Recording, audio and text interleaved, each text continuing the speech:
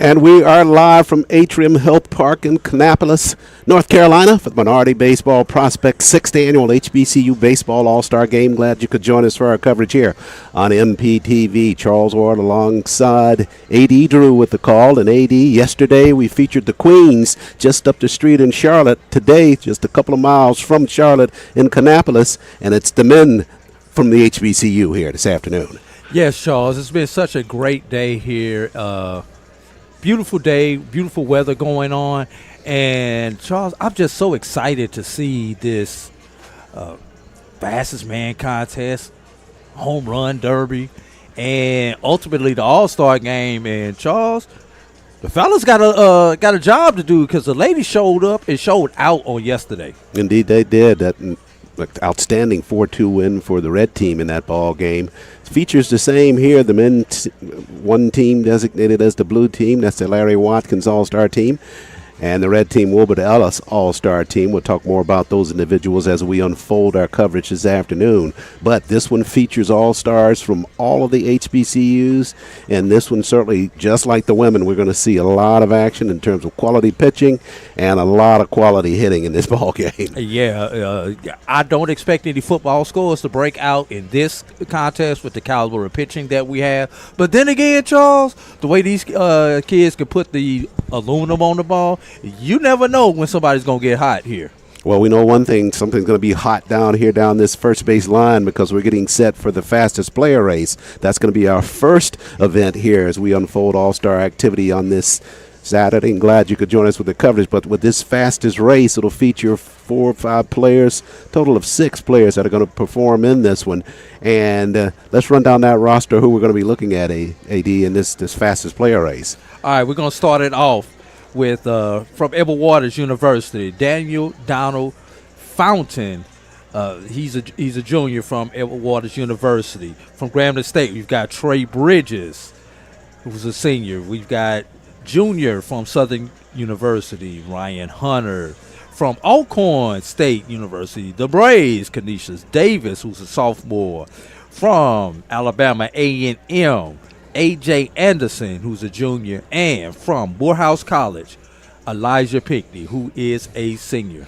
Let's take a look at some of the numbers for those players that are in this fastest person race. We're dialing in more specifically on their stolen bases for the season, which may give us some indication as who's a favorite coming into the fastest player race here as we get set for action and they get set to line up for that. For Daniel Donaldson Fountain, 29 of 33 in stolen bases on the season from him. Good job from contributing to Everett Waters' quality win in terms of this championship of the SIAC, but overall he's 29 and 33 in terms of stolen bases. Trey Bridges of Grambling State University, 14 of 17 in stolen bags for the Tigers of Grambling State. Ryan Hunter for Southern University, 16 of 21 in steals for him. For Alcorn, Canisius Davis, he was 23 of 29 in terms of swipe backs. A.J. Anderson for Alabama A&M, 9 of 11. And Elijah Pinckney for Morehouse College.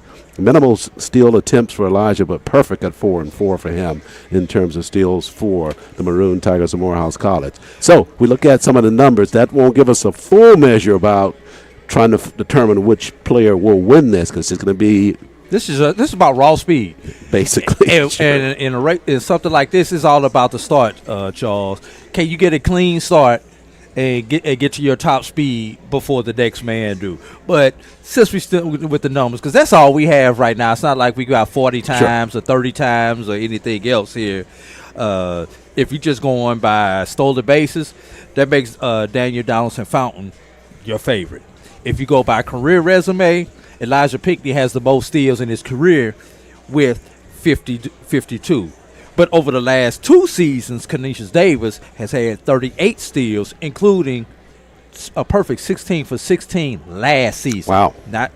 Not this season. And then here's another one, Charles. Here's a sleeper, Ryan Hunter.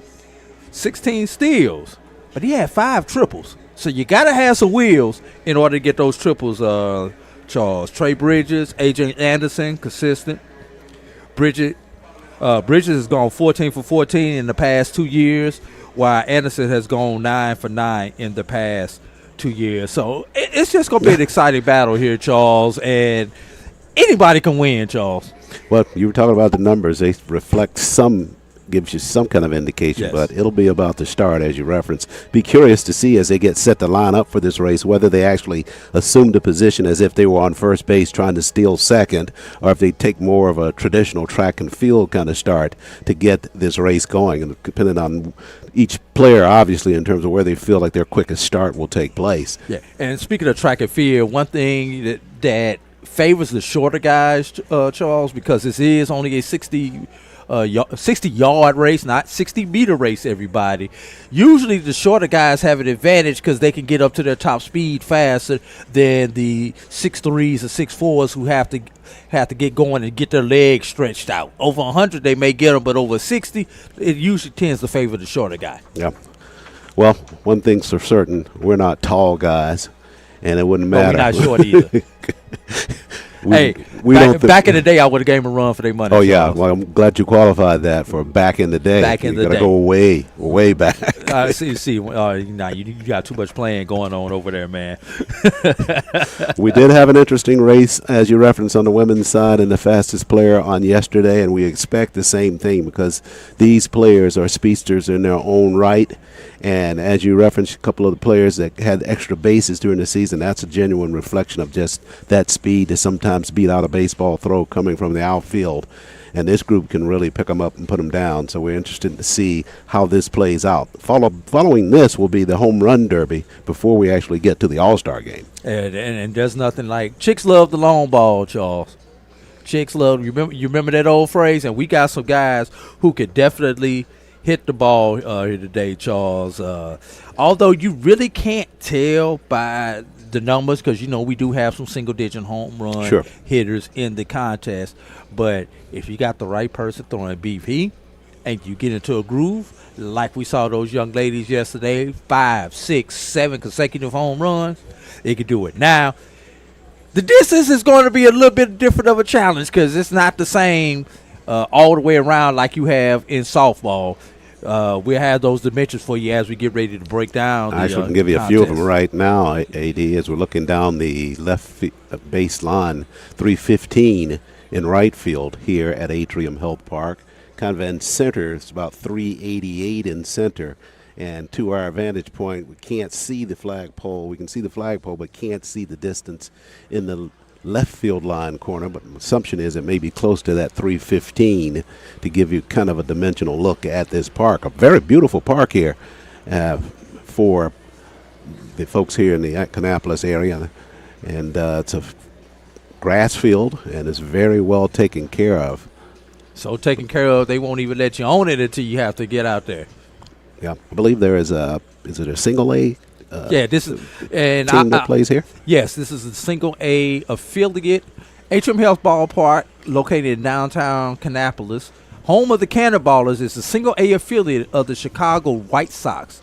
The park was built as a centerpiece of the Kannapolis downtown redevelopment and replaced the former Intimidator Stadium.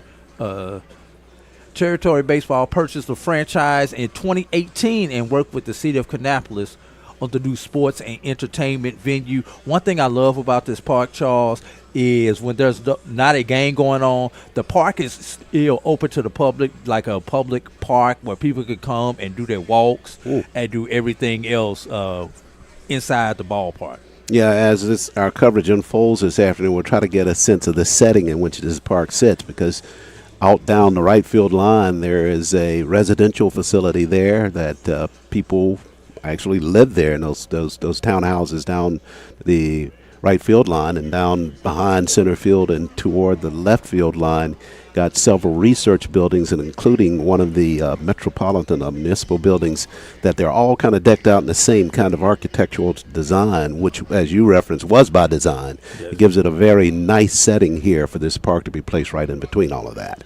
330 down the left field line, Charles, 375 to center, 375 to both alleys, 400 to dead center. Obviously said deep left center is 388, and 315 down the right field line there, Charles. Right here in Kannapolis, it is currently 86 degrees, Charles, with winds west-southwest at 8 miles an hour, 38% humidity. Just such a beautiful day. Yeah, I mean, as that sun will set later on today, will offer a nice setting for transition from a nice warm day to what we expect to be a very mild evening of baseball as well. Glad you could join us for the coverage here on MPTV as we get set for the 6th annual HBCU Baseball All-Star Game featuring the teams Larry Watkins and Wilbert Ellis.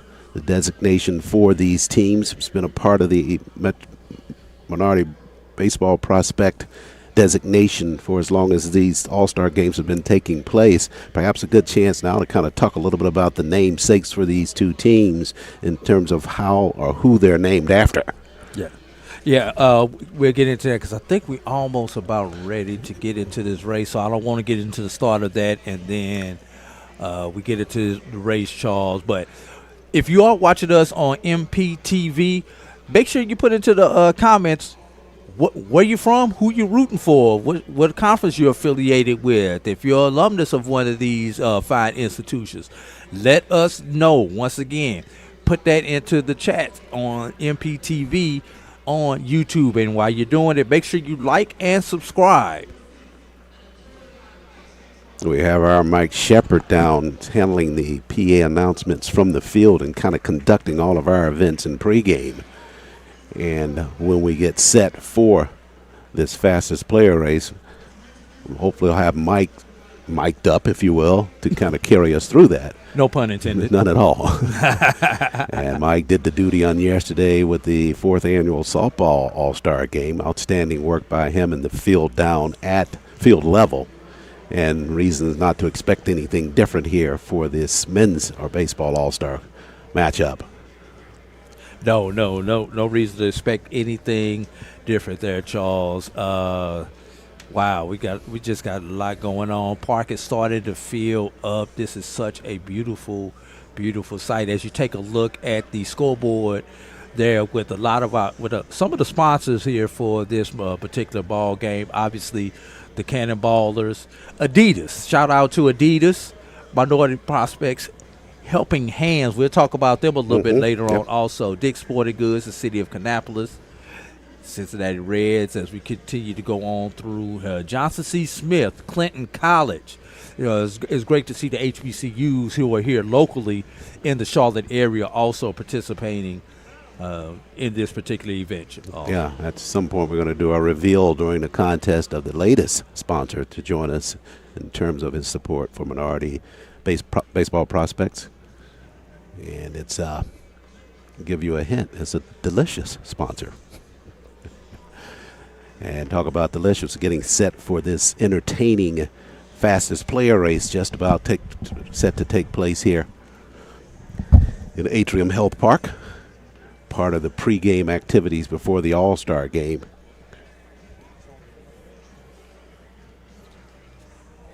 Day 2 of our coverage here in the Charlotte Kannapolis area. Softball on yesterday and concluded here in this area with the men's All-Star game.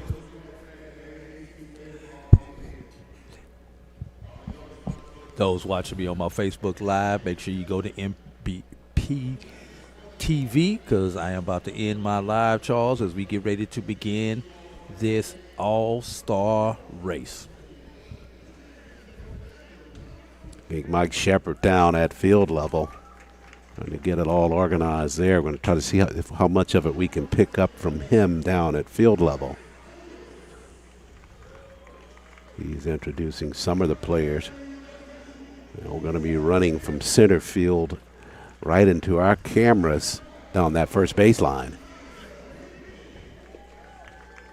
Elijah Pinckney being introduced right now. So it's Daniel Donaldson Fountain, Trey Bridges, Ryan Hunter, Cornelius Davis, and A.J. Anderson, as well as Elijah Pinckney, all vying to become the fastest player in the 6th annual HBCU Baseball All-Star Game.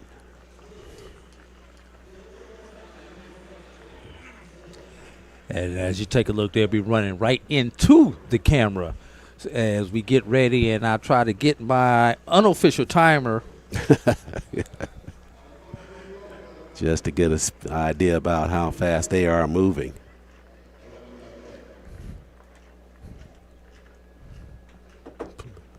remaining players that are not participating, all of them gathering around the finish line now, obviously trying to cheer on I only see their 4 favorite. running.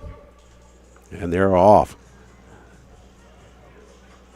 That's going to be right at the wire there for 2 of the players, one from the red and one from the blue, as they got right to that ribbon about the same time. Unofficially, 5:46. Unofficial time on that, you said 60 yards away. That's not bad. Yeah. Boy, it was real close at that ribbon.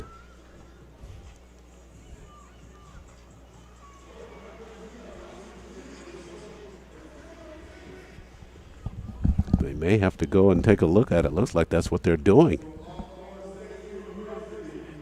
They're going to say it was Davis. Kadisha Davis is your winner. So, wearing out right there at the wire, got just about kind of pushing that chest out to claim the crown. Davis engaged in a real tight heat, but able to win it right there at the end.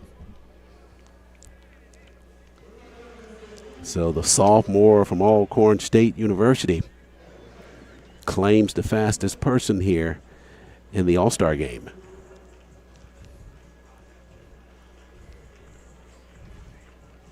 Talked about him on the regular season. Davis, 23 of 29 in stolen bases. I think that was one of your early picks, too, wasn't it, AD? Yeah. If I got it right, it's mine. Yeah, right.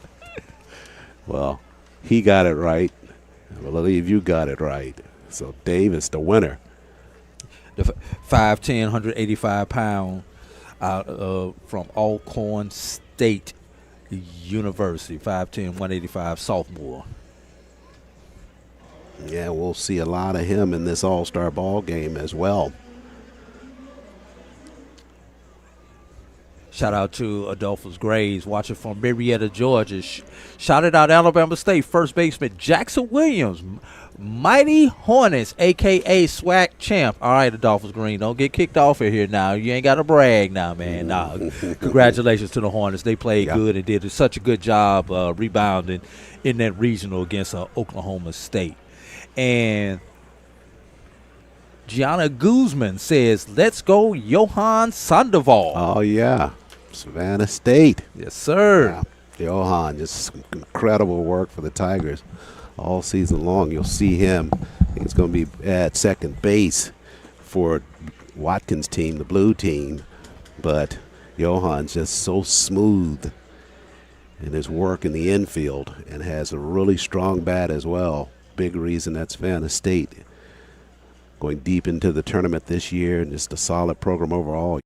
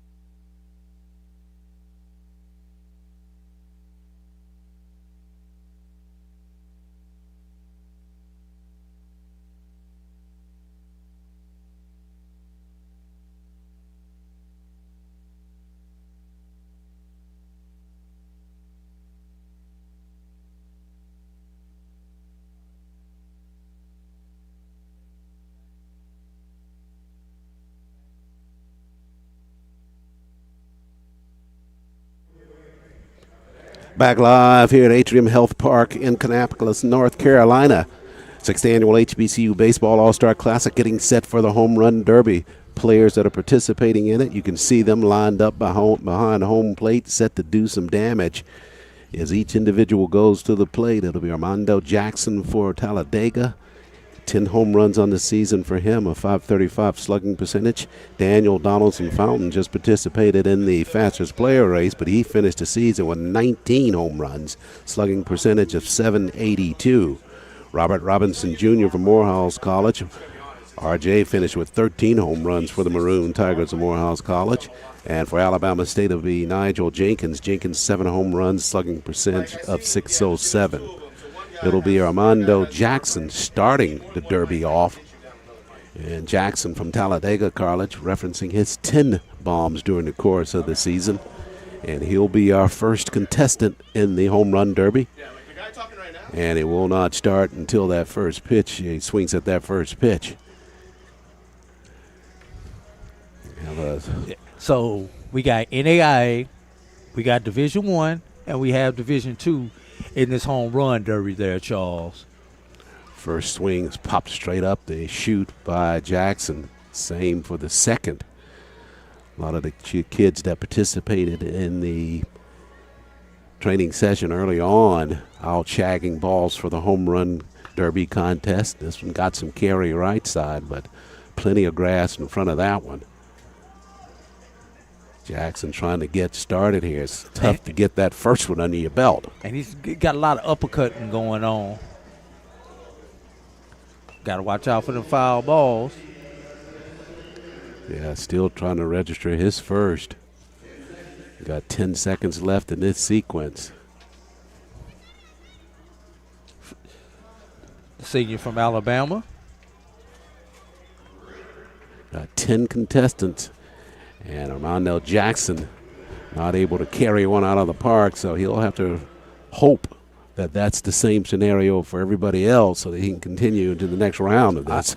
And I hope not, for the sake of time, that we get somebody who passes that up. Daniel D.K. Donaldson Fountain. This is my favorite. Yeah, the lefty. He finished with 19 bombs during the season. Had a conversation with him on Thursday when they first arrived here, and just a fascinating young man. Try to get into that as the ball game unfolds. Takes a swat down to that right field line, but plenty of space there. And you talked about how deep center field is here inside the park. That one may have a chance there back toward the center field warning track, but still in play.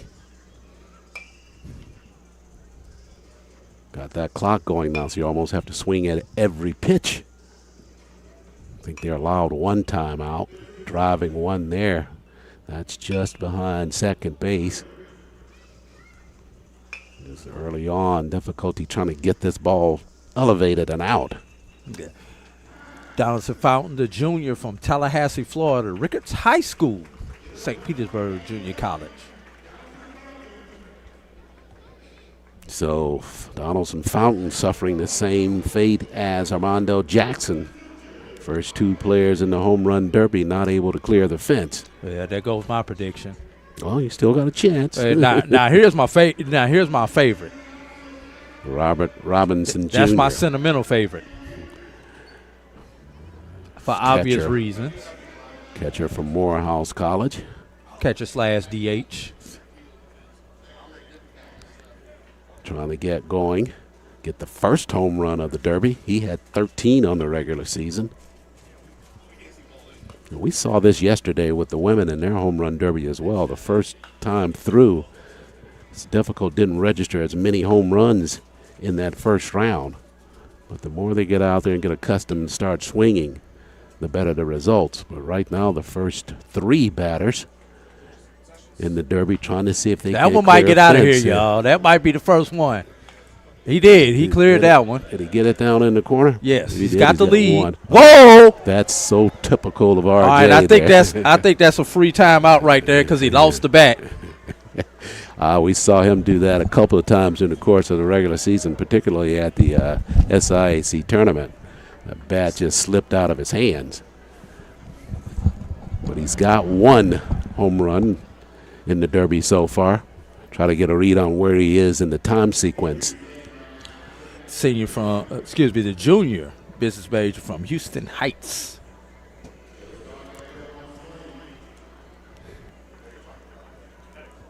And line drive there, keeping it on the ground. That one may have a shot there out in left field, going toward the fence line. Stayed in the park, though.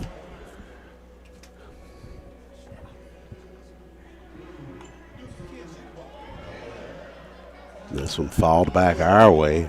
Bomb there out in left field. He's going to clear that. Yeah, that's his second one on his last swing. Robert Robinson Jr. able to get his second home run of the Derby. With the blast out in left field, got it up on the mound area out in left field behind the Gordon food sign. So he's leading the pack now with 2 in the first round.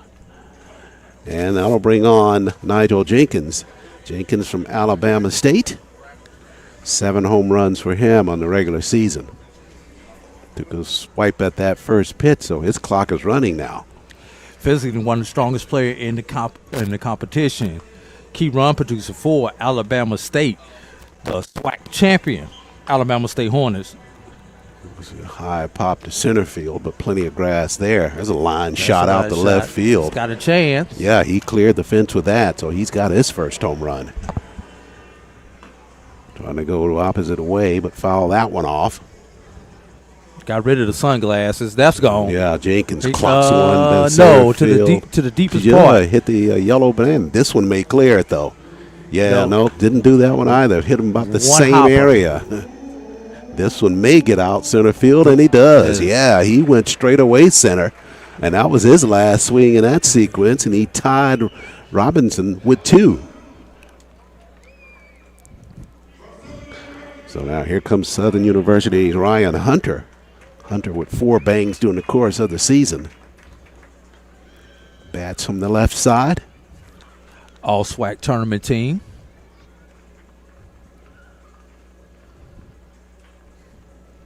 So right now, Robert R.J. Robinson with 2 and Nigel Jenkins with 2. That one going to stay in the park, though. Pushes this one to the opposite field. This one's got some carry to it to center field, but and stayed in the park. That one won't clear the infield right there, Charles. So looking for his first blast. Ryan Hunter. Line drive out to center. That one's got some carry if he can get it to the right park, but he hit it into that deep well in the center field. I think that may have been gone if it had gone clear to right field. Just a couple of seconds left. And Ryan Hunter falling victim of not being able to push one out. Got close on a couple, but not able to push it out. So it's still tied between Robert Robinson and Nigel Jenkins as Trey Bridges from Grambling State steps in. Interesting. This is our 3rd lefty in the home run contest. You would think lefties would have an advantage in this park here, Charles. Yeah, you're right. It's 3:15. You referenced down that right field line.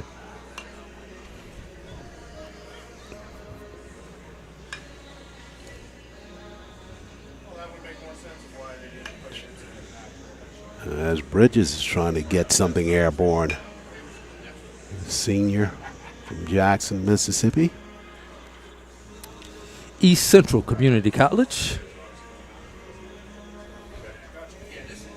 One of the most accomplished power hitters in recent Grambling history. That one, I think he got that one out of there. Nope, hit the fence line. Oh, he may have that one. Just can't get the lift on it he wants. He's a veteran who understands how to put on a show in batting practice. He was a preseason all-SWAC selection.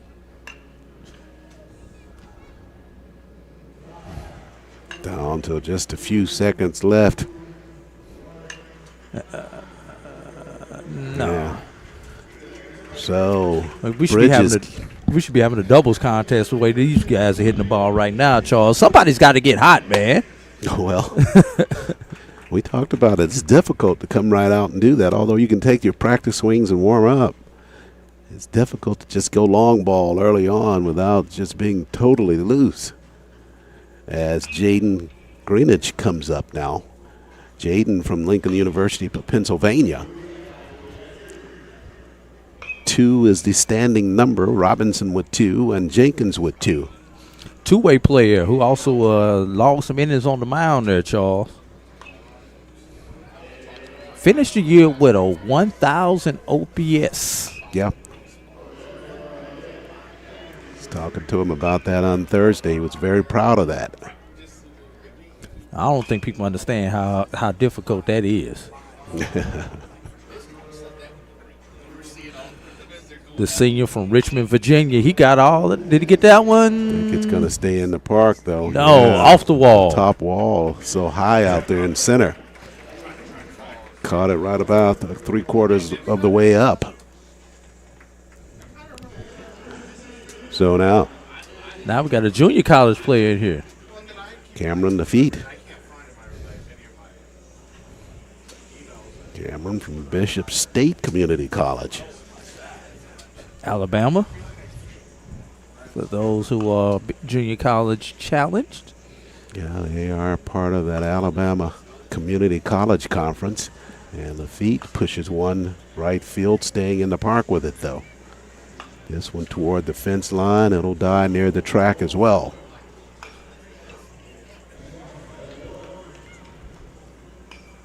A lot of strong line drives here, but nothing airborne.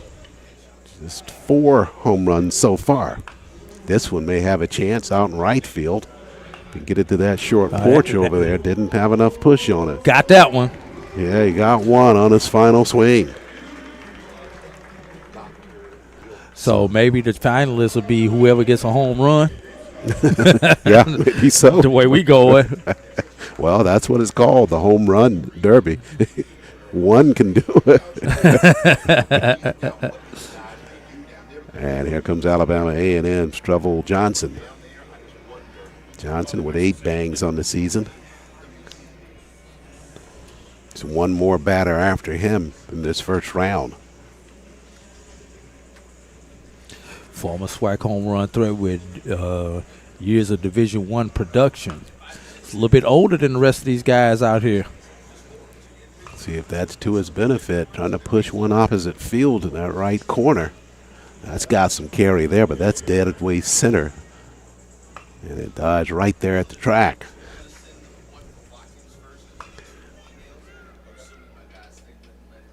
Trying to level it off. Another big bang towards center field. I think the park's going to hold that one as well. That one will go to the track as well. And the feet not able to push one clear. So Jackson Williams, our final contestant, Alabama State University. He had 12 during the regular season. See if he can get started early here. Redshirt freshman from Smyrna, Georgia. Walker School. Well, that Smyrna area well. That's a shot to left field. He's got a little bit too much lift, though. No, not. They think he got it cleared on that one. Yeah, he did. On the bank of the hill up there. So he's got one. That may be 2 there if it stays fair. Yeah, they're going to count that one. I thought that one was foul. I think they're going to count that one. This one trying to get it to that porch in right field, but it's headed to that deep alley in center instead. Another line drive there. That's foul. Straighten it up just a little bit. Thank you, my son. Get one. He got that one. Yeah, boy, he Left almost center. drove it out of there. So he's got 2 if they don't count the one that was questionable at the foul pole.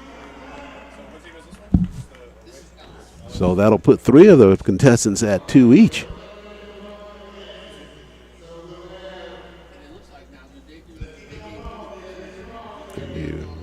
Daniel Robinson Jr. Nigel Jenkins and Jackson Williams.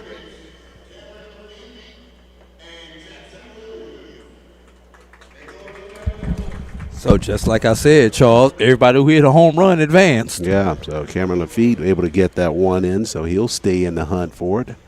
So we had Robert Robinson Jr., or RJ from Morehouse with 2. Nigel Jenkins from Alabama State, he had 2. And Cameron Lafitte, he finished with that one right near the end of his sequence. And then Jackson Williams just finished a round. He had 2. Had the distance of about, he really would have had 4 because he drove 2 out, but they were just foul balls. So you have to keep that in the Rolodex to see if he can kind of repeat that. He heard your cry right there near the end, AD, when he straightened that one out to get him a second one. Yeah, please and thank you. Sure. He said he'll split the trophy with you. So I keep the trophy. I want the check. If they was actually giving one. These players out here for pride, happy to be here as a part of the All-Star Weekend. And getting to go back to the top, looks like they got Armando Jackson still in the competition here, AD. So I guess maybe determine how they got players that didn't hit one into the second round, not unless they're all going into the second round, but I didn't hear him call all of the names. But Jackson's still in the hunt, and he's into the second round trying to get his first homer of the contest.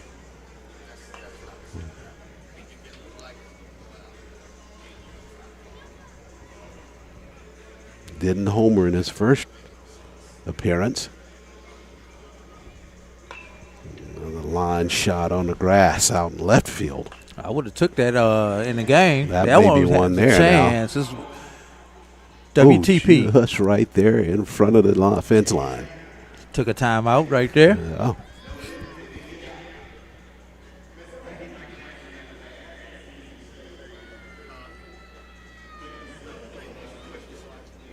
Armando Jackson from Talladega College, fouling one back there. And shout out to the batting practice pitcher, because he's got to get it rocket and go and have kind of a rubber arm out there. Even though he's not throwing all fastballs, but he's got to throw it where they can hit it. Yeah, he hit might that get one. that Yeah, one. I think he did Speaking get of that hitting one. it. Yeah, he got to the hill on that one. Yeah, he's going to have to double up, trying to get one hurried in a hurry here. Edward Waters, head coach Reginald Johnson, saving somebody from that foul ball. So Armando Jackson able to clear the fence down in left field for his first home run.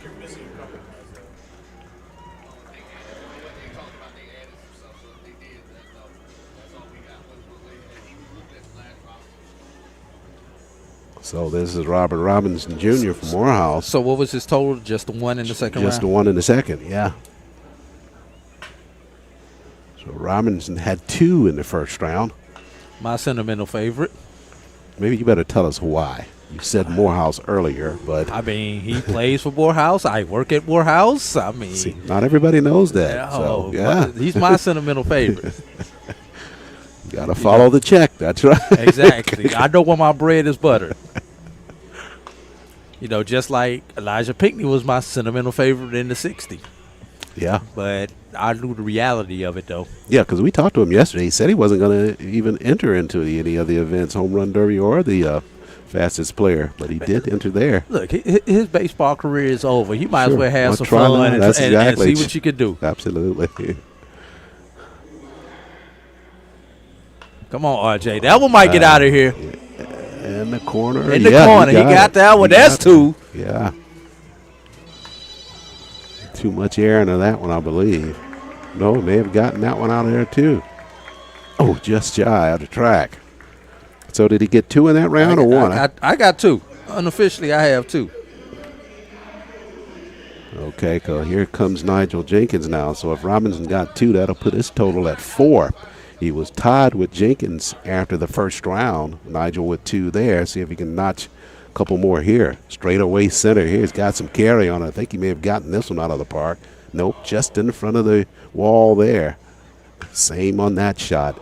This one straight away center. I think we've only had one to clear the wall in center field so far. It's a long way out there, Charles. Yeah.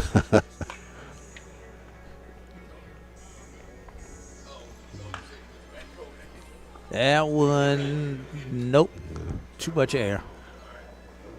Great catch out there by the little kid in center field. A line shot to left field, but that'll die before it gets to the fence line. Timeout call. Yeah, took a time out there. Nigel trying to gather himself. Needs at least 2 to tie Robert Robinson.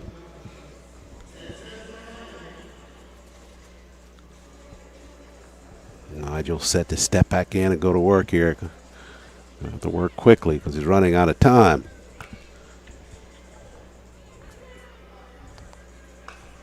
That was a line shot to left, but that won't clear the fence line there.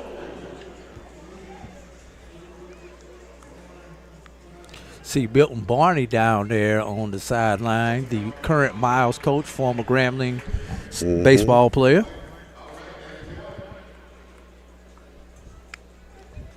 Just trying to see if I see who else I see down there.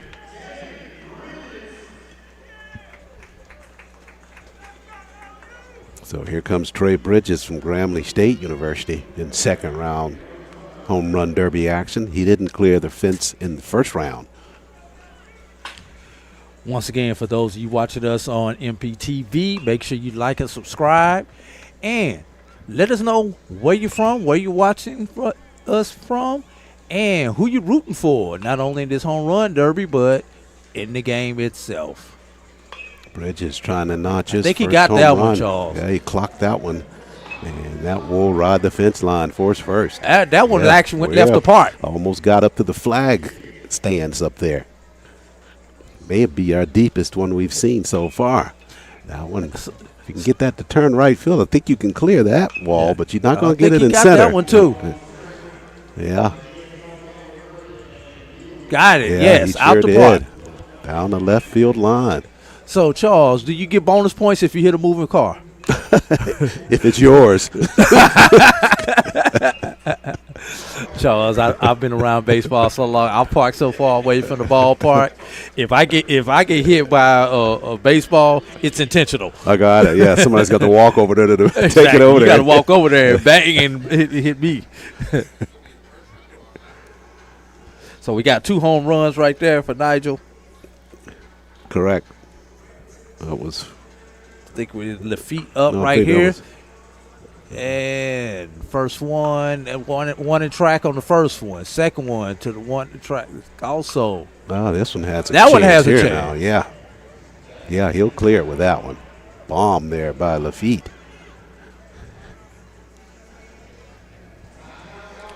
And see, they're smart. They're using the timeouts the second time around, Charles. Sure.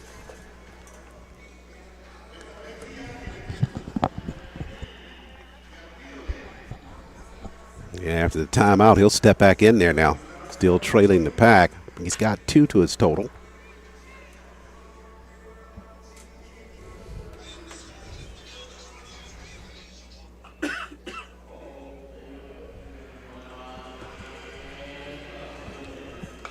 Feet trying to clear the fence one more. A little to carry, but not enough there. May have a line shot chance there, but dies near the track. I think he got a little bit too much air up under that one. May have gotten no, he enough got air that under one. that one there. He got that Yeah, one, so he's did. at 2. Yeah. The feet with 2. And, you know, this is the second time he's come through right there at the end of his sequence.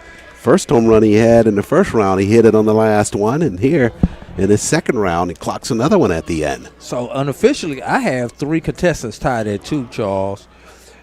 R.J. Robinson, Nigel Jenkins, and Cameron Lafitte. I think, not sure, I think Trey Bridges has 2 because Nigel hasn't batted in this second round. It was Trey Bridges that was batting just prior to Lafitte coming up. So that was Bridges. So this is Lafitte batting. No, it's I don't know anymore. We try to keep up with them. Yeah, and somewhere I got a roster with these numbers. That one is pulled foul. Timeout call there.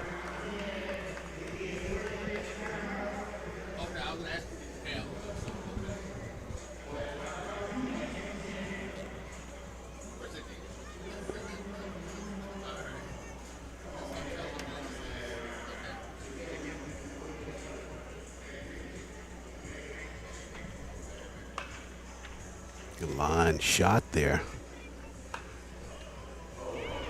That's got some carry to it there. And that's gone. Yeah, got over. Right at the end here, final swing.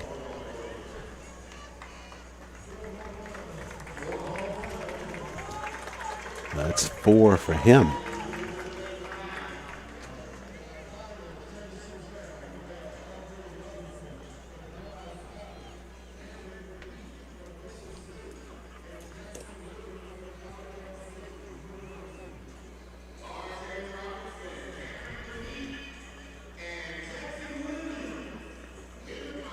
So into the finals will be Robert Robinson Jr., Cameron Lafitte, and Jackson Williams to determine who will win the home run derby. So those three still in contention.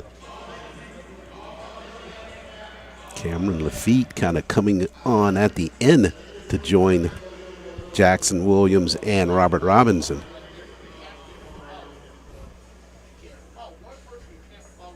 So those three cleared the hurdle in terms of getting to the finals.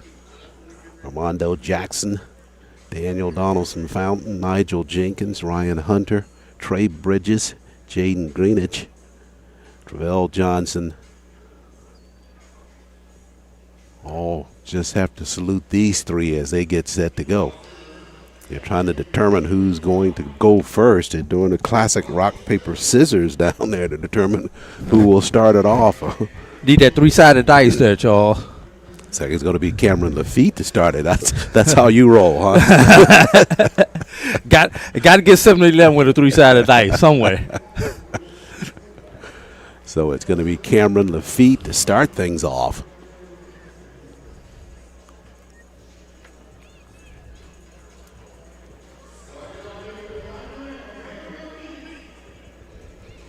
Robert Robinson Jr. and Jackson Williams will be in the wings.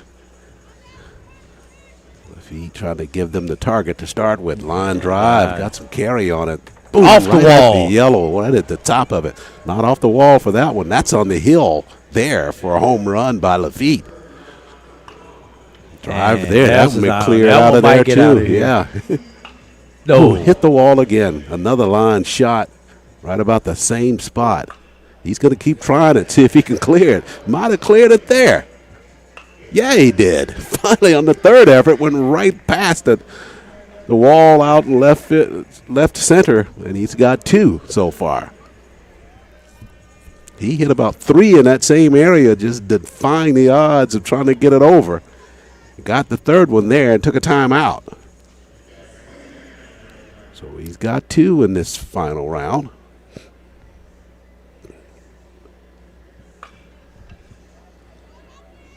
That's a pop up there. Another shot out that way. The park won't hold that one either.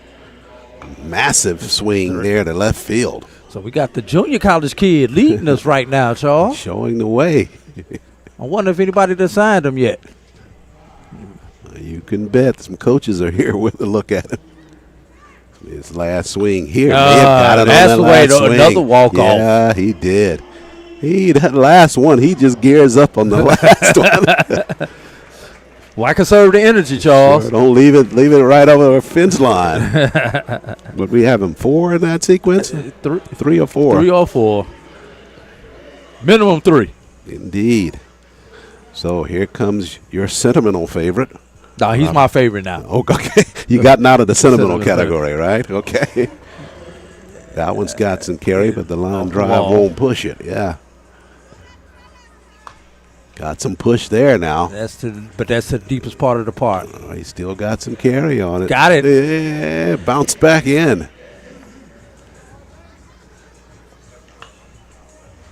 He hit a couple monster shots in the SIAC tournament there, Charles. Yeah. You know, you rarely see somebody get walk the bases loaded, but they did that to Jenkins a couple of times. That's number 2 as he takes a timeout. Now he's going to get some. Oh, Pinckney is over there giving them some water and everything. His college teammate there. Probably the only one over there that'll give it to him. Those two have been together for 3 years. RJ has one more year at the house. So we got him at least 2. That Not one's sure if cool. that one came back, but we'll see. Right now we'll count Well, it he as got a second They one. got all of that one. Did it stay fair? That one right at the fence line. Just some bullets he's hitting there. But just straight shots, though. That's This coming one back towards our us. way. Boom, on the top.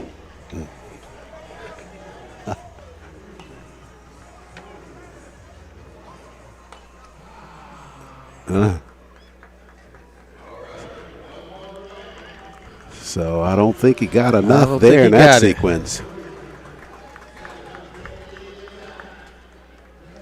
So we've gone from junior college to D2. Now we're at D1. Okay. So junior college to D1 is where the matchup is here. That one shot out the left. I think that's got enough push on it. Yep, back on that heel. That one's, boy, that's going to get out of here too if you think he's got enough to get that one. No, just on that warning track near center field.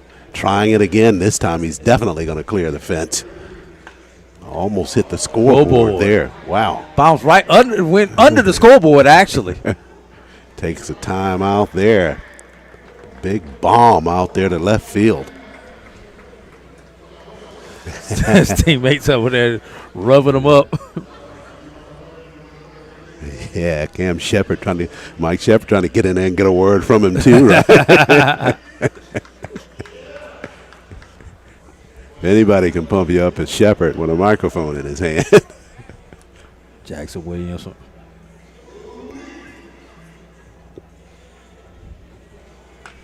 Line shot there.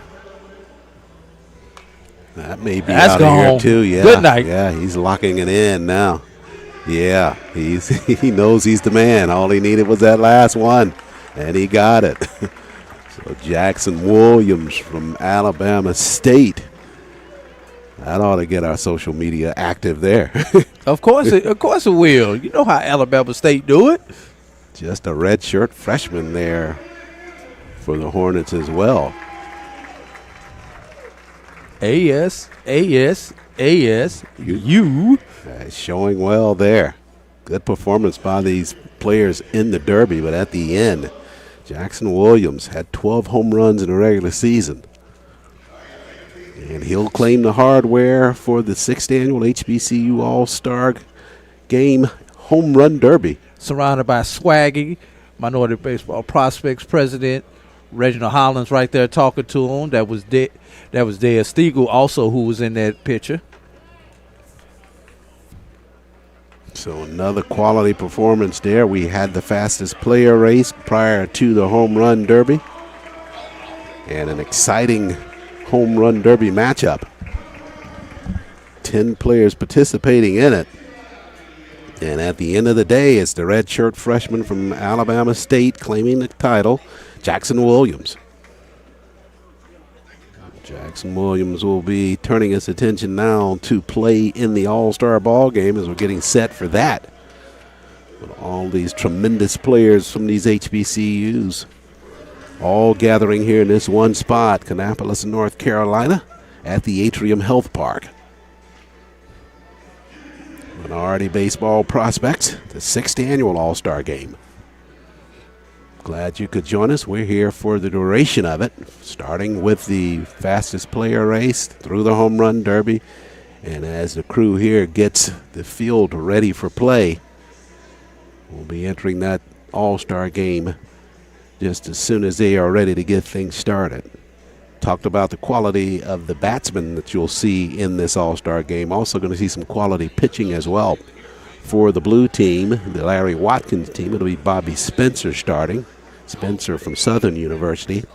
And for the Wilbert Ellis team, the red team, it'll be Tyler Furman from Edward Waters University getting the nod on the hill. That's the pitching matchup for this all-star ball game. Right now, the maintenance crew of the crew trying to get things set and get the field ready for play. And while we do that, Charles, what we getting ready to do, we're going to go back and take a look at the highlights from yesterday from the MVP softball game. So, great game there in Charlotte at Stick Williams Field. So, let's take a look at what happened on yesterday in the softball game there. It's looking to take away from it. She said she just wanted to soak it all in and learn from these senior players. Down to the short route. They go to short route to second. Team Billy Harris and Team Betty Chapman faced off in the Minority Prospects HBCU Softball All-Star Game. Team Betty Chapman struck first in the bottom of the first inning. Jayla Robinson opened up the frame with a single, stole second, and advanced to third on the steal, and later came home when Dallas Hill reached on a fielder's choice, giving Betty Chapman an early 1-0 lead. For the first 4 innings, the game belonged to the pitchers. Monica Rose opened up with 2 hitless innings for Team Betty Chapman, striking out 2 and walking 1. Aaliyah Williams followed with 2 scoreless frames, just allowing 1 hit. Team Billy Harris matched the effort with Ansley Hudson, Sydney Seals, and Delaney Gray and Samantha Smith, keeping Team Betty Chapman off the board. The game turned in the bottom of the 5th inning. Nera Lee started the rally with a single. Tania Gibbons reached on an error that allowed Lee to score and tied the game. Michaela Cromartie followed with a run-scoring double to bring Gibbons home, and Sky Hicks added an RBI groundout that played to Cromartie and gave Team Billy Harris a 3-1 lead. Hicks delivered again in the 7th, lifting a solo home run to extend Billy Harris's advantage to 4-1. She finished both a home run and 2 RBIs, providing the biggest swing of the night. But Team Betty Chapman did not go away quietly. In the bottom of the 7th inning, Kaylee Spooner doubled and Gabriela Garcia walked to help set up a late scoring opportunity. Taylor Sims brought home a run with a line drive single, but Garcia was tagged out on a play at the plate to end the game, preserving the 4-2 victory for Team Billy Harris. Ultimately, Team Billy Harris used the 3-run 5th inning and the late insurance home run to defeat Betty Chapman 4-2. Each team finished the game with 6 hits. Lee led Team Billy Harris by going 2 for 4 with a run score, while Cromartie added a double, an RBI, and scored a run. For Team Betty Chapman, Robinson went 2 for 3 with 2 runs scored and a stolen base, while Spooner and Williams each had a double. In the circle, Team Billy Harris used multiple arms to keep control of the game. Sears turned in one of the strongest pitching performances, striking out 3 over 2 scoreless innings, while Gray and Samantha Smith also posted scoreless innings. The All-Star Game serves as another showcase moment for a minority process, bringing HBCU talent together in Charlotte and giving players across the country a chance to compete on a featured stage.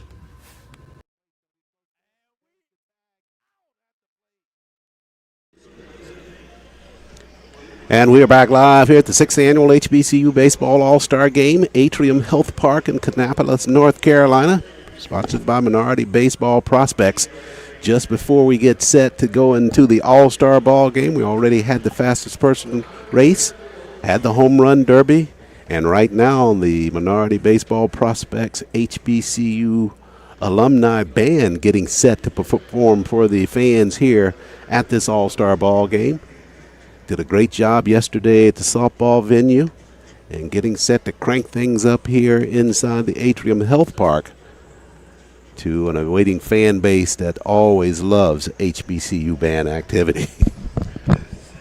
Nothing like a band there, Charles. You know, I'm just curious. So, how long has it been since some of these guys and young ladies dusted off those instruments that they have there, Charles? Do you play an instrument? I did, but I didn't play a band instrument. Okay. I played the lead guitar. Okay. Yeah. I think it's pretty. Do you still play every now and then? You pick it up? I look at it. Oh. I pick it up and move it. I think. Well, maybe you're not the best example. I was going to say that if you're a magician, you kind of have that affinity for your entire life. But I mean, you do. of course, you're different. But when I start trying to tune that thing up, because it's been sitting in the closet for 6 months and everything, it's like my ear just ain't the same as it used to be when I used to play it every day. You know? I know what you're saying. I play the acoustic, and it's the same thing. It's Yeah. now it's just moving it to get the dust off of it. Exactly. Exactly. Yeah. But we saw this group perform yesterday, and I don't think they suffer from the same thing we do. They were in the rhythm was good, the sound was loud, and even some of the accessory parts of the band with the majorettes, with the twirling batons, and then the flag corps. All of them seemed to be really in good sequence, and I think they did some practicing to make sure that when they came out, that they were worthy of getting the applauses from the fans, because they did a great job yesterday. Yeah, and they went on for a good 5 minutes or so, probably longer than that yesterday. And I guess we had, fifth inning stretch, fourth inning stretch, whenever that was that they I think came it was fourth, out. yeah. Good little break, Yeah, they did pretty good, Some are probably about 15 of them out there, Charles. Yep, yeah. Good contingent. Yeah. Yeah, while we're waiting on them, probably a chance for us to kind of get into an aspect of this ball game that we did yesterday when we were talking about the two namesakes for softball. The same holds true for baseball and minority baseball prospects in terms of the naming of the teams, honorary names for the teams for this All-Star Classic, which is the 6th time around. And you got Larry Watkins, the blue team, and then you got Wilbur Ellis for the red team. Let's talk a little bit about the two of them. Let's start off with Larry Watkins. He's an Alabama State lifer. He retired in 2011 after 30 years as head baseball coach and more than 5 decades connected to the Hornets as a player, assistant coach, or head coach. Count them, Charles, 513 W's. Remains Alabama State's all-time baseball wins leader, led the Hornets to 11 postseason tournaments, and was recognized as SWAC Coach of the Year. Watkins, known as the Toy Cannon as a center fielder, and his 2002 Alabama State team set a record with 164 stolen bases, while Bartowski Cowan led the nation with 54 steals and 58 attempts. So that makes Team Larry Walker a name that naturally fits with the roster, built around athleticism, pressure, and HBCU baseball development. Great job in terms of analyzing him, in terms of his impact at Alabama State. Just incredible. You talk about 500-plus wins. I can't even count to 500. That's a great job by him over a relatively short period of time when you think about it, although 30 years sounds like a long time, but 500-something wins, that's still getting it done. Yeah. And if you can't count to 500, Charles, how are you going to count to 701, Charles? And that's what Wilbur Ellis, Grambling royalty, HBCU baseball statesman, that's how many wins he had in his career. Wilbur Ellis is one of the most respected figures in HBCU baseball.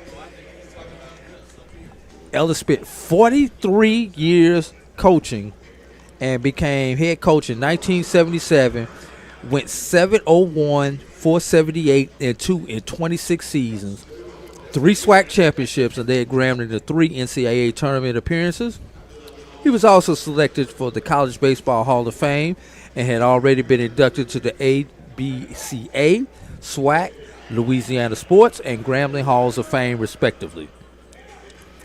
More than a coach, the ABA describes him as Grambling's man for all seasons and all reasons, noting his work as assistant and associate athletic director, interim athletic director, NCAA regional, super regional tournament director, and youth clinician leader around the College World Series. Well, as you run down the dossier of both of them, and you see them on the screen as a part of our score bug. You see Watkins on the left and Ellis on the right. Just really distinguished gentlemen in terms of their contributions to not only their respected institutions, but just to HBCU baseball in general, and adding to that rich history of HBCU baseball.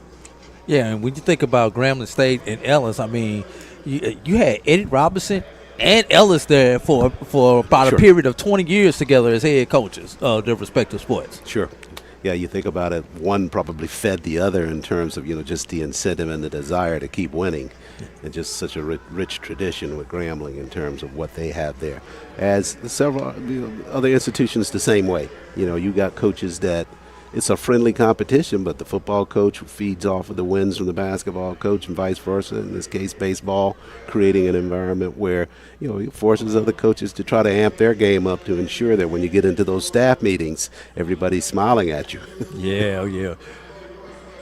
Definitely that, Charles. Now, we've paid tribute to the both of them, and it continues with minority baseball prospects in terms of recognizing them. And now we're going to go down the field level for the MBC Minority Baseball Prospects Alumni Band getting set to gear it up.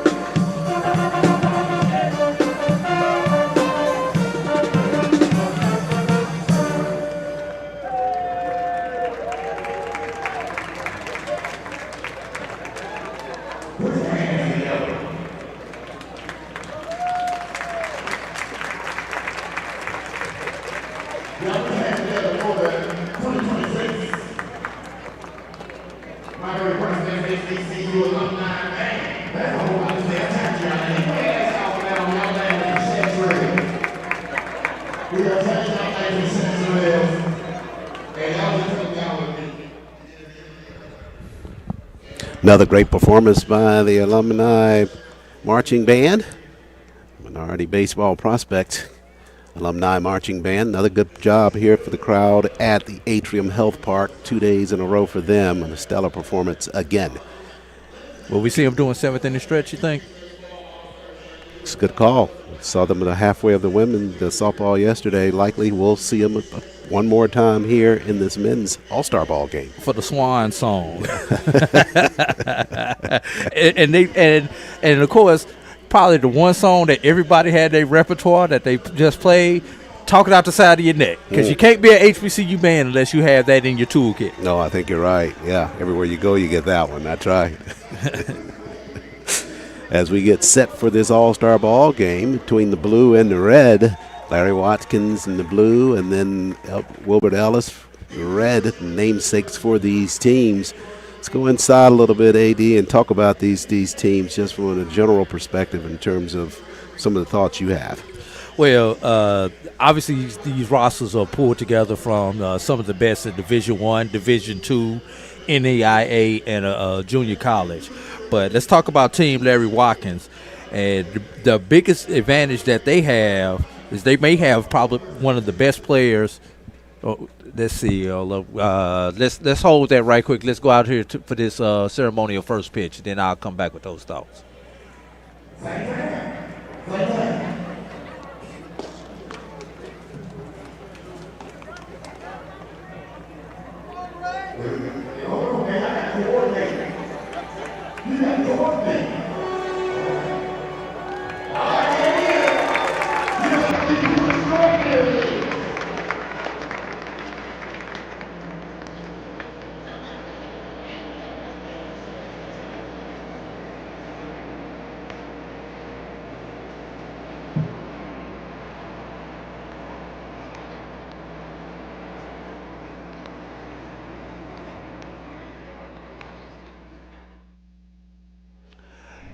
And we apologize. We do not have who that was throwing out the two first pitches there. So we'll see if we can get that information to you guys a little bit later. But getting back to where I was going, Charles, one of the top individuals here is Daniel Donaldson Fountain, who's on Team Larry Watkins. He's the headline weapon for this particular team. He has speed. He has power. He can hit for average. He can hit run production. And he's done it in the postseason, Charles. And then you've got the strikeout people. Talmadge Davis, Bobby Spencer, Darrell Johnson II, Chris Nunez, Jalen Ryans, and Malcolm McKay with some great arms there. On base pressure, Jalen Lucky, Jaquez Akins, Trey Bridges, Johan Sandoval, Anderson Marino, Jaden Greenridge, and Donaldson Fountain all bring speed to their particular team. And speaking of Sandoval, Gianna Guzman says he's checking us out from the DR. That's the Dominican Republic. And says, go Johan Sandoval. Oh, yeah. Well, you can rest assured he's going to go. Yes. He is a player. Right. No doubt. You were running down some of the names for the blue team, and you mentioned Johan's name, and we talked about him even earlier in the broadcast, that you just watch him play, and everything's just so fluid with him, from his batting into his play in the field. Just a quality, stellar player at the very top of this game. Yeah. Taking a look at Team Wilbert Ellis. This is, for some reason, I don't know who put these rosters together, Charles, but they put all the champions on this particular roster, it seems like. You got Alabama State and Edward Waters. Alabama State, of course, run the SWAC. Sure. Edward Waters went into SIAC, where this is where a bulk of their players just happen to be. They trade Donaldson Fountain, I guess, for a player to be named later on the other team. That's right. But Tyler Furman gives the team a frontline starter, while you have players such as Camden Matthews, James Peterson, Caleb Ellis, Kenneth Hayes, and Frederick Wooten bringing arms to this particular team. Let's talk about the bats there, Charles. KJ White, Miguel Oropeza, and boy, did he have a SWAC tournament for the ages. R.J. Robinson had a SIAC tournament for the ages. Elijah Pinckney, what a decorated career he has had. Bobby Torres, Emory Stevens has had a great career there at Albany State. Aaron Shevers and Nigel Jenkins give Ellis a deep list full of honors, productions, and championship value. And then power, Donaldson Fountain. But you also have power. You got Robinson. You got Oropeza. You got Jenkins. You got Shevers. You got Chandler. You got Johnson. You got Torres. So Team Ellis has the championship pedigree. Team Watkins looks like the team that's just going to cause chaos out here today. Mm-hmm. But you could go down this roster for both teams up and down, and something you can say about each of these players in their own right as to why they are here as a part of this all-star ball game. Just so many accolades that they have during the course of the season. Of course, we'll try to unfold as much of it as we can throughout the broadcast. But what these players mean to their teams individually, most of them are at the very core as to why their teams are as competitive as they are, as these all-stars are being introduced here now down at field level.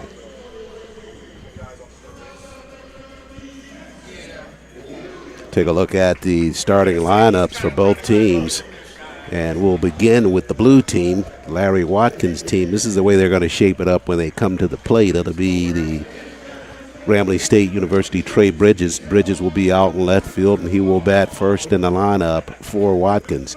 Then it'll be Robert Tate. Tate will play shortstop. He's out of Jackson State University. He will bat second.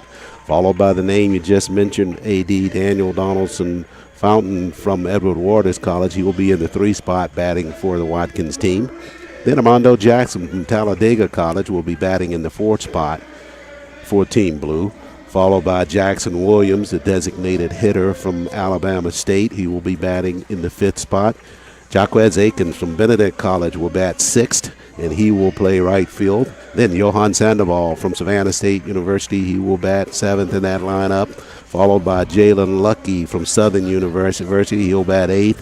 Then Jaden Greenwich, the extra hitter in the lineup for Team Watkins.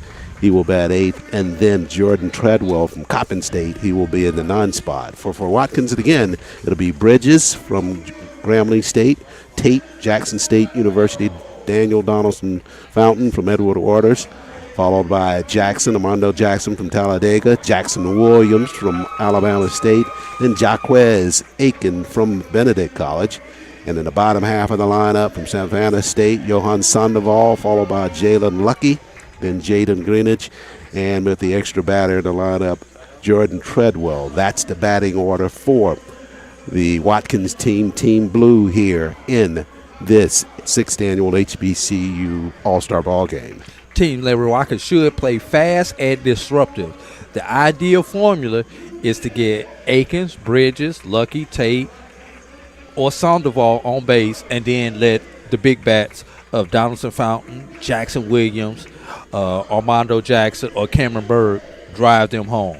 If Watkins gets Talmadge Davis or Bobby Spencer in rhythm, the pitcher staff can punch out enough hitters to survive these big innings. So Team Watkins has to make this game uncomfortable, Charles. Walks, steals, pressure throws, and strikeout arms. Yeah, well, that's a tall order because the competition is so talented on in both dugouts that even last night in the softball game, we saw players taking some chances that they ordinarily wouldn't take because it was an all-star game and a chance to just kind of let your hair down a little bit. And we may see the same thing here in terms of players trying to swipe a base or two that they wouldn't ordinarily do during the course of the regular season, which makes this high entertainment baseball.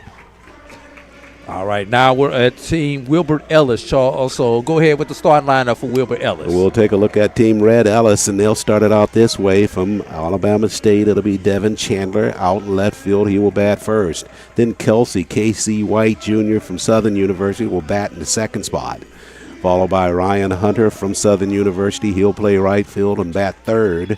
Then Miguel Oropeza from Alabama State will play first base, and he will bat in the fourth spot for Team Red. Then Robert R.J. Robinson, the designated hitter from Morehouse College, he will bat right behind Oropeza in that fifth spot. Then Nigel Jenkins from Alabama State, he will play center field, and he will bat in the sixth spot, followed by Emory Stevens from Albany State University. Stevens at the hot corner playing third. He will bat seventh in the lineup. Then Joseph D. Cesare from Edward Waters College. He will bat in the eighth spot. He'll be behind the dish catching. And it'll be Benji Bacard, the shortstop from Southern University, batting in the ninth spot. So it's Chandler, White, Hunter, Oropeza, Robinson, Jenkins, Stevens, DeSaray, and Bakar. That's the starting batting order for Team Red, the Wilbert Ellis team, when they come to the plate.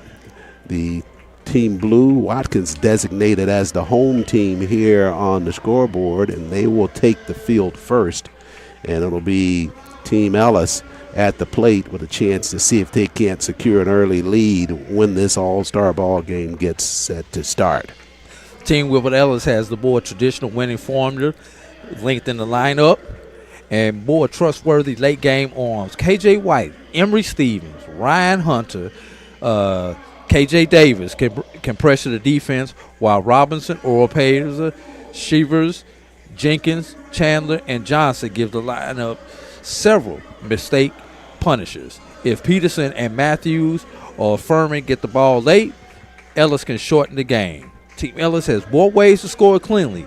They don't need chaos, but they can doggone show creative, Charles. Yeah, I hear you. That's usually the best end to be on when it comes to chaos.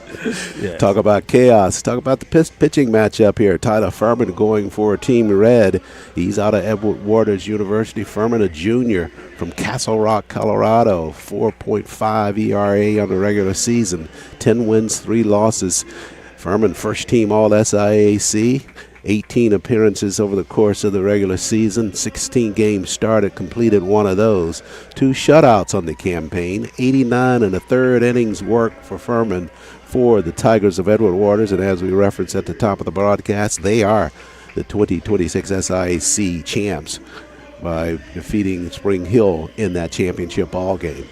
His opposition on the mound will be Bobby Spencer. Spencer from Southern University. And Spencer just a senior in their lineup, but Spencer on the season of 5.6 ERA, 8-3, 1-loss record for him. 14 games started this season for Spencer. Spencer 79 and a third innings worked for the Jaguars. Led the team of the pitching squad for Southern University with 78 strikeouts on the course of the season, and teams not having a really good success against him in batting averages, as he did a good job there holding down the opposition. So good matchup between Bobby Spencer, the senior, and the junior Tyler Furman on the hill for both squads. Getting set to play the national anthem here inside Atrium Health Park, as these teams are being introduced here and now getting set to pay tribute as they all line up down each respective line. For lift every voice and sing. The All-Star manager is our trailblazer award winner last night, recognizing Coach Morris Patton, who was drafted by the Los Angeles Dodgers in 1987. He is the founder of the Carolina Metro Reds Youth Baseball and Softball organizations. Ladies and gentlemen, will you please rise? Now, one word.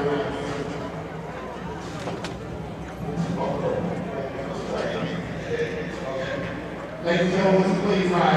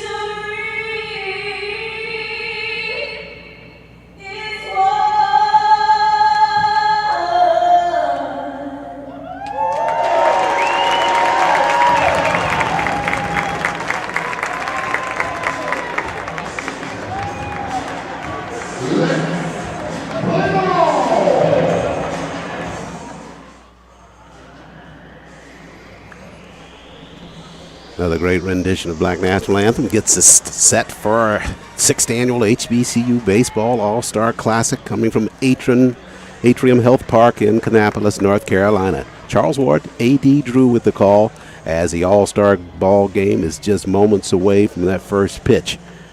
Fastest race completed early on. Home run derby just completed prior to this. Congratulations to Jackson Williams for winning the home run derby. Now it'll come down to which team can pull it all together with all these different moving parts and these quality players over a 9-inning stretch to see which team will prevail. Bobby Spencer going on the hill for Team Blue, and Tyler Furman will take the mound for Team Red. Leading off the All-Star game, Trey Bridges at the plate for Team Blue. Bridges, senior from Grambling State, .312 batting average for him, 52 runs scored by Bridges. Transferred into Grambling from East Central Community College. Slugging percentage leads the Tigers slugging with 500%. Led him in doubles with 10 and tied for triples, or he was tied for doubles with 10 on the season. So he's a threat once he gets on board and base. Stole 14 bases during the course of the regular season. And taking a look at our picture from Edward Waters, Tyler Furman, he's a workhorse, Charles. Furman brings the most innings and most wins among the scheduled pitchers for Team Ellis today. Nice. He was 10-3 on the season in 18 appearances, 16 starts, 89.1 innings pitched, 4.53 ERA, a 1.65 whip with 55 walks, 55 runs scored, 45 of those were earned, 89 strikeouts, did not have a save on the season there, Charles. So he's set to begin work as they flipped it on us in terms of the blue team will be designated as the visitors, so they will bat first. Okay, so let me switch my notes. That's the first thing. First thing I need to do. So Furman set to go to work. So it'll be Desiree catching Furman. Down at first base defensively for the red team, it'll be Miguel Oropeza. At second, KC White Jr., or Kelsey White Jr., to call him KJ. Benji Bakar at shortstop, and at third, Emery Stevens. And in the outfield, left to right, it'll be Devin Chandler. Miguel Jenkins out in center, and Ryan Hunter out in right field for the red team. Final pitches being thrown and warm up by Furman. As Bridges set to come to the plate. Bridges will be followed by Tate, then Daniel Donaldson Fountain in the lineup for Team Blue. Beautiful day for baseball here in the Kannapolis, North Carolina area. We got the residential facility just down that first base line. Those folks can come out on their balcony and watch baseball for free. The Class A team here with the Detroit organization, they play their home games here. And I'm sure during the course of the season for those games. White Sox. White Sox? Yes, White Sox organization. They have a chance to just watch some free baseball from up there. Tavern located just below that, and then out in center field, some of the scenery with a couple of research buildings and a municipal building out in the left field area. So just set to begin now. Furman ready to take the rubber. And Trey Bridges stepping into that left-hand batter's box. Everybody's in play. Furman towing the rubber here. And he's set to deliver. Pitching from the stretch. And his first pitch is swung on and missed by Bridges. So first pitch of this All-Star ball game comes your way at 7:42. And things are underway. Furman with a good fastball there to Bridges. Bridges not able to catch up with the first offering.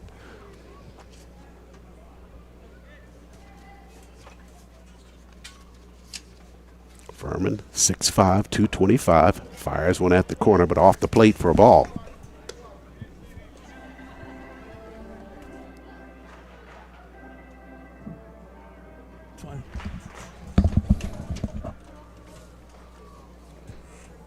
So the count goes to 1-1. And the delivery. This one high up near the neck area, and that one's off for a ball.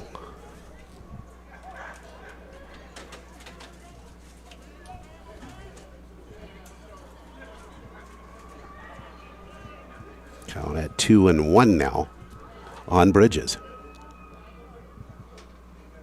That one swung on out to left field, giving chase down the line. That one's going to be wide of the foul pole. And foul. Had home run distance on it, opposite field, but couldn't keep it in play. So that'll make it 1 ball, 2 strikes now. Bridges 3 home runs on the regular season. 55 base on balls for Grambling State, led them in that category. Behind in the count here, 1-2. Furman to the plate with the pitch. This one fouled off left side again. So the first batter, and good battle between pitcher and batter at this point. Bridges fouling off a couple of pitches. See if Furman can change the location to have perhaps something off speed. Count at 1-2. Bridges' 2026 preseason all SWAC selection in the outfield. Excellent plate discipline there, Charles, with a .494 OPS, drew 56 walks on the season and scored 52 runs. One of the best walks or weapon players in this particular ball game. Count at 2-2. And the pitch. That's called a strike 3. Furman got the corner there with the fastball, so he retires Bridges on the strikeout. You know, you don't expect people to go shopping in the mall. You know what that means, Charles. You just window shopping. Yep. Yeah, if you're just looking, sometimes you get caught. Exactly. So that'll bring Robert Tate to the plate. Tate, the junior from Jackson State University. .319 batting average for Tate. Furman set to go to work. And the pitch. Crosses the plate with a fastball. Tate is an everyday catalyst, 73 hits, 54 runs, 40 RBIs, and 13 stolen bases. 6'4". And he brings a long level frame, but still has table-setting production as he drives that one into right center field there for our first hit of the game, Charles. Got a fastball. He was able to lay out on that one, poked it out to right field, so he's aboard. Piece of hitting for him as Daniel Donaldson Fountain comes to the plate now from Edward Waters University. And the 6'2 junior, Tallahassee, Florida. Trying to see if he can't push this runner around. Voted SIAC first team and the player of the year in the SIAC. Yeah, Furman, familiar with him extremely well. That's his teammate. Takes a strike. Good pitch there from Tyler. Don't forget about those national and regional awards that Donaldson Fountain has received, Charles. 6'2", 188 from Tallahassee, Florida. So .406 batted average, 524 OPS, 782, 4. Runner going there to throw down to second base. They bounce it down there. The base is stolen there by Robert Tate. We talked about that in the pregame, that these runners, these base runners, going to try to make this an instrumental part of this ball game, as Tate took off there on that second pitch and stole second base. And now he is in scoring position as Donaldson Fountain steps back in the box, but he's behind in the count. No balls, 2 strikes. Donaldson Fountain, 19 home runs on the season, 60 RBIs, scored 70 runs, and stole 29 bases. Furman with the pitch here. Chopper down the first base line, but that's wide of the bag for foul ball. 1 down here, top of the first. Down at second is Robert Tate. He singled out the right field after Bridges led off with a strikeout. And he's at second now with Donaldson Fountain at the plate.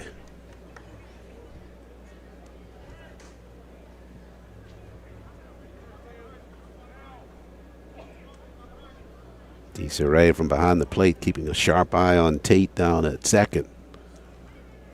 And the pitch to the plate now. This one down the foul ball back this time.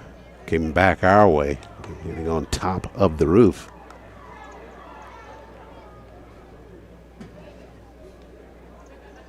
So the batter's making Furman work hard here in this top half of the first. Furman's scheduled to go 2 here today, Charles, as none of these pitchers will work like they would normally work. You won't see anybody with 120 pitches in this particular ball game. His runner goes. He is safe. Stole third base, did Tate there.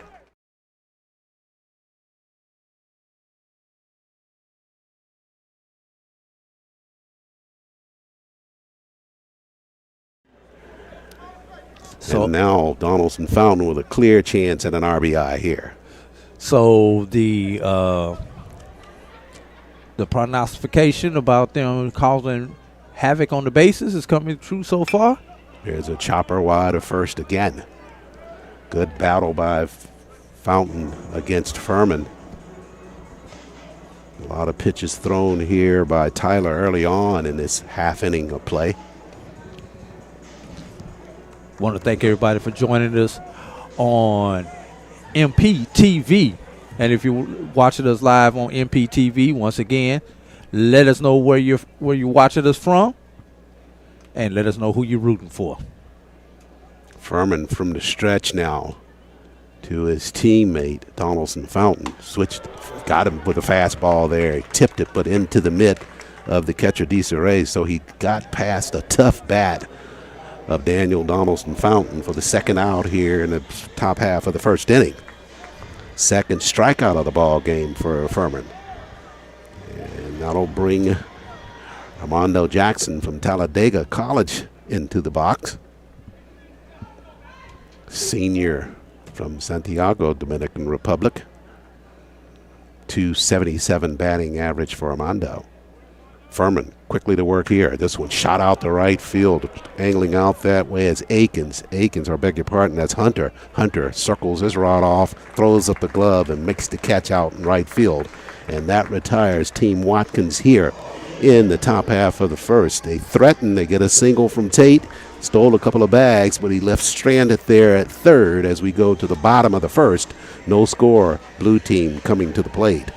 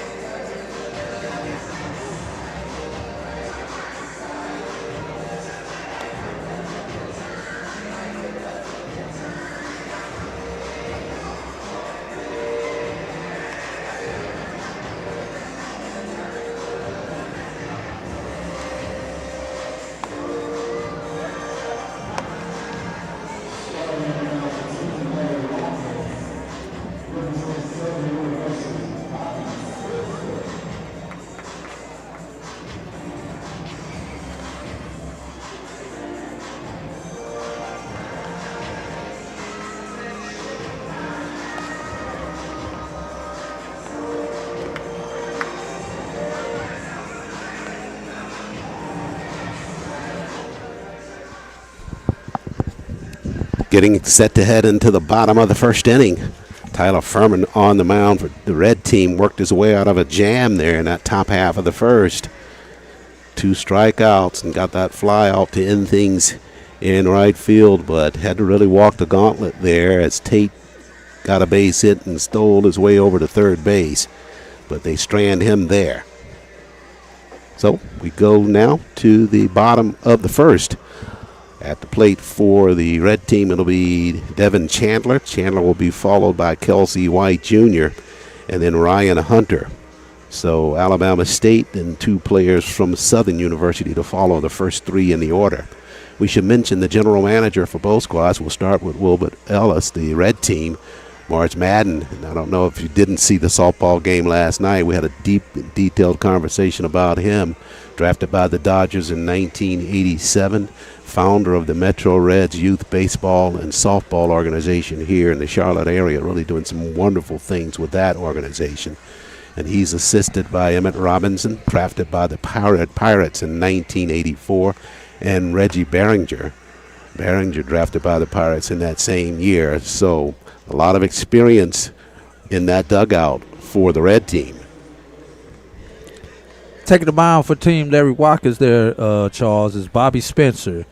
8-3 on the season in 15 appearances, 14 starts, 79.1 innings pitched, 5.67 ERA, 1.55 whip, 36 walks, 51 runs scored, 50 of those earned, with 78 strikeouts. He's a true starter to open up the game. He gives Watkins a high-volume SWAC arm with nearly 80 innings and 78 Ks.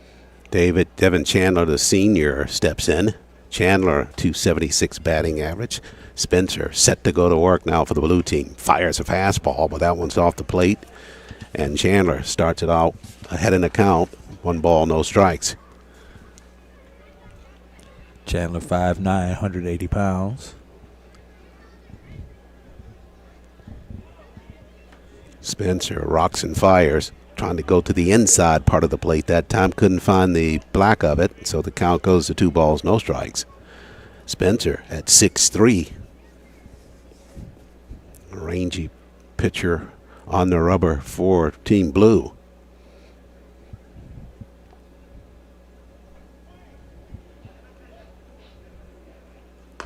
That time he splits the plate with a fastball.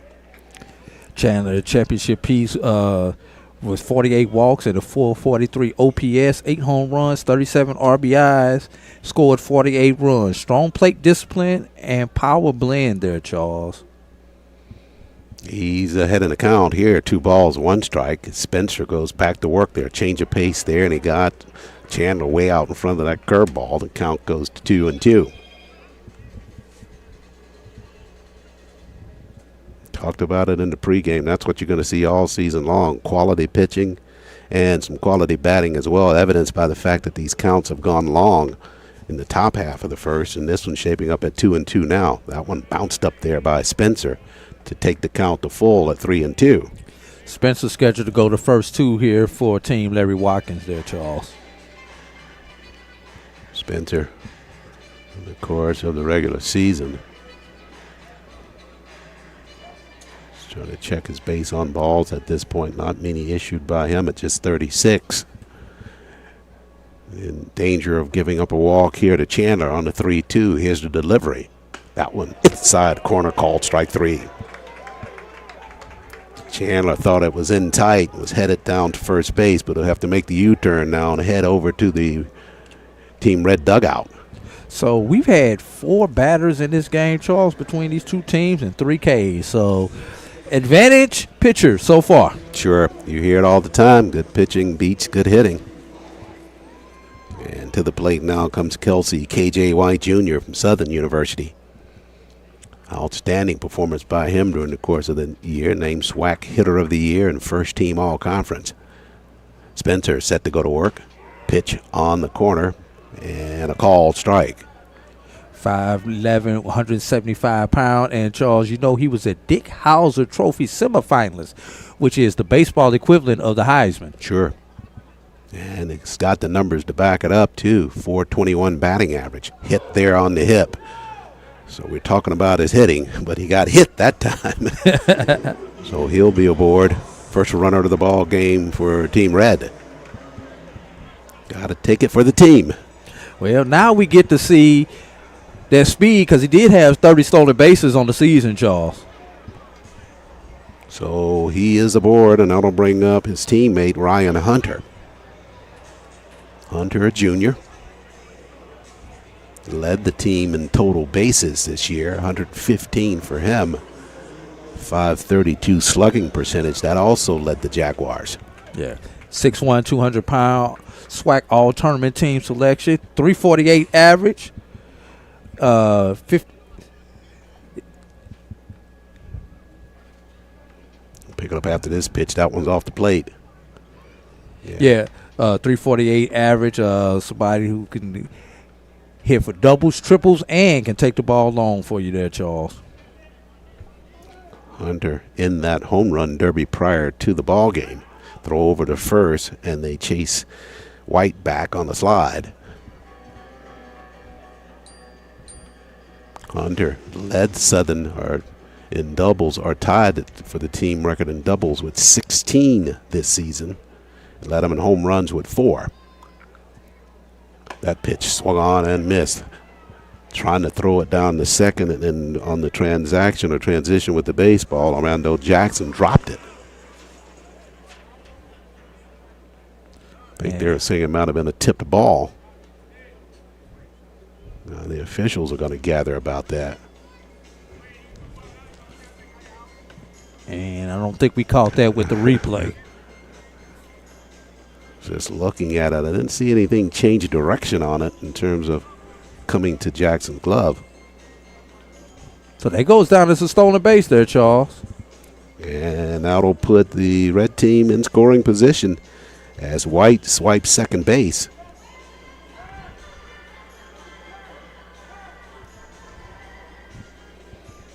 Still a little bit of commotion about that call. Yeah, coming out of that blue dugout now, it's Fred Wright.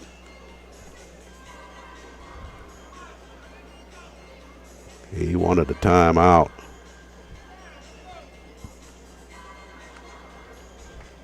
Fred White, 30 years a scout for the Expo organization, co-founder of the Buck O'Neill Scouting Organization. So a lot of experience in that blue dugout. But it looks like it's going to stand, AD, as it played out with the steal down at second base by White. Hit by the pitch and took second on the steal.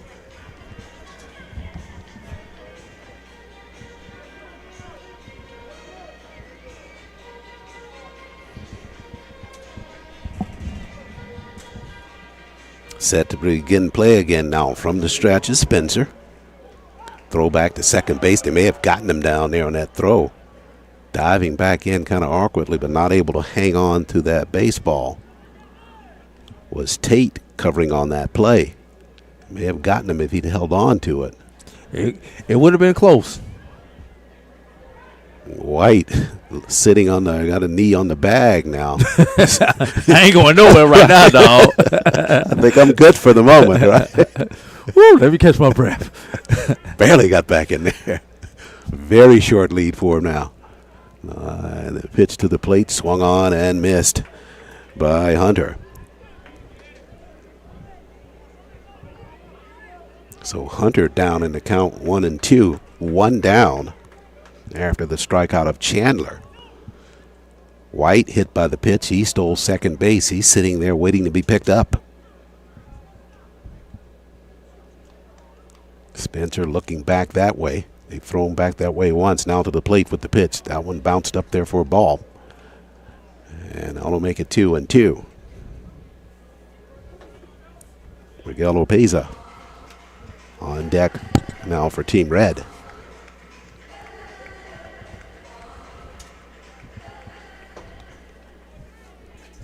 Team Red trying to break the scoring ice first. To the plate with the pitch. Swung on and missed by Opeza. Good pitch there at the corner by Spencer. Helping his own cause as his second strikeout of this bottom half of the first as Hunter is retired. So Miguel Opeza coming up now. Still down at second base is White. Hoping to get a ride home. Boy, these pitchers are on their stuff here today, Charles. You get the quality of pitchers that you have on these rosters. That's what I was expecting to see. So far, so good for them. But here's a dangerous man at the plate. They throw it back to second base, and having to slide back in there again is White. He's going, okay, this is an all-star game. I'm going to get dirty here. So I'm only going to wear this uniform Sure, once, so right. you might as well get all the dirt you can for those memories 20 years later when you can no longer fit that jersey. right, just hang it up like your guitar, right? Probably going to be in the same closet. Right. Pitch in tight by Spencer. In too tight for a ball. Oropeza. That was called a strike, Charles. What's it called? Yeah. He's got a little bit of a delayed mechanic right there, so. And actually, I had to pick it up on the monitor. Okay. Throw back to second. Another good swift throw, but this time White more in tune with it and got back a lot quicker. Oropeza, the grad student, 367 batting average, 67 RBI on the season for him, 138 total bases. Here's a pitch there, shot out into the gap in right center field. That'll get down and go rolling to the wall all the way to center field. That'll score White easily at second base with a stand-up double is Miguel Oropeza for Team Red. So our first score of the ball game. Just on cue with his bat. Drove it into the gap in right field. It rolled all the way down to the wall in the corner in center field. And White comes around to score.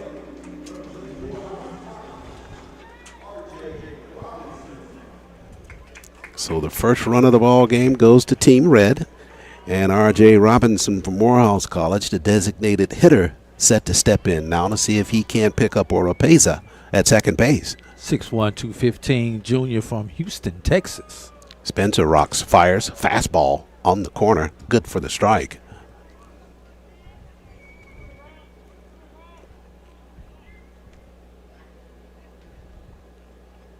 Robinson, the business major for Morehouse College, trying to take care of a little bit of business here with a runner at second base. Spencer to the plate. Robinson tried to hold up on that. I think he did. Didn't go around. It'll be 1-1. First team all SIAC as designated hitter, but second team all SIAC as catcher. Sure. You get it both ways, right? Yeah. And he's won multiple regional awards as designated hitter. Chopper, high one there. Third base line is going to be a difficult play. Can't make the field. Charging in there was Treadwell, but he could not field the baseball. So over the third base goes Oropeza, and down the first goes Robinson. Got to be a base hit there. Yep. So Chopper was so high in the air. Even if he fields that one clean, Robinson's going to beat that one out.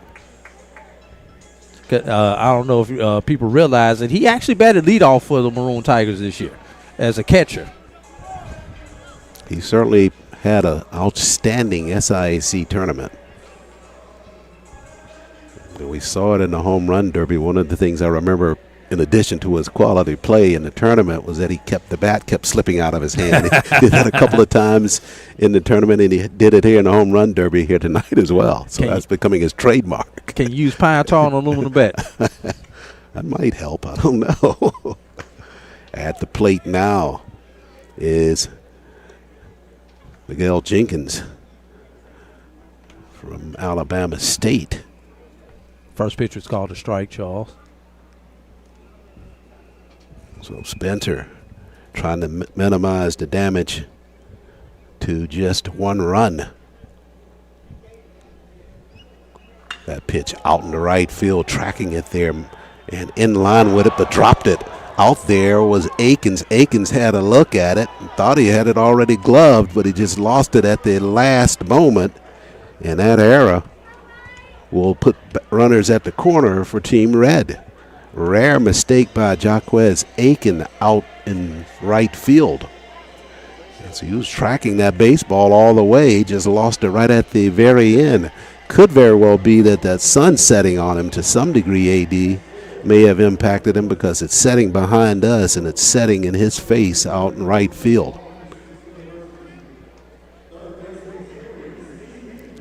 So with that error, Jenkins is aboard.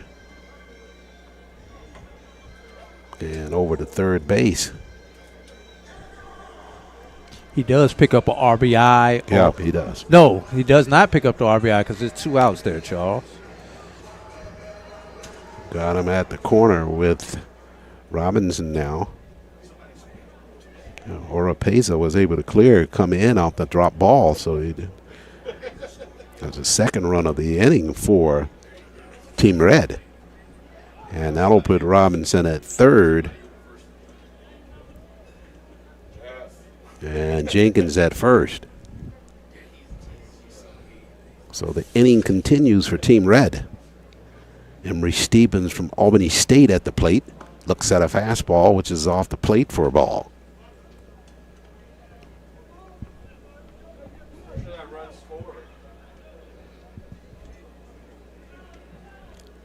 One ball, two strikes on Stevens. Spencer trying to get out of this half inning. Pitch to the plate. Looking for the inside corner, didn't get a call. Robinson with a high chopper down the third base line. Got aboard. And after the miscue out in right field on the play by Jenkins' ball, he's at third base. Jenkins down at first. Spencer with the pitch. And that one's over for a strike. Not the start that Bobby Spencer was looking for Team Blue. I believe the count is it 2-2 or 1-2? I couldn't quite see the fingers. We had a bad angle to see that one hand. Yeah, he's giving it away from us. A shot there, cleans right between short and third, and another run will score for Team Red. Good piece of hitting there by Emery Stevens. Kept the hands back and clocked it in the gap out in the left field, so he'll pick up the RBI.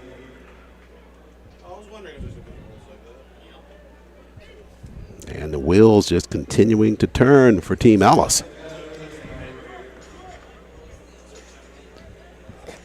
Since the season's been over with, Charles, you kind of wonder how many of these players are actually doing something. You know, some of them may be on internships or something like that may prevent their training like you would normally see during this time of the year. Pitch by Spencer. It's off the plate. DeSaray trying to chase that down. I beg your pardon, behind the plate. Jackson chasing that down is Joseph DeSaray in the box for Team Red. Yeah, you make a good point. This time as the season's close and you start getting into what your other obligations are, your other opportunities, and that pitch on the corner for a strike there from Spencer. You know, people jump right into internships or whatever it is they had delayed, and for student athletes, you just put everything off until after the season. Yeah. And a lot of these are playing in summer leagues, or some of them are doing private lessons, whatever they need to do to not only earn money but to advance their education. Sure. Spencer to the plate, chopper down the third base line. That's wide of the bag, foul ball.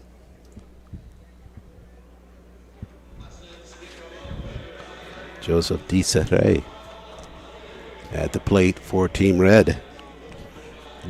997 fielding percentage there, Charles. Yeah. At catcher. Yeah. You get only 7 pass balls during the course of the regular season for him. So as this ball game continues to unfold, we get to see him behind the plate working there on a curveball, able to foul that one off right side to stay alive. 3 already across for Team Red in this bottom half of the first inning. All of them unearned. Started with that hit by pitch of Kelsey White, who got aboard. Then the double by Oropeza. And then a single by Robinson. This one down behind first base, giving chase. Aiken says he's got it. This time he throws up the glove, and he's true to his word. Squeezes it for out number 3. At the bottom half of the first, though, the news is good for Team Red. They get 3 across in the bottom of the first. They take a 3-0 lead as we head into the second inning.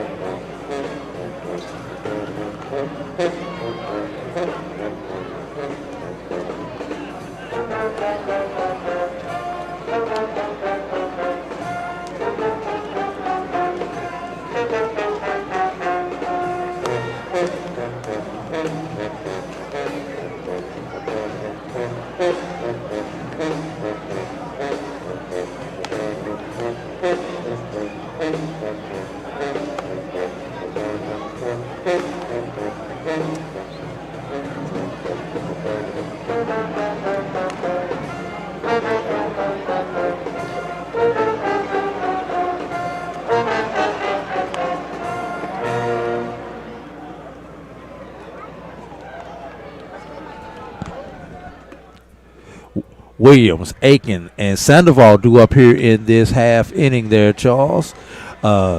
Team Larry Watkins through as we go into the bottom of the second. No runs, 1 hit and 1 error. Team Wilbert Ellis, 3 runs, 3 hits and no errors. As we start the top of the second I was inning. about to say, I know you got the date after the game, so just kind of keep your mind clear. We're going to go inning by inning. Let's get it over with now. I'm just joking.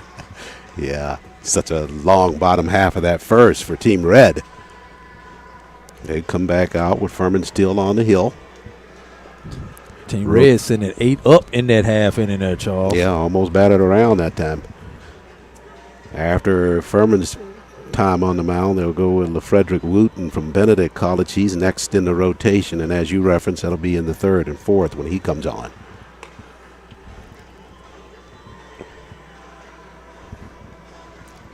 So set to come is Jackson Williams from Alabama State. On the season, a redshirt freshman, 270 batting average, 46 RBI for the redshirt freshman. Tied the team in home runs with 12 during the regular season. So Team Blue will try to keep track here. They got some catching up to do here. Yeah. Jackson Williams, as you said, with 12 home runs, 993 fielding percentage. Big body at 6'4", 235. Furman starts him off with a good curveball. Swinging right through that was Williams. And, of course, Charles, he will have to get fitted for a ring as SWAC champion from Alabama State. There you go. Yep. Congratulations to the Hornets.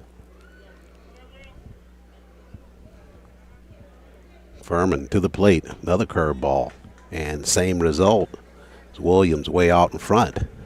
So right now we've got the battle of whose championship ring is better as Furman, the Ever Waters pitcher, Sure. with his championship ring versus Alabama State and Jackson Williams with his championship ring. The pitch here, man, he got him on 3 straight pitches. Nice change up there. They went with a fastball on the corner, and they just froze Jackson Williams at the plate. The D2 championship ring won that at bat. Yeah, there you go. Got that one, right? And 3 of his 4 outs have been via the K, Charles. Solid job by Furman settling in. Had some early difficulty, but worked his way through a log jam in the top half of the first, but able to hold them scoreless. Had 2 strikeouts in that frame. Now, Jaquez Aiken, now you know he wants to make some avenge for that play out in right field on that misjudging of that fly ball. And if anybody's capable of doing it, it's Aiken. 6'2", 218. Benedict Tiger at the plate. Solid for play by him all season long. Got a chance to really watch him in the tournament.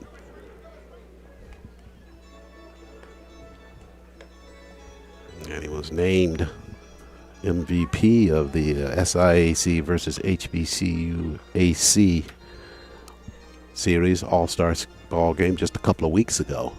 The game that I missed, but I did watch you guys there from Patterson Field in Montgomery, Alabama. Yeah, another exciting performance by the players and another great event by minority baseball prospects. Yeah.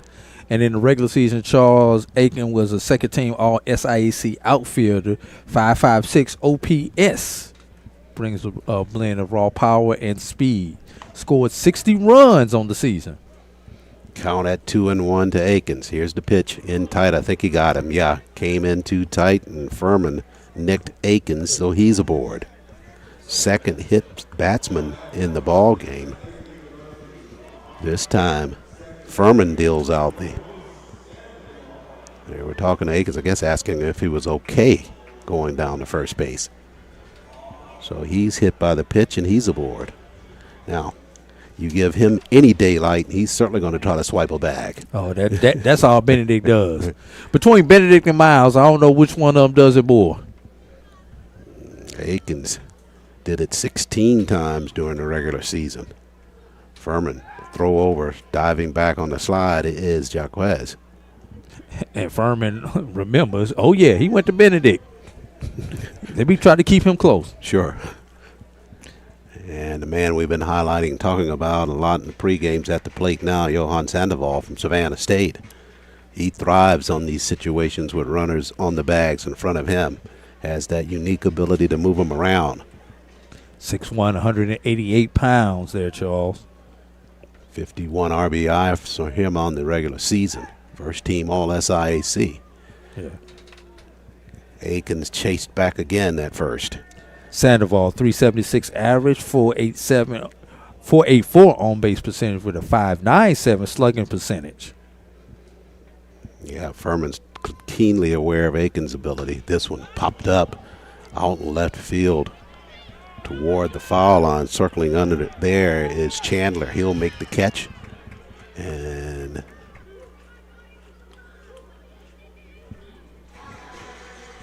they retire Sandoval on the fly out to left field.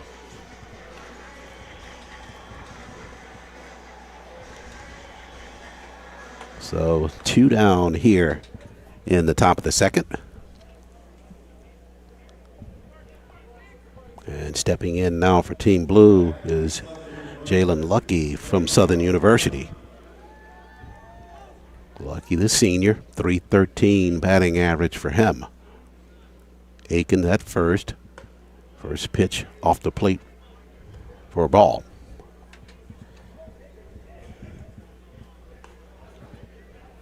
Got some action in the red team's bullpen. That's obviously going to be Wooten getting set for his turn in the rotation.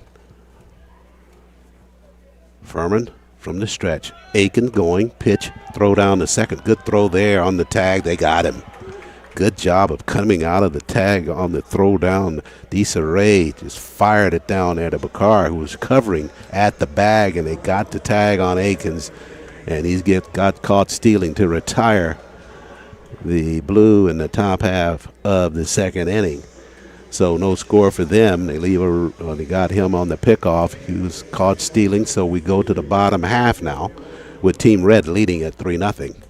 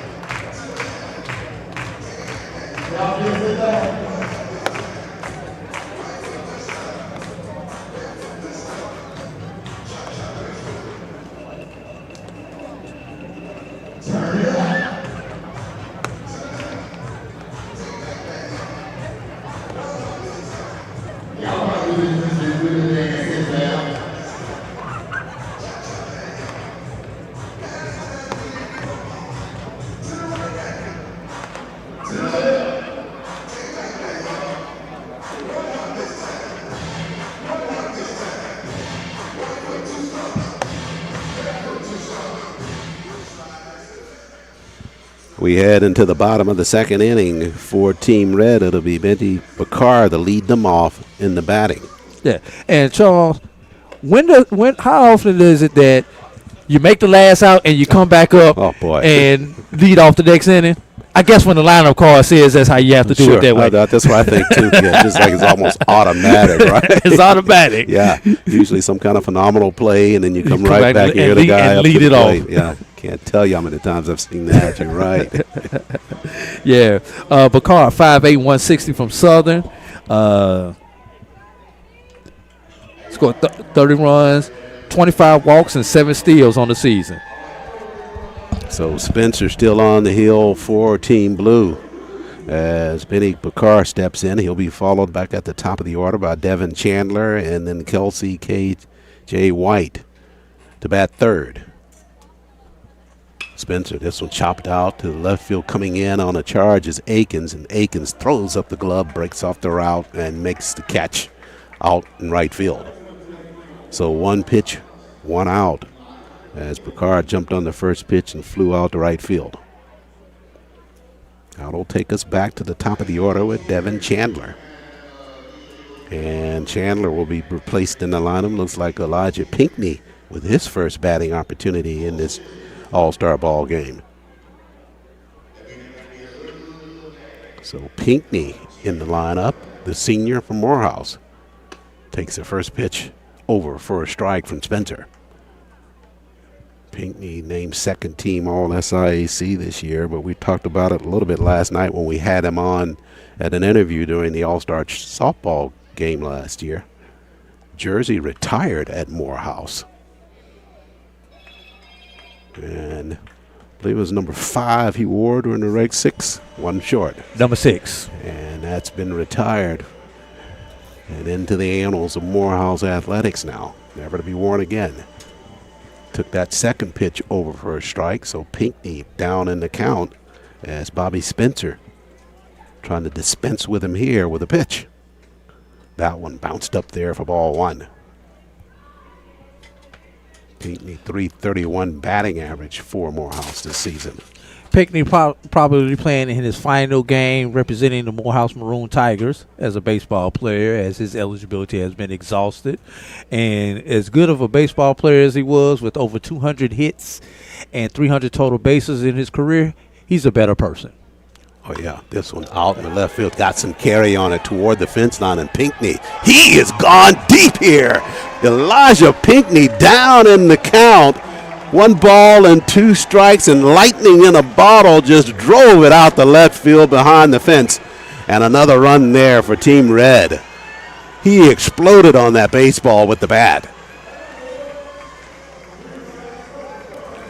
How about Elijah Pinckney? Man, how about that? Your final collegiate game, All-Star game, and you go yard. just go ahead and walk off, Pink. You can't do any better than this. Absolutely not. We're just talking about him and what he's meant to the Morehouse baseball program overall, and just wraps one out deep to left field for a home run. So Pinckney making his presence felt right away. And we've got a pinch hitter, Charles. Yeah, looks like it's That's going to number be 14. Travell Johnson. Yeah. Travell Johnson. Yeah, he will bat for White. And what we'll see in this All-Star setup is these players, although they're rendering or giving way to another player to bat, they can come back in the lineup and bat again. And it's kind of a round-robin the way that they call it in terms of substitutions.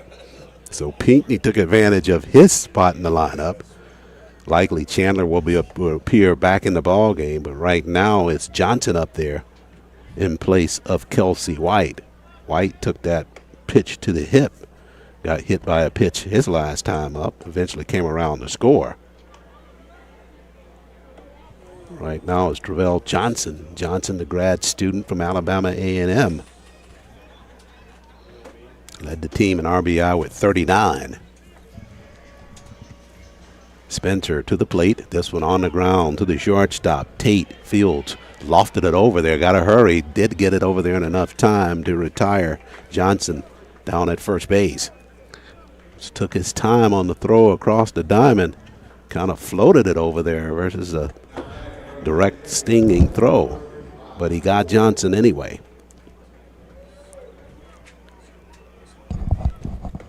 And looks like we've going to say Bobby Torres. Looks like number 10, Bobby Torres. Torres, that's exactly right. Batting for Hunter. Chance to talk to Torres on Thursday.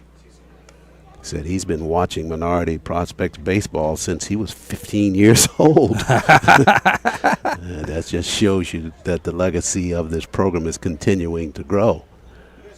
He dreamed of becoming an HBCU All-Star, and on Thursday he said, pointing to his chest, and here I am. So story comes round robin for him. Grew up watching this organization and watching the All-Star games that they were putting on, and now here he is, a part of it. Charles, I'm trying to remember what I was doing at 15 years boy, ago. sure. Let me blow these cobwebs out. Oh, wow, can't even go back that far. You can go back to that pitch from Spencer, though. He splits the plate there for a strike. Just also talking to Bobby, and he wanted to give a shout-out to his cousin, Melanie Pavines, former professional soccer player. And she actually runs a soccer academy down in Davie, Florida. I wanted to give her a shout-out. That's his cousin. Swings at a pitch there, misses that one, so he strikes out, and that retires Team Red in the bottom of the second. But they don't come away empty. Elijah Pinckney provides some spark as he drives a home run out to left field to give Team Red a 4-0 lead over Team Blue. We'll take a break, and we'll come back to start the bottom half.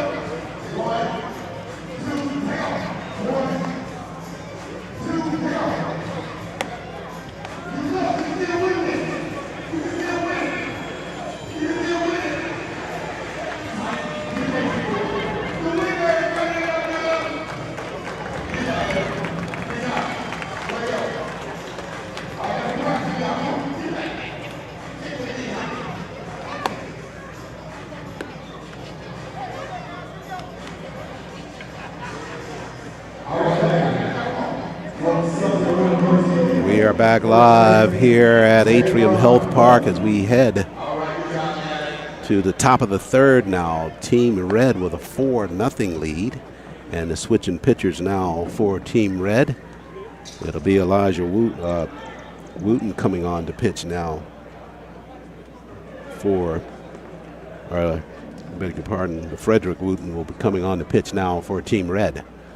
Replacing Furman on the mound, and he greets with a deep fly ball to center field, but no carry on that one. First pitch, first out of the top of the fourth. And that was Lucky flying out that back ball to center field. He was at the plate when Akins got caught stealing, so he was back at the top of this third, and he flies out on the first pitch to center field. That'll bring up Jaden Greenwich.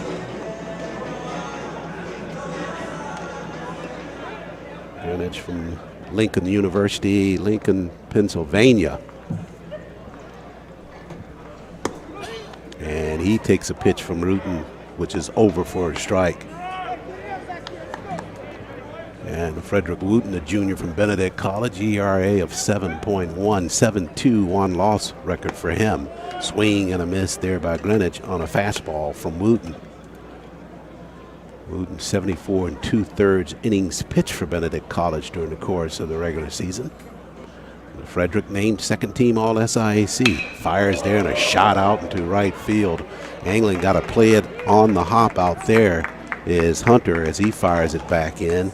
And just a shot there by Greenwich out to right field, and he's aboard for Team Blue. Greenwich, the senior, 372 batting average, and he clocked one there to get aboard.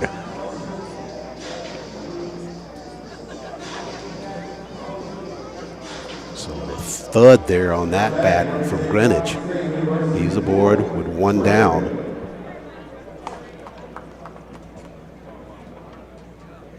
And that'll bring up Jordan Treadwell. Treadwell looks at a strike or ball off the plate from Wooten.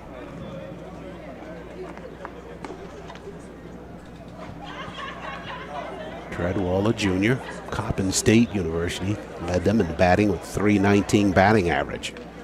Wooten from the stretch now. Greenwich at first for Team Blue.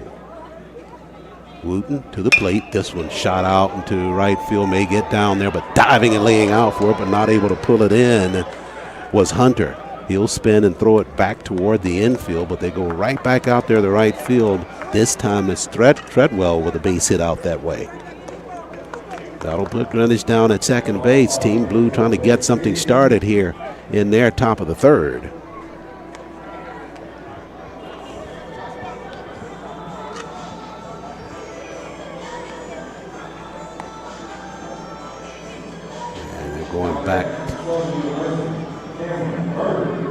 And they're going with a substitution now. Team Blue is. And it'll be Cameron Bird batting in the spot for Bridges.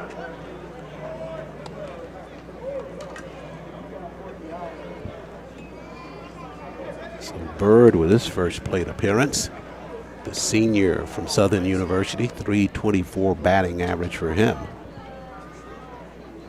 Runners at second and first. Wooten from the stretch from Team Red. Fires, swung on and missed by Bird. So Wooten ahead in the count here. No balls, 2 strikes. Just 1 down. Traffic on the bases.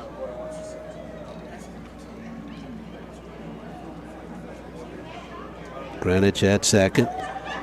Treadwell at first, and a shot down in the gap out in center field. That should plate 1 runner. Turning the corner and headed for home is Greenwich. Sliding into third base is Treadwell, and down at first base on the single. Good job there by Cameron Bird, just coming in as a substitute in the lineup and knocked in an RBI with that shot out to center field. So Team Blue trying to get those bats coming alive. Greenwich crosses. Treadwell at third, and now Bird over at first.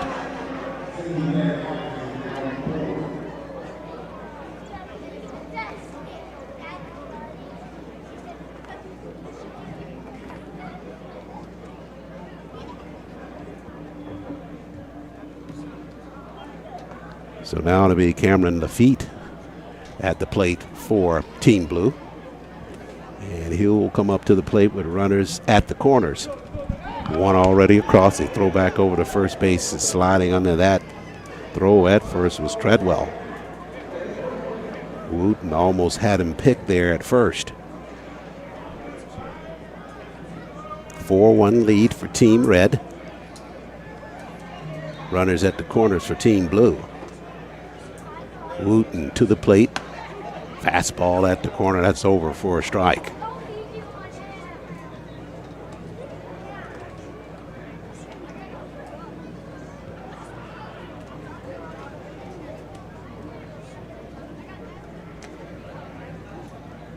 Runner going at first. Throw down the second base. That's high. They tried to cut it off to come back to the plate, but they threw it too deep towards second base, and sliding in is Treadwell. I think they would have taken the out to give up the run there because the throw was down to second base. But it was a little bit high. They couldn't get a tag in on Bird down at second base. And that allows Treadwell to score from third. So 2 across here for Team Blue in the top of the third.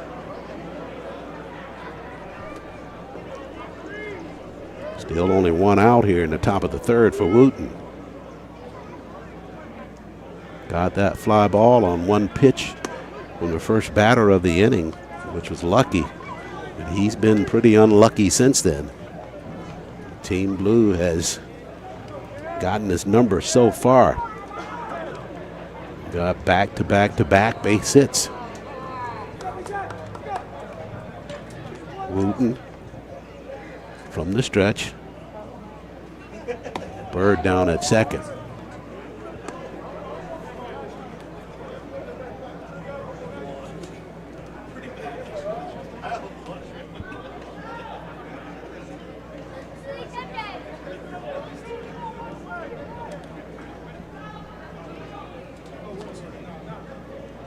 Tate there up the middle, and that'll get through. Out in center field. And another run crosses for Team Blue. Just a good piece of hitting there. Tate waiting on that fastball. Able to drive it right back through the box. And on the move that time was Bird as he stole second base, able to come around and score. So that cuts the deficit to 4-3. And to the plate now, Anderson Monero. Monero substituted in that lineup. I think he's going to bat for Donaldson. Daniel Fountain. And the line continuing to move now for Team Blue.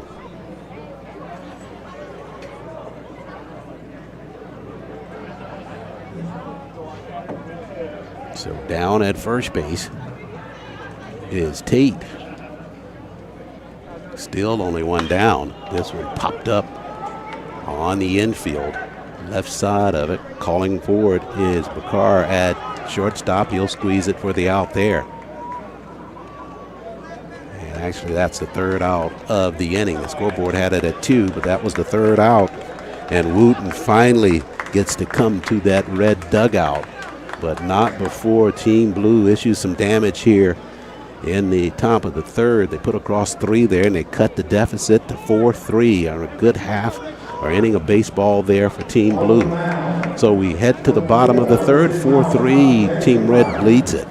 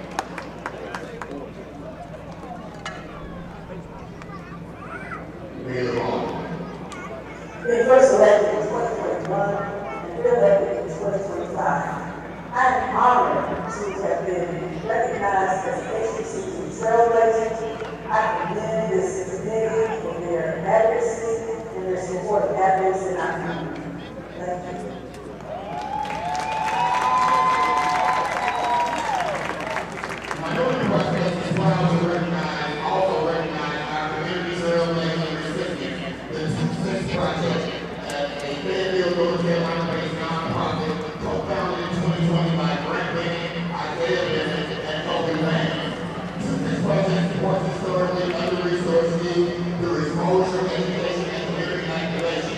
Acting as a deeply for leadership development among marginalized young people through year-round leadership and community programs, partnerships with entrepreneurs, creative, athletes, and professional organizations, scholarship support for post-secondary education.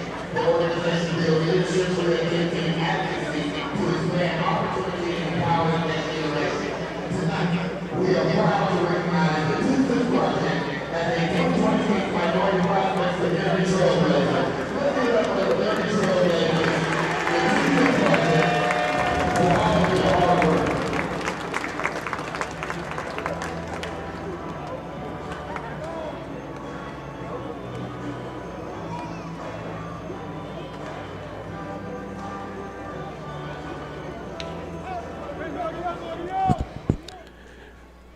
At the bottom of the third inning here, it's a 4-3 lead for Team Red. Apologies to you who are watching and listening. It was not the third out that ended that the top half of the third with this all-star ball game. The way they calculate it is that only a certain number of batters can come to the plate per half inning.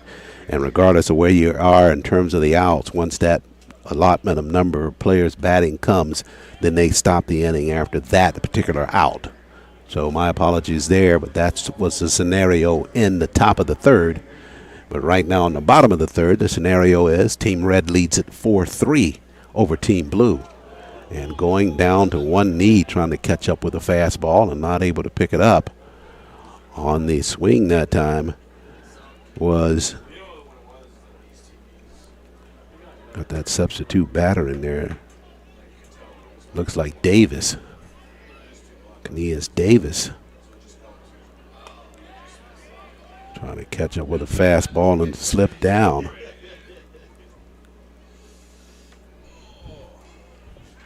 So Davis in the lineup, and he is batting in Oropesa's place for the moment. So Team Blue stinging Team Red for 3 in the top of the third. Still working the hill. Got a new pitcher in here, I believe we got for Team Blue out there now. Going to catch up with that number, I think on the rotation. Yeah, that's going to be Jalen Rhines from Miles College on the hill. Rhines again slipping under that fastball and taking that third strike that time. Boy, was Davis. And Davis just not able to keep his balance on that fastball, trying to catch up with it. So he strikes out. And now to the plate for Team Red, it'll be Aaron Cheevers. Cheevers batting in the place of Robert Robinson in the Team Red lineup. So Cheevers with a bat. First spot of all-star duty for him.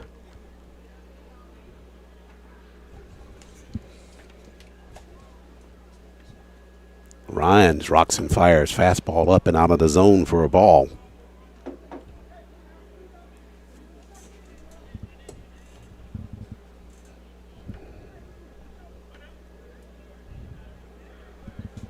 Cheevers, redshirt freshman, swings and misses at a fastball from Ryans. Can't catch up with it. .346 batting average for Cheevers at Albany State University. Behind in the count, 1 ball, 2 strikes. 1 down here in the bottom of the third. This one, a good change up there by Ryans, and he dispatches Cheevers on 3 pitches. So Cheevers strikes out, followed by the strikeout by Davis just prior to him coming to the plate. So back-to-back strikeouts by Ryans. And if we hold true to our substitution pattern, it'll be Tyvon Moore coming to the plate, and it will be. Moore, an interesting story, AD. Moore graduated from the University of San Francisco, had 1 year of eligibility left, and decided to come play baseball at Prairie View A&M. Talked to the coach about coming. The coach agreed to let him come and try out, and lo and behold, Moore winds up being the captain of the team at Prairie View A&M. Played 4 positions for them during the course of the season. Got a chance to catch up with his mom on the day that the players first got here, and she was talking a little bit about him, and she said, you really have to interview him. And I did, and it was a very delightful conversation and a very interesting young man. I asked him, why was it what drove you to decide to come to an HBCU? He just said, I always wanted that experience. Although I enjoyed my time at the University of San Francisco, this was just something that I had missed, and boy, am I glad that I did this. And so is Prairie View A&M. Got the real benefit of the solid work by him during the course of the year. Only missed one game during the course of the season, and had to miss that because of a concussion. But he was really dedicated to his work there. And touted really for his work at the University of San Francisco, played out there, and just really has the high IQ baseball knowledge that makes him very exceptional. Certainly anticipate seeing him maybe at another level, or certainly in the coaching ranks at some point. But right now, he's ahead in the count, 3 balls, 1 strike. As Ryan's trying to find the rhythm here with 2 down. Struck out the first 2. Pitch to the plate, that one's high, and Moore draws the walk. So good job there by Tyvon Moore. Mom calls him Ty-Ty. But the rest of the team just calls him Ty Moore. And he gets the walk here in the bottom of the 3rd. So he's aboard after 2 strikeouts.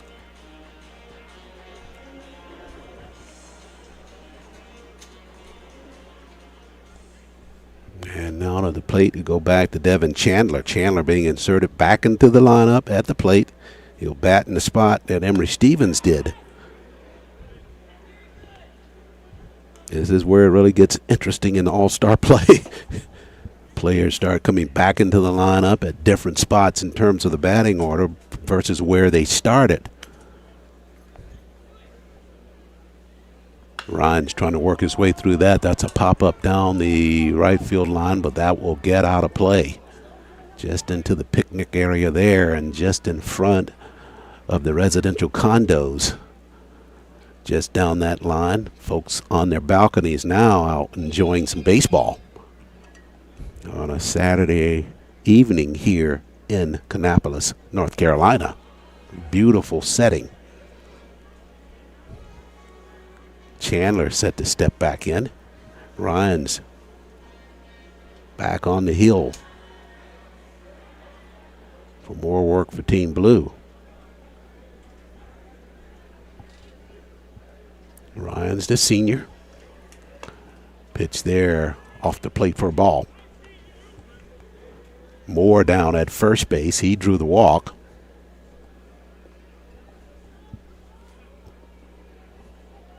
Ryan's struck out the first 2 batters he faced, and then gave up the walk. Going on the pitch is Moore, and this one fouled off right side, so Moore will have to retrace his steps and head back to first base.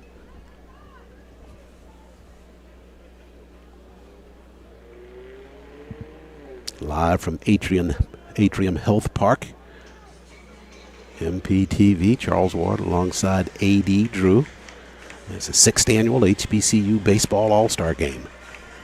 Softball last night at Stick Williams Park in Charlotte, and just down the road here in Kannapolis at this facility that houses a single-A baseball team for the White Sox organization.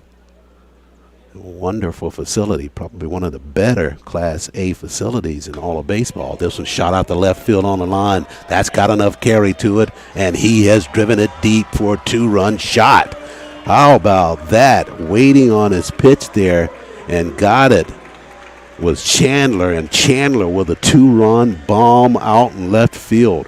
Rhynes was ahead on the count, but got one up in the zone, and Chandler clocked it out to left field. A 2-run shot by him.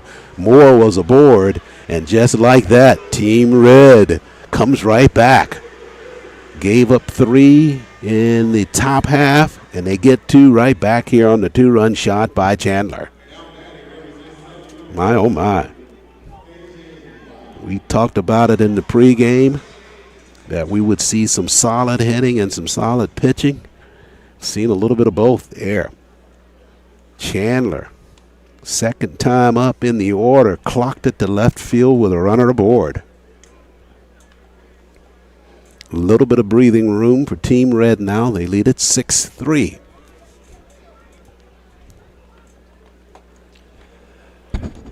I'm back with you, Charles. I think I finally got everything caught up trying to get this scoring because they didn't tell me what was going on. And, I'll tell you what. and I'm such a stickler for making sure that this is right.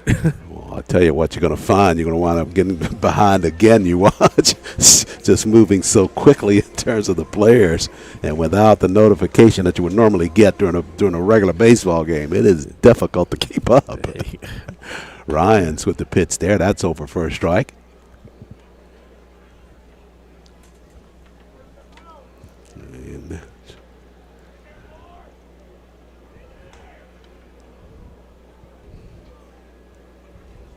This one chopped on and fouled at the plate.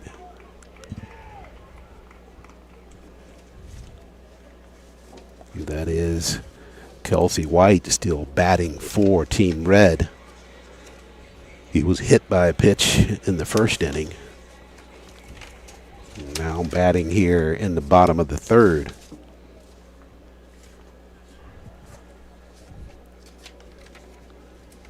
3-3 shot out to center field. Backpedaling, though, is Donaldson. And he will make the catch. Fountain able to track that ball down in center field, that cavernous center field. Carry on that ball, but nowhere deep in this park. And that retires Team Red here in the bottom of the third. But they get a 2-run shot from Devin Chandler to extend their lead to 6-3 as we head into the fourth here at the 6th Annual HBCU All-Star Ball Game. Stay with us.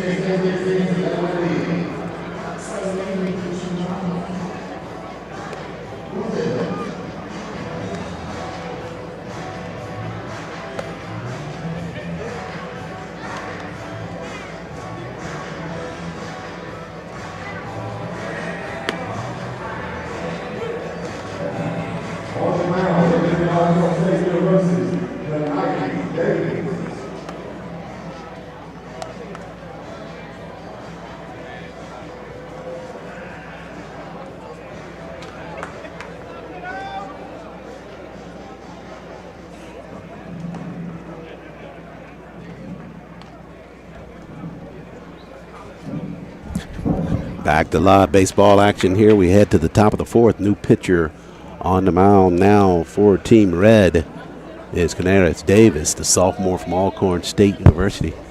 Cadillas, 314 batting average. Our teams as a pitcher, 7.9 ERA. That's his percentage as a batter. He also has plays couple of positions for Alcorn State in addition to pitching. But right now into this All-Star game as a pitcher. And at the plate for Team Blue is Zach Rice, the senior. And Rice now ahead in the count, 2 balls and 1 strike. As Davis continues to go to work. Davis, 31 2/3 innings pitched on the season for the right-hander. 36 strikeouts in the campaign for the sophomore. Fires a fastball there. And that one just off the plate. And now he'll take it to full. Actually, I think the umpire is showing 2-2. Here's a pitch there, chopper down the third base line, a slow roller, fielded, fires, nicely done at third base. Good job there by Emery Stevens, I believe, for Team Red. Good job by him. Right in front of the bag, scooping and firing in one motion to retire Rice down the first base line. Boy, textbook play there by Stevens at third base.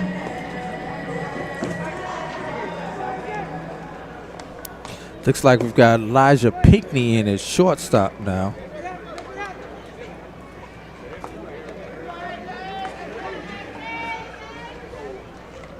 And at the plate for Team Blue, A.J. Anderson.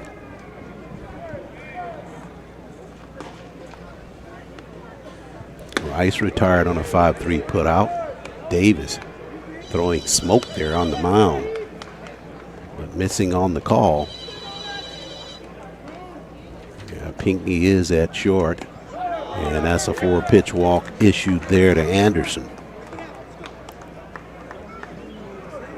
So he's aboard. And we should be back at the top of the lineup. That's what I'm saying. We are, as Bridges comes back up.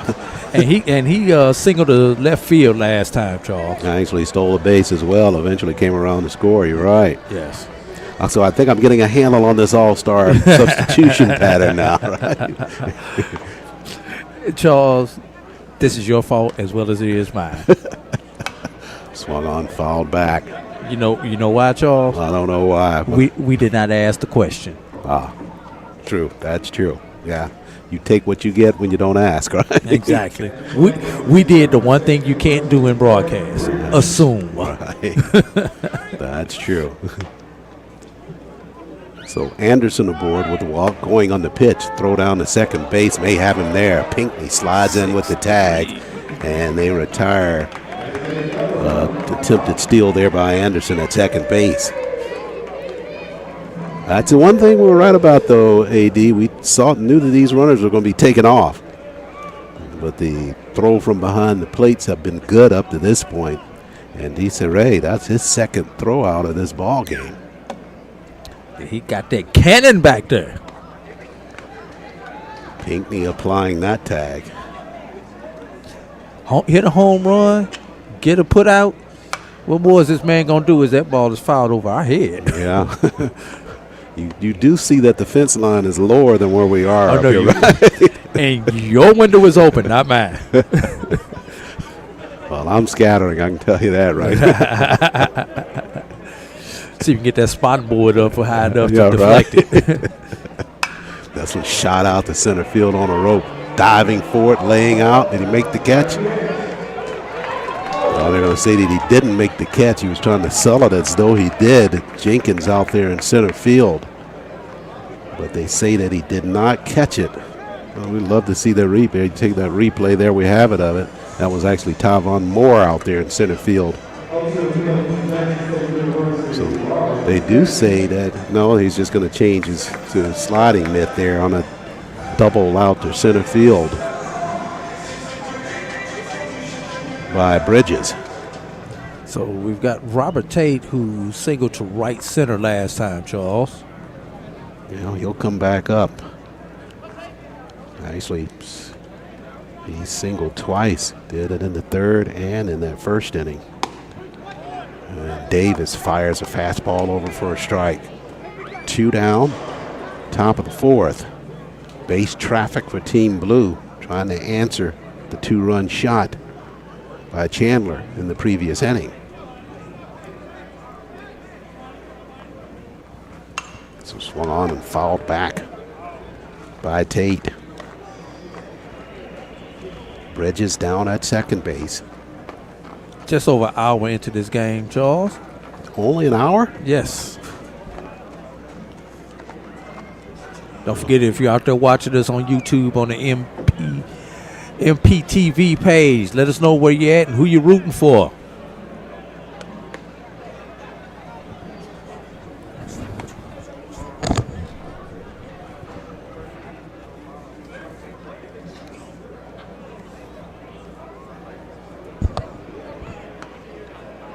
Two ball, one strike pitch. Take it low and outside in the dirt. Runner goes nowhere. Runner holds. We're at 2-2 count. Trey Bridges on second base. Robert Tate at the plate. Everybody here in the broadcast booth believes that your clock is wrong. We're in more like an hour and a half of this game. Chopper, foul down the third base line. When you said an hour, I was like, boy. I'm just going by what the iPad says. Okay, you know what they say. Did you ask it? You just assuming. I'm going by what that say right there. Yeah. Hour and one. I know we actually did first pitch. First pitch was at 7:37. 2. No, it was scheduled 7:32. It's 7:37 when we started. 40. So yeah. Yeah. And what time is it now? Okay, so the iPad ain't doing good math. It's like everybody's gonna throw you out the booth, right? Oh, y'all act like we on a time limit up here. It don't matter. We gonna be here till it's over. Oh wow. Okay, that's comforting, right? Okay. Anything not to be wrong, huh? Down at second is Bridges, and his battery continues for Tate, trying to see if he can't move him around. 2 down though. Trailing 6-3. A couple of big home runs by Team Red. Elijah Pinckney got one. And then that was followed by a 2-run shot, not back-to-back, but Pinckney got one the inning prior in the second, and then Chandler cleared the bag. Shot there, back to the second baseman. Nice dive there, but no throw. At least he prevents the run from scoring on a good defensive effort there. Sliding toward the bag was White. Wrap that baseball up. So they'll have the runners at the corners now as Tate worked his way into a single. So Bridges doubled, Tate with the single. They push Bridges to third with 2 down. And coming to the plate now is Daniel Donaldson Fountain. And this is a situation that he really loves. Runners at the corner, swings at that first pitch, comes up empty. Had a chance to talk to him the day that they came in, first day of the tournament, and was asking him about his biggest memory of the season. He was talking about the series with Benedict in a ball game in which his teammate Jordan Smith was struck out in the inning prior to that. This pitch off the plate for a ball. And as he was in outfield in between innings when they were on defense, he was saying to himself, knowing he was coming back up into the order when they came back to the plate, that he was getting ready to do something big. And sure enough, when he got back to the plate in the following inning, he hit a 3-run shot that gave them the lead over Benedict in that ball game. And that's his biggest memory of the season from what they did this past year. Looking to do something extra special here in this all-star ball game with runners on the corners. 2 balls, 1 strike, swings at a pitch going for the fence line there, but came up empty. Missed every stitch of that baseball. So that'll take the count to 2-2. Dave is trying to work his way out of a mammoth traffic jam on the bags. Bridges at third, Tate at first. And here's the pitch. Oh, called strike 3. And Dan Donaldson Fountain knew it as well. He stood there and got frozen on that fastball by Davis, knee high at the corner. So Davis works his way out of the jam. Strikes out for the second time today, does Donaldson Fountain. And that'll take us now to the top of the 5th inning. And it's bottom 4. Should be bottom 4. Bottom of the 4th. And with Team Red still leading it over Team Blue.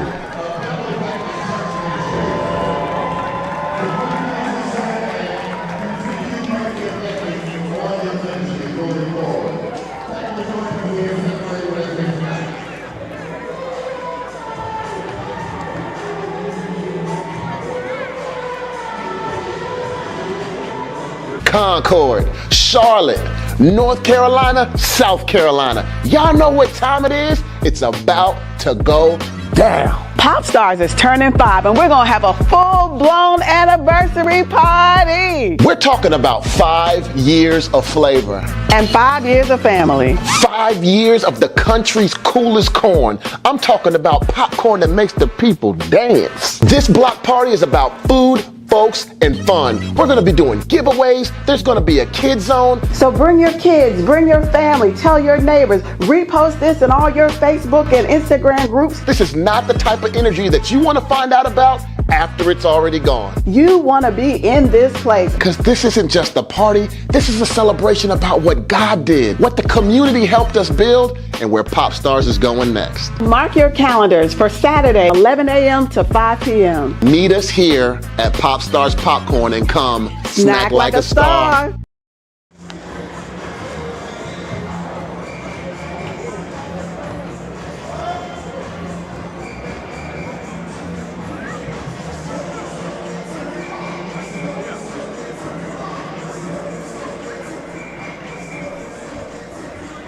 Getting ready to head into the bottom of the fourth inning. Team Red coming back to the plate. Chance for us to introduce one of our newest sponsors for Minority Baseball Prospects. That's Pop Stars Popcorn. We had a chance to sample some of Pop Stars Popcorn early in the pregame. It's definitely worth the investment in terms of it as a food item. Enjoyed eating it. And we enjoy having them aboard as a part of our sponsorship team with Minority Baseball Prospects and this All-Star Ball game. I think I had the butter version. I'm not sure what you had, but it's Same version. okay. And if you don't hurry up and eat yours, I'm going to eat it too, as hungry as I am over here. But you're the guy talking about you're not in a hurry, right? Ryan's delivers to the plate and is popped off left side and foul. Look, between you and producer Roy, y'all got one more time. Went to an all-star game and a fight broke out in the booth. And I'm the butt of every joke right now. Oh, yeah. Ryan's still on the hill for Team Blue.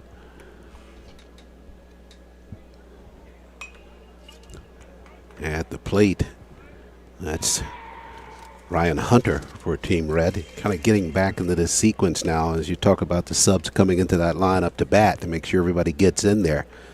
Hunter back in the hit spot. He struck out twice in this ball game already, so he really wants to get his bat going a little bit here.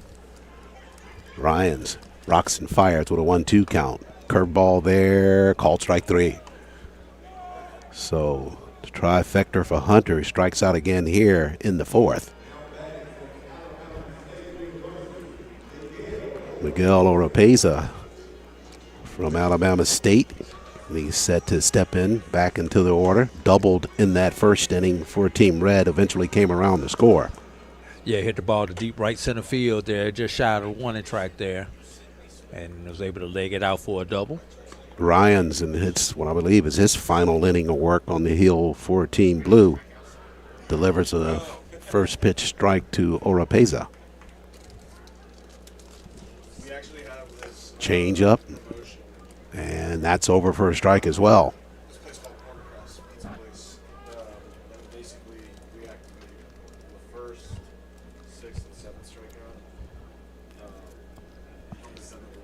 Ryan's going to be followed in that rotation by Chris Nunez from Southern University. Pitch there, inside corner, called strike 3. Boy, Ryan's is just picking those corners, mixing it in with that curveball, and he's doing an outstanding job of keeping these runners, or the batters, off balance. Back-to-back strikeouts there, but we had that in the prior inning from Ryan's. Then he ran into some trouble after a base on balls, and then eventually gave up the 2-run shot to Chandler. So he's been in this spot before where he's been ahead in the inning. It's just got to close it here. But he will have to try to close it against Robert R.J. John Robinson. Yeah, hit a soft liner, hit a soft shot to third base, and he pulls this one. To the shortstop and across the diamond. The throw is true there by Tate, and they retire Robinson and Team Red here in the bottom of the fourth. So we head to the fifth. 6-3 lead. Red team leads it over Team Blue.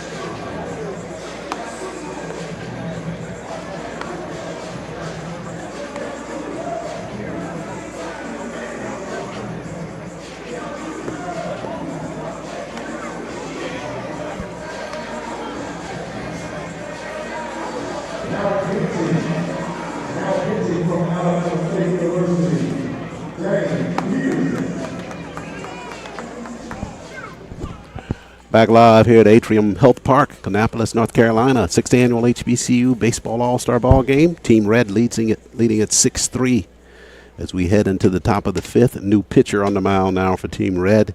It's the sophomore James Peterson from Alabama State University, Summerville, South Carolina native. ERA of 3.52 as he steps into this All-Star Ball Game. 30 appearances on the regular season, 87 innings pitched by Peterson. Armando Jackson had to play flat out to right field his first time up, Charles. He takes the first pitch, swings through that one for strike one. Jackson from Talladega College.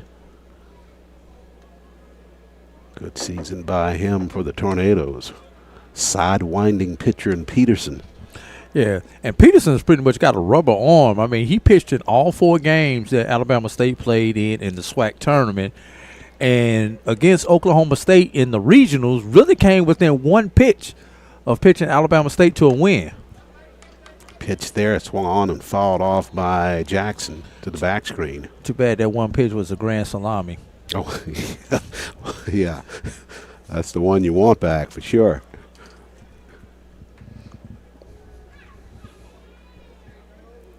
One and two the Jackson. This one fouled off right side. Count even at 2-2 now. And that submarine side arm delivery that he has, it's tough for a batter going through the lineup the first time.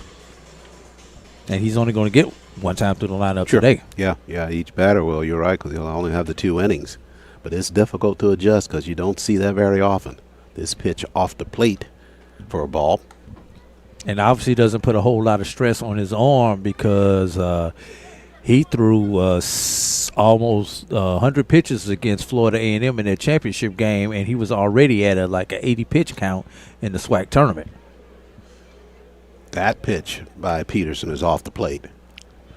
Yeah, it takes a lot of pressure off of your arm if you're doing it with the sidewinding motion.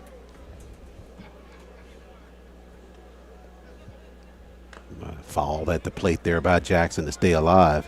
Kind of akin to softball in terms of the way that the pitchers in softball throw it. Not a whole lot of pressure on the shoulder area where most of the injuries as pitchers takes place. Yeah, rotator cuff, elbow. That first one got me out of baseball. That was pre-Tommy John. Absolutely, yeah. I just walked around in pain. Yeah. Put some ice on it. That's what was said as Jackson swings and comes up empty. And Peterson with his first strikeout of the ball game. So that'll bring up Jackson Williams. Jackson Williams, winner of the home run derby here at the HBCU All-Star Classic, presented by Minority Baseball Prospects. He'll step back in. And want to thank our newest sponsor to the Minority Prospects baseball team, Pop Stars Popcorn. I understand that the food suite is in Suite 1, and I'm sure it's going to be populated with some of the Pop Stars popcorn. It's going to be populated with Drew after this half inning. I hear you. Be doing. So you're going to pop off. And a line drive, pop right back up there in the middle. Good piece of hitting there by Jackson Williams. Hit it right back where it came, and he's aboard for Team Blue. Going to get the exit velocity on that swing. Boy, he clocked that one right back up the middle. That'll bring Jaquez Aiken back to the plate. Struck out earlier today, I believe. Well, No, he was hit by the pitch. Hit by the pitch. He was hit by the pitch. And then got caught stealing. So, yes. Yeah, double pain. Swings at that first pitch from Peterson and comes up empty.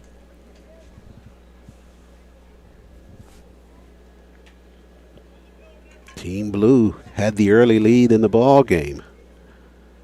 Team Red came charging right back. Want to thank everybody. Want to thank everybody for joining us on MPTV. Make sure you like and subscribe as you follow along here on for this HBCU All-Star game. I want to correct that. It was Team Red that had that early lead in that first inning. They got 3 across in their bottom of that first.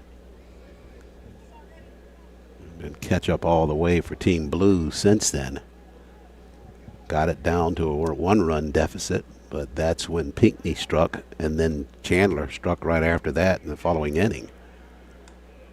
Throw over the first. Top of the 5th.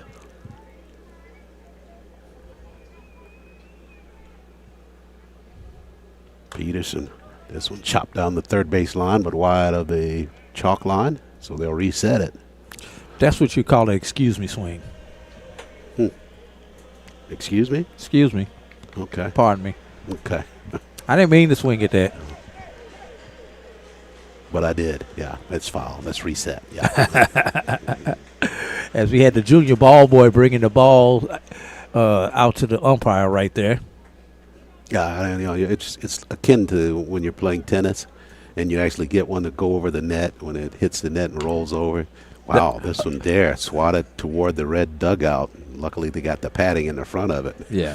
Yeah, when you get it, I think it's called a let, if I remember right. Well, it's you get the point. Yeah, you get the point. But it's not a let. It's just you hit it and it rolled over favorably for you. Yeah. And you're happy that it did, but you're sad. You're trying to pretend that you're sad that the person didn't get a chance to play it.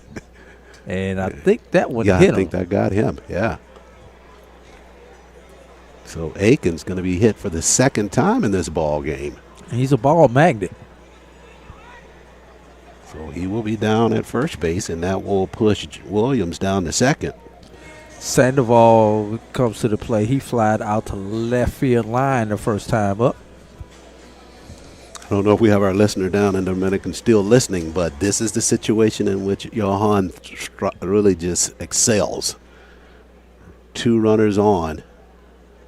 Peterson going to work from the stretch. He'll step off to look back toward second base.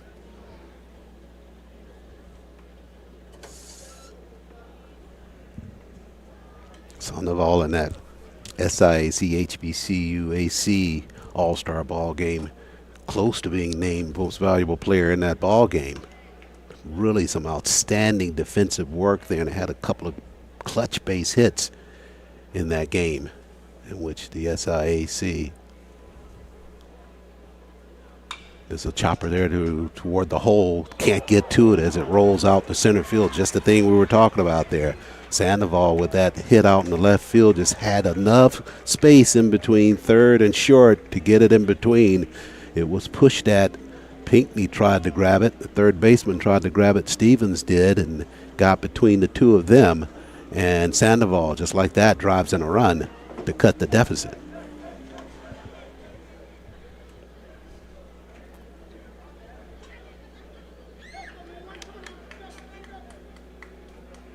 So Jackson Williams scores, and down to second base goes Jaquez Akins. Sandoval parks at first base. Now Jalen Lucky from Southern University flew out to right field earlier in this ball game. So Jalen Lucky, are you feeling lucky?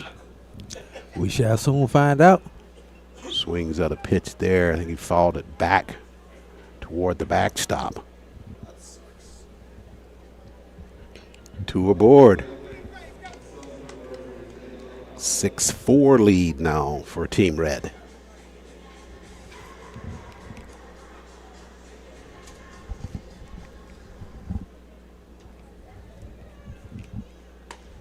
Throw down first base, getting back there behind that throw was Sandoval.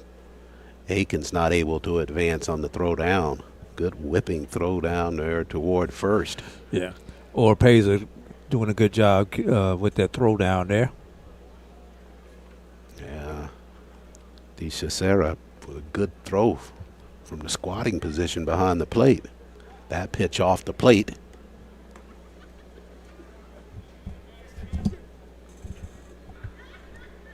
That's Lucky steps back in now.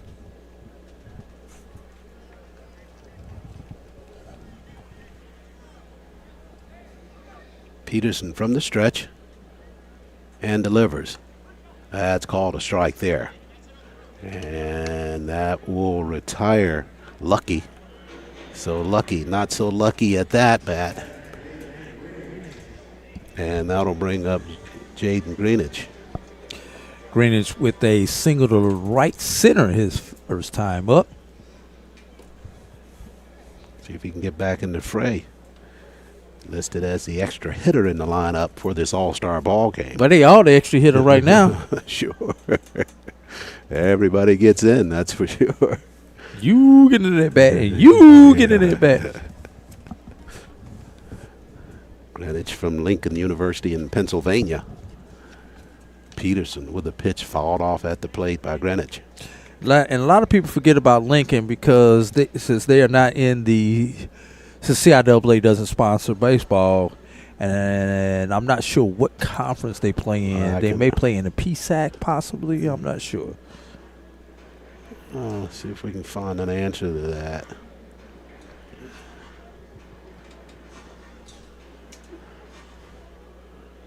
They have that kind of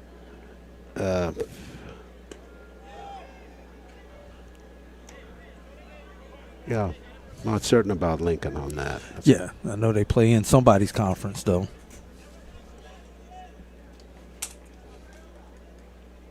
Peterson continuing from the stretch here.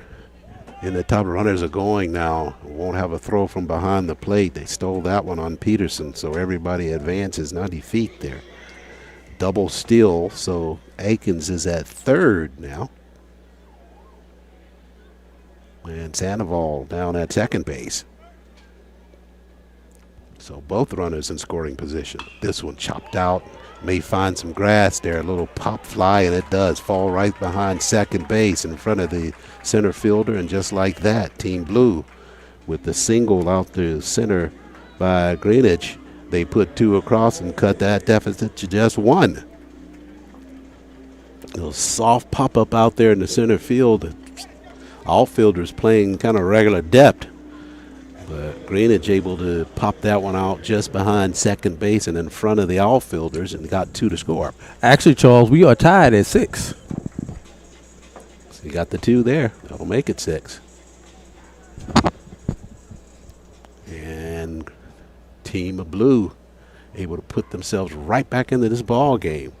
2 down here. A chance to actually see if they can't take a lead, if they can get this runner at first. Greenidge around the diamond. So that's 3 across here in the 5th for Team Blue. Back and forth we go. That pitch off the plate, looked off. Thought the umpire was going to call that one a strike, but did not.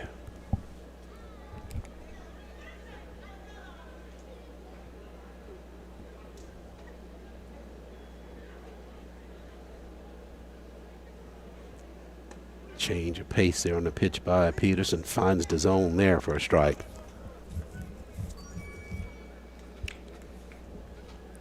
1-2 is your count. Getting at this point of the ball game now, and we talked about it last night, where things get to be a little bit more serious. Yes, sir.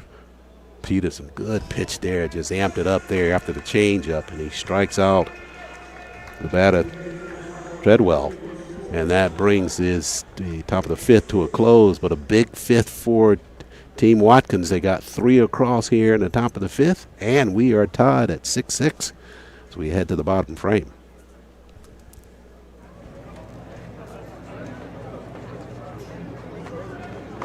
Concord, Charlotte, North Carolina, South Carolina. Y'all know what time it is? It's about to go down. Pop Stars is turning 5, and we're going to have a full-blown anniversary party. We're talking about 5 years of flavor. And 5 years of family. 5 years of the country's coolest corn. I'm talking about popcorn that makes the people dance. This block party is about food, folks, and fun. We're going to be doing giveaways. There's going to be a kid zone. So bring your kids, bring your family, tell your neighbors, repost this in all your Facebook and Instagram groups. This is not the type of energy that you want to find out about after it's already gone. You want to be in this place. Because this isn't just a party. This is a celebration about what God did, what the community helped us build, and where Pop Stars is going next. Mark your calendars for Saturday, 11 a.m. to 5 p.m. Meet us here at Pop Stars Popcorn and come Snack like a star.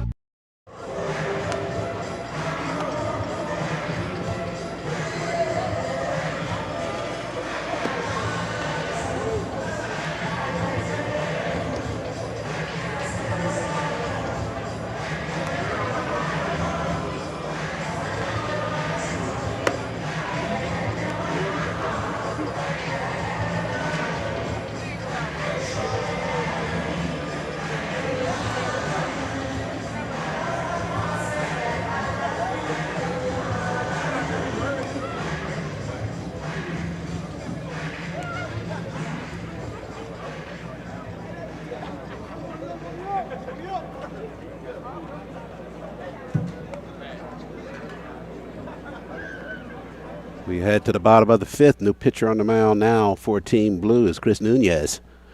Nunez, sophomore from the Southern University at New Orleans. 6'2", 230, 4.16 ERA on the season. Rocks and fires here. Fastball on the corner for a strike. At the plate for Team Red is Nigel Jenkins. Jenkins from Alabama State University. Flew out to right field in the first inning. Nunez set to go right back to work. Ahead in the count, no balls, 1 strike. That one swung on and missed, as Jenkins is trying to catch up with that Nunez fastball.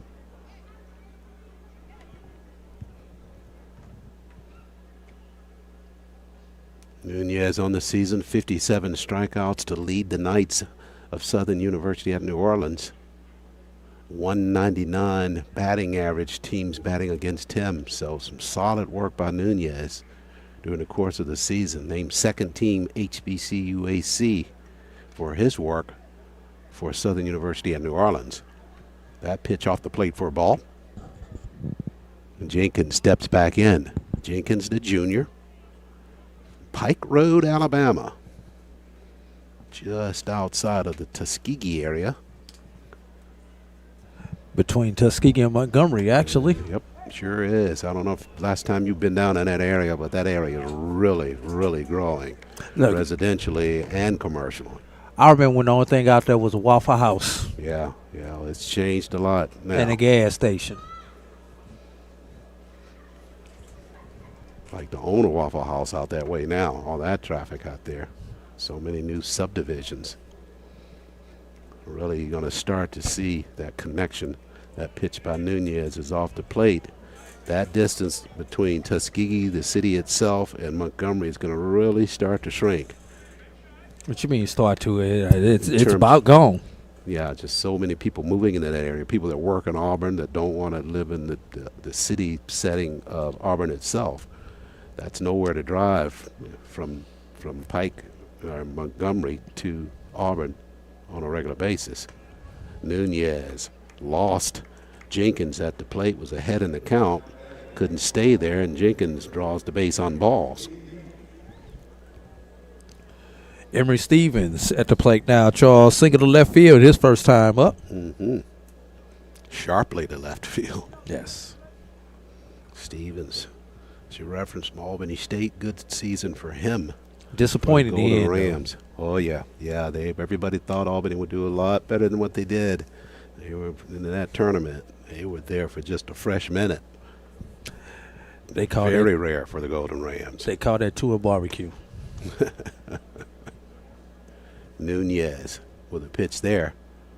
That was taken for a ball by Stevens.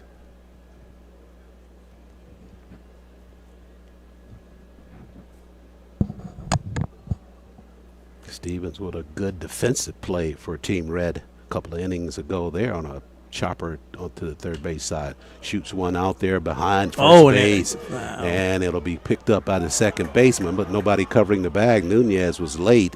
He tried to flip it that way, and it comes up near the Red team's dugout and over to just only able to advance it down to second base was Jenkins on that little cue ball shot that got over the head of the first baseman. And that's going to be ruled a single. Yeah. I don't think there's any question about that hit. Yeah, he didn't touch it. The first baseman didn't. Yeah. And just nobody to throw because the first baseman was off the bag trying to make the catch. And the second baseman covering that way picked it up. Nunez was not able to get the first soon enough. And since the runner only got to the base he was supposed to get to, there was no harm, no foul. There you go. That runner being Nigel Jenkins. So he's down at second, Stevens at first, and at the plate is Joseph DeCesare for the Team Red. Flew out to right field his first time up.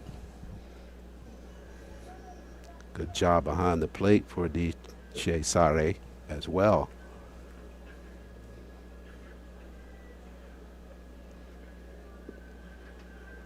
Nunez kind of straight over the top with his delivery. That one missing on the inside part of the plate.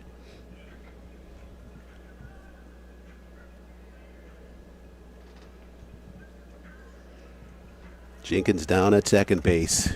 At first is Stevens. And that's over for a strike from Nunez.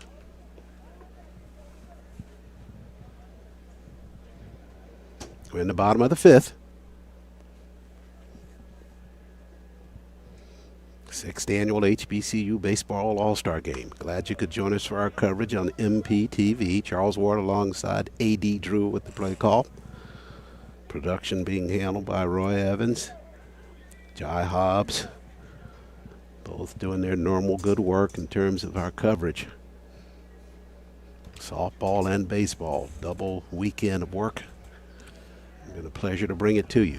Nunez fires, bounced that one up there. Good stop behind the plate. Jackson able to pop out and control that ball. We think that's still Jackson. Yeah, it is. Okay. I know his gait. You know, the hardest one to see is when the catcher subs because they've got the equipment on, so you can't see the number and you can't see the face. Well, one of the reasons you can tell that's him, you can look at all that yellow gear he's got on. Swung on and missed there, trying to reach outside the zone. That time was DeCesare, and he comes up empty for the strikeout.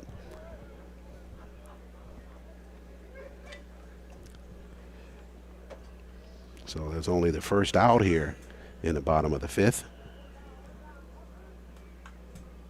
And going back to the top of the lineup here, oh no, beg your pardon, that's Benny Bakar. The shortstop will step in after the strikeout of DeCesare. Yeah. Shallow right field his first time up. Rangy Nunez fires towards home, and that pitch over but low for a ball.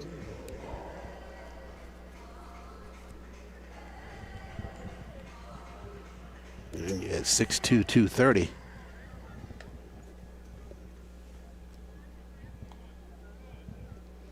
Fires to the plate. This time he finds the plate for the call. Count at 1-1. And we are tied at 6 in the bottom of the 5th.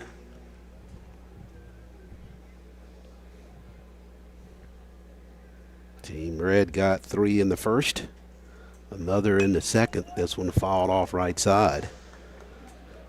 Picked up 2 in the third for their 6 runs for Team Blue. They got 3 in the third and 3 in the 5th.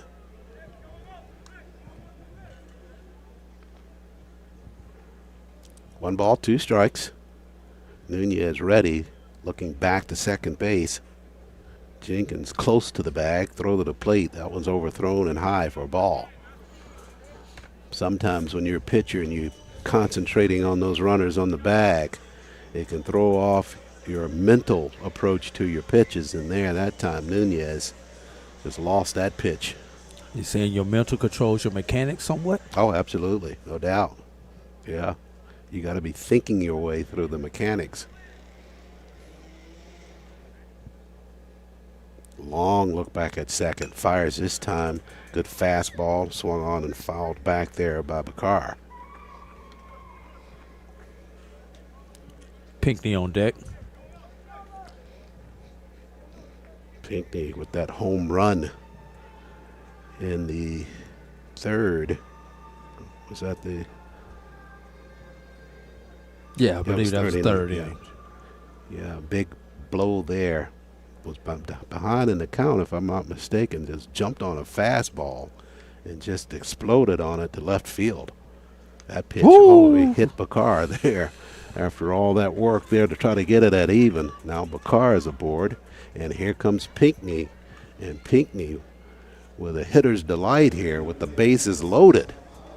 Boy, you know he would like to add to that resume here.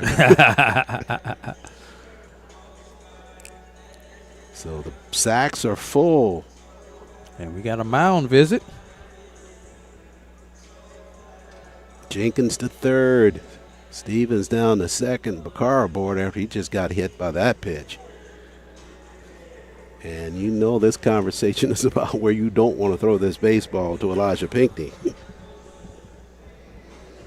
You know, obviously home run's not his forte, but he has such a quick bat, and he is so much stronger than his size would indicate. And you hear, and even hear you to some degree saying, you know, well, okay, he's near the end of his collegiate career and thinking about some other things, but I'm not so sure if baseball as a player is still not in his future. Oh, it is, and he still wants to give the dream, but he's not doing anything until he finishes that degree, is what he has said. Absolutely. Yeah, he's got another year of classwork at Morehouse. Yeah. But yeah. Okay, so the stage is set now. Nunez from the stretch, bases loaded. Pinckney steps in the box. First pitch, that one high in the zone for a ball. But Pinckney, the kind of player that won't really let this situation overshadow his mental approach to baseball. He knows here that a walk is just as good as anything else in terms of scoring another run. Man, this kid lives for moments like this. Nunez to the plate now. This one taken for a strike. A late call there with a chest high on that fastball to make it 1-1. 2 down, bottom of the 5th. Somebody's got to blink here.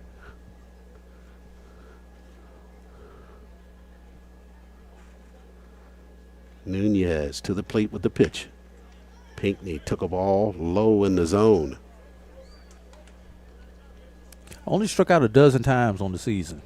Yeah. You talked about it in some of your pregame notes about a lot of these players with just that disciplined approach to batting. He's certainly included amongst those players. Nunez readies. Pitch here. Popped up out into left field. Coming in. Left fielder throws up the glove. Dropped it. I don't know if that's going to be on the transition or not. The runner's making it back. Now they'll have to hurry back over to first base. Pinckney knows that he's out. But we'll wait and see the way they've called this. Now they're saying that he didn't catch it, and now all kinds of chaos going on. So I think we just had a double or a triple. How many outs we needed? It was already 2. It was 1 out. It was 1 out. We just had a double play. So that'll end it, yeah. So that was 7 to 2 to 5. 2. Did they get it at home? Yeah, they got out at home. They got out at home because he never crossed. Right. But I thought somebody ran it up there. Sure. Because he was out in the left field. He threw it back in. So it was a drop. Sure, that's what they're saying. It was a drop. I thought it was more in the transition of the baseball, but they call it a drop. Boy, that's unfortunate. Well, I guess it would have. So that's a fielder's choice. And I'm trying to put this on my iPad. Yeah, see what your iPad tells you on that one. Yeah, I know at least part of it was the 7 to either 4 or 6, then to 5. They threw it to third, and then I think the third baseman ran it to home. We'll figure that out. Meanwhile, the score remains tied at 6 each. So that would have been, had he caught it, just a second out of the inning. But instead, it turns into an ending double play in the most bizarre fashion you could imagine. Drop ball out in the left field with the bases loaded. All of the runners thought that the ball was caught, so they didn't try to advance. And when it was dropped, the left fielder just fired it over to third base and would have gotten an out there because the bases were loaded. And then from there, that would have been the runner coming from second to third. And then he just ran it toward home to step on the plate at home, kind of on a force there at the plate. Boy, oh boy, that'll give you a headache. Meanwhile, Peters back on the mound for Team Red. And Team Blue back to the plate now as we go into the 6th inning.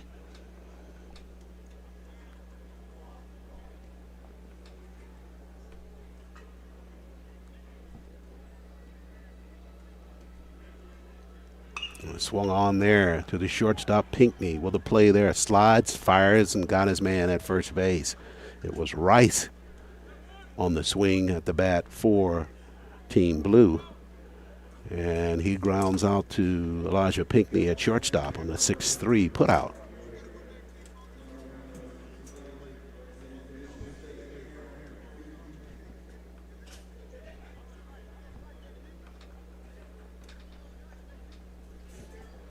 Trying to double check that runner there for Team Blue.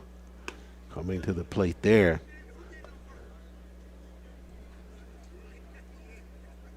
I think that's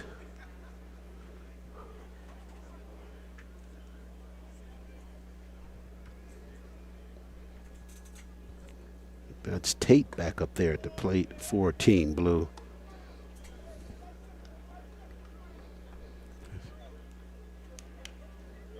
I beg your pardon, that's Cameron Lafitte up there at the plate for Team Blue. Looks at a ball that's off the plate from Peterson.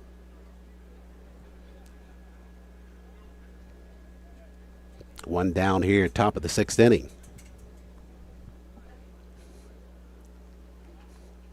This one swung on and fouled off right side.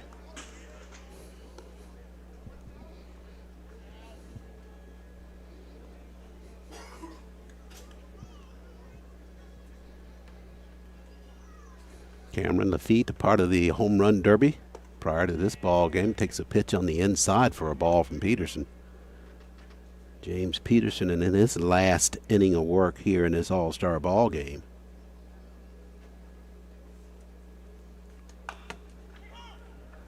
Chopper at third base flip over to first, but it bounced over there and safe, trying to turn for second now. They may have him here at second base on the throw. That's Pinckney, just holds it right there, waiting on him to slide right into it. Lafitte was trying to beat out a ball on an infield hit.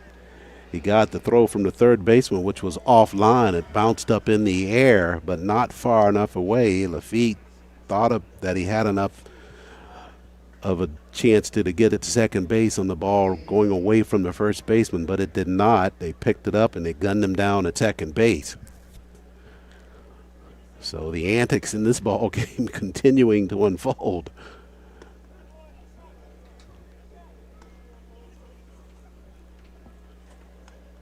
Batting now for Team Blue is Morano.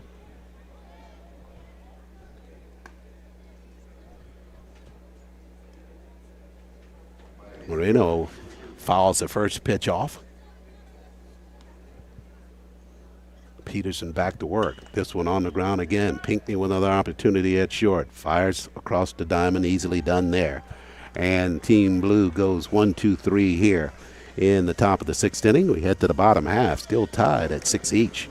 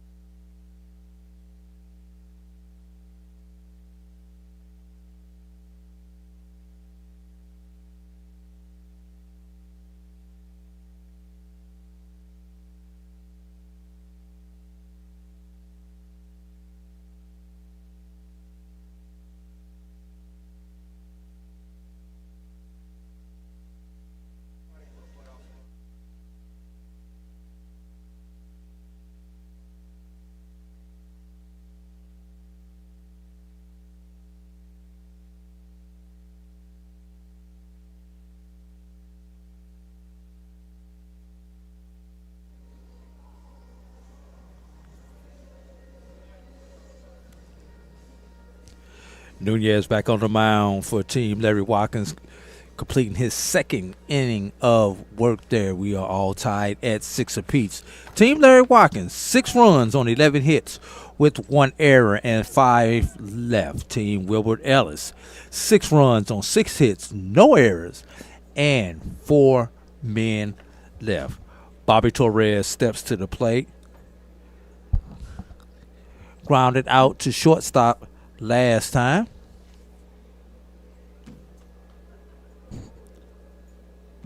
The stretch and the pitch. Called strike 1 on the outside corner.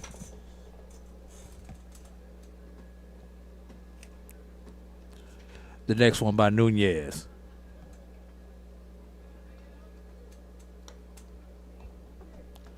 Take it outside for a ball.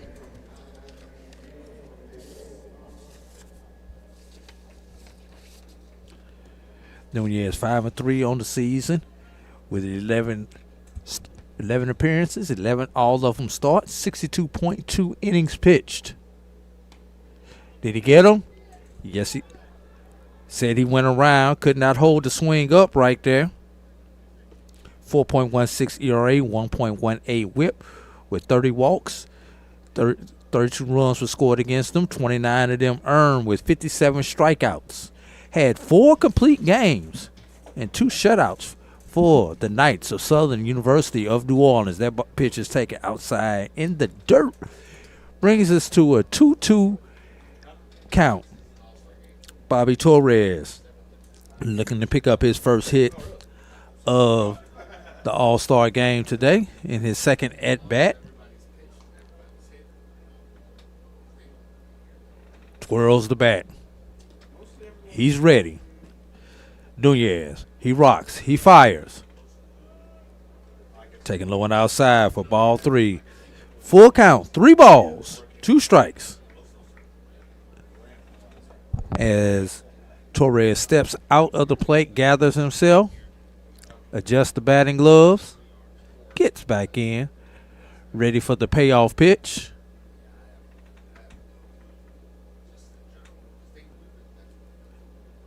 He rocks, he fires. And that is a 4-pitch. That is a walk. Oops, I guess I was off one. That was Johnson, not Torres. So I got him out of order. Why am I not surprised? I was pointing to you to try to show it was Johnson. Yeah. So it's Johnson that's actually down there at first base. And Nunez having some difficulty since he's come into the ball game, keeping runners off the pads. As now at the plate, it's Torres.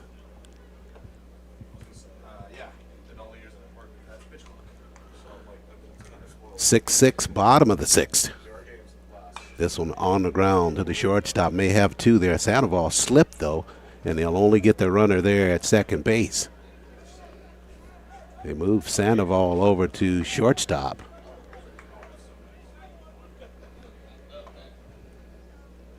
And the surface a little bit wet in those areas. They protect this field extremely well. But there they had it watered early on and just slipping there a little bit, but able to make that throw to the covering second baseman to get the lead runner for 1 down.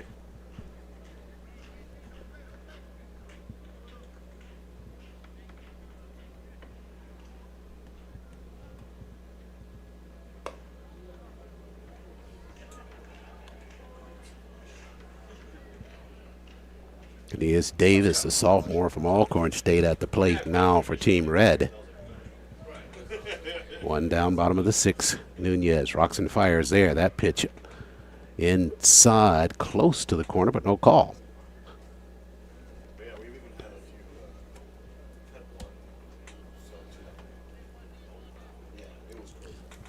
Davis batted .314 on the regular season.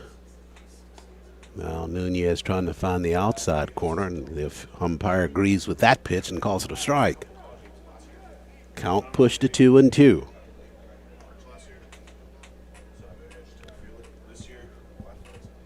Correction, 1 ball, 2 strikes, 2 balls, 1 strike. Runner's going. Bobbled momentarily by Jackson, but he scampers out from behind the plate to pick it up, and not able to advance was Johnson. So now the count at 2-2.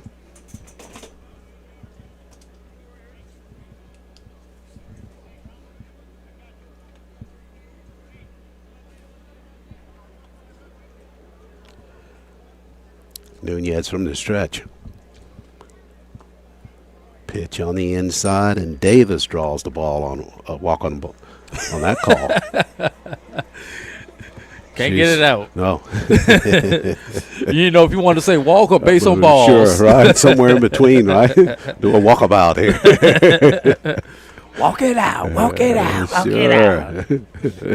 Was the base on balls. So now 2 runners aboard. Back-to-back walks there from Nunez. Aaron Shivers should be our batter here. Throw to third. Got him there at third, I believe. Yeah, they do. Good throw again from behind the plate. Just popping out there is Jackson. Just threw a dart down there to third base.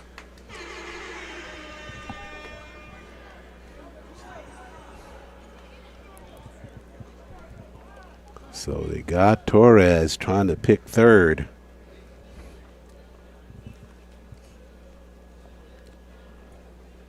Pitch was a strike. So 2 down here in the bottom. Low pitch dug out of there by Jackson. Have we really had a stolen base when the catcher actually threw the ball? I think we did have one earlier. Okay. It was a high throw. Had to be one. Yeah. I mean, it hasn't been too many. Swung on and missed there. Good pitch there from Nunez up in the zone. Shivers trying to catch up with that, late on it.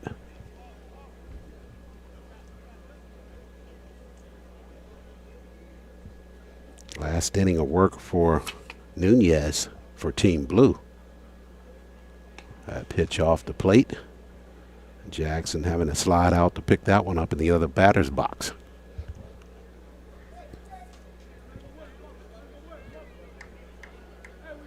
Talking about Talmadge Davis, he's next in the rotation for Team Blue.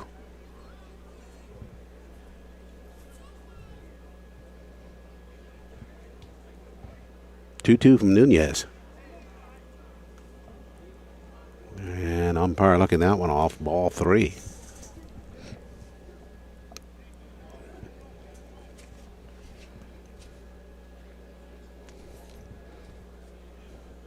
Full sunny day here in the Kannapolis area. It's turned to full night. There's Nunez. Walks another batter.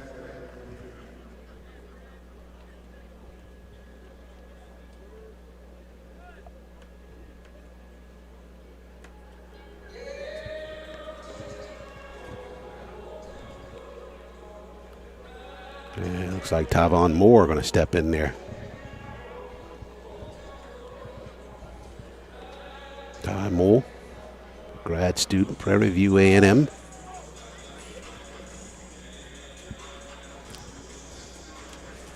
Chance to do some damage here with 2 out. Base hit can score a run for Team Red.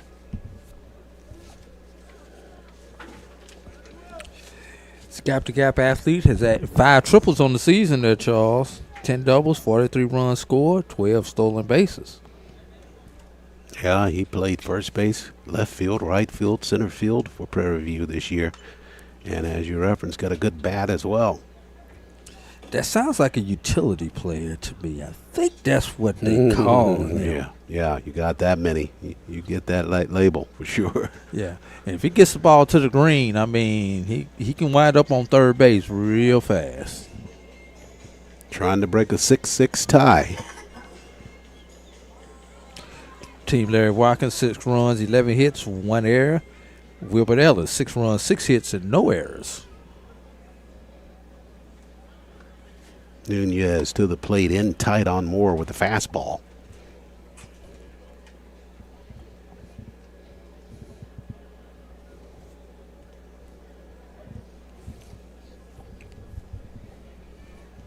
See if this be the inning that the Red breaks the scoring.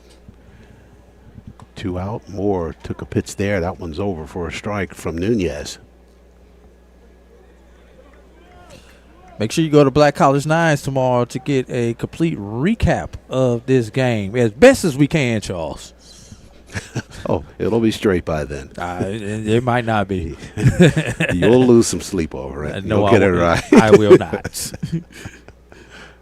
Chopper there to the shortstop. They let the runner by there, and it's bobbled by Sandoval. Nowhere to throw the baseball. That's going to be ruled a hit also because he had no player at first base. Well, that'll retire that inning, though. That was the last batter in that sequence, as we talked about before. They got a break there because that was the last batter to come up to bat by rule. So it remains tied at 6 as we go to the top of the 7th now. On that ground ball, and under the ordinary circumstances would have been a really good situation for Team Red, but instead they go back on the defense, and Team Blue set to come to the offense, tied at 6 each.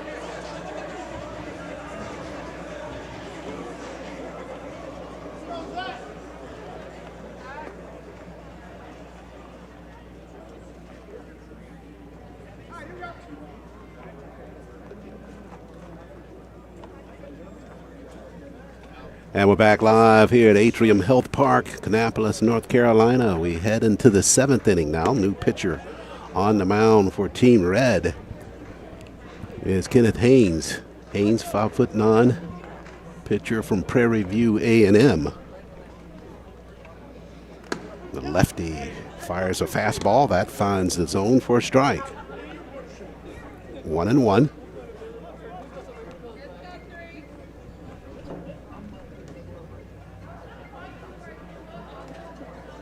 Haynes this time tight on the inside with a fastball.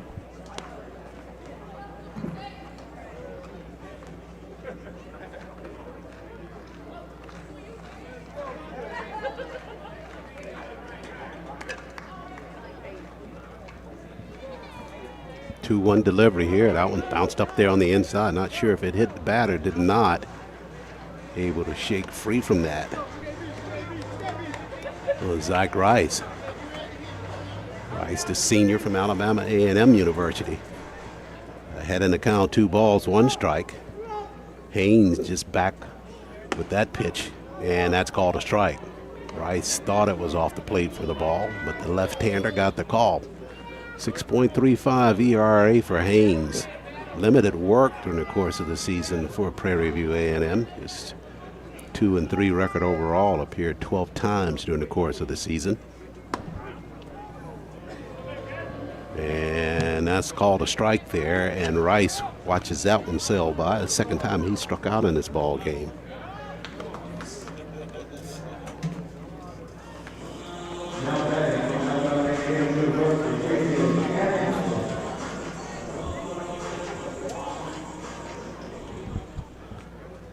So 1 down here, top of the 7th. Shiveling and moving those knees out of the place is A.J. Anderson. Thank you.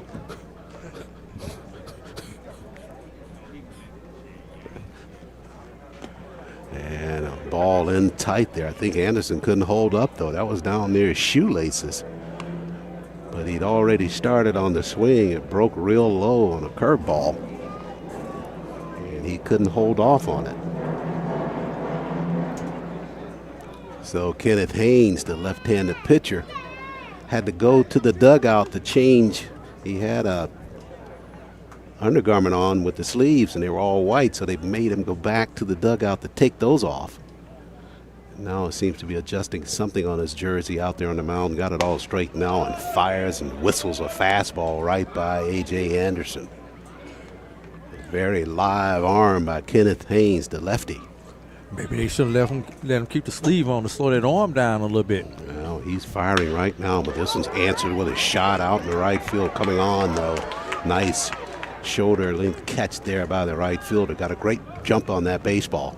Headed towards center field. It was hard hit ball by Anderson, but equal to that challenge. Out in right field. I believe that's Ryan Hunter still out there for Team Red. But we'll check that in a moment. A great play out there in right field nonetheless.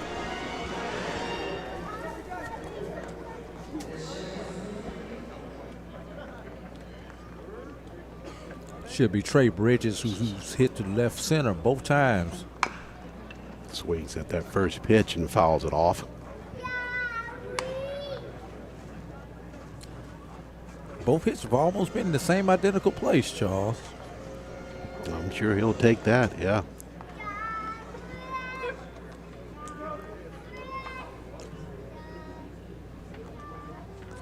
Haynes again. That pitch missing on the inside.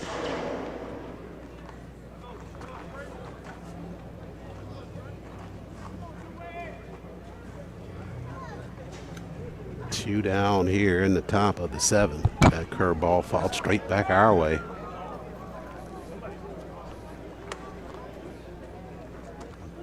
Great to get a souvenir. Foul ball up this way. Well, I don't get caught in the grill with it. I don't need a souvenir that bad. I got plenty of baseballs in my closet. Ooh, up near the ear level with that pitch was Haynes.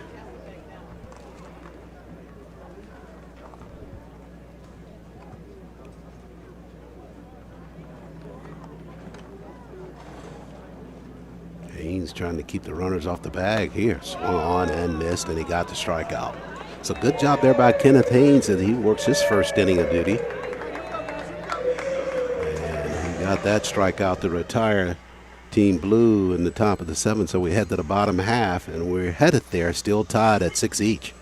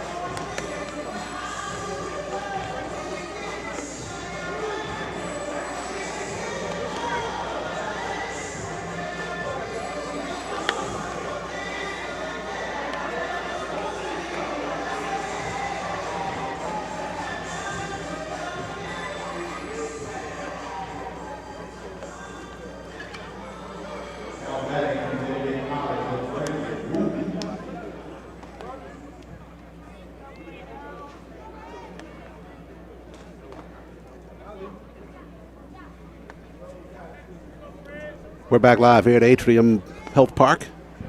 We head to the bottom of the 7th, still tied at 6. New pitcher on the mound now for Team Blue is Talmadge Davis.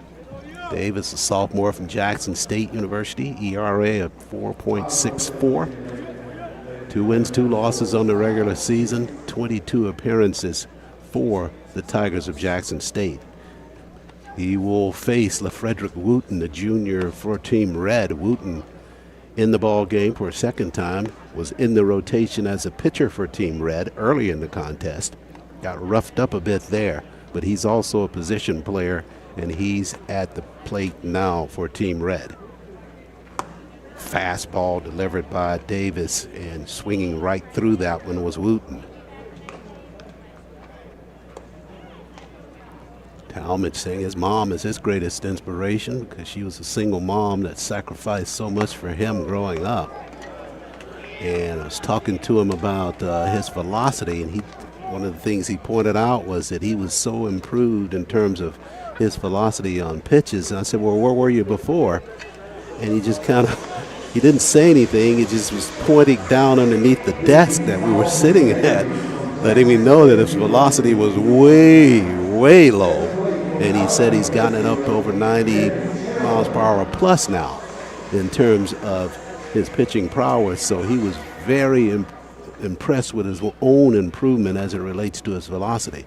Not sure if he got a pitching coach to help him out in terms of some of the physiology of becoming a more maximum pitcher in terms of your speed, but was really pleased with the way his increase has taken place on the speed of his pitches. Popping leather here on a pitch that's in tight for ball one. Ball two that time on the pitch from Davis. That one's on the inside. So one down, and he's behind in the count. 2 balls. Now he gets the pitch on the corner called a strike, and that'll make it 2-1.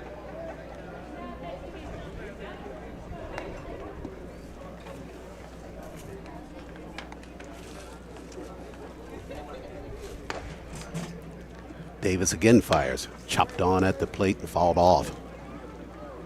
This is Chandler batting back in that rotation for Team Red. Chandler got that big home run to give Team Red a lead momentarily, but it didn't last very long.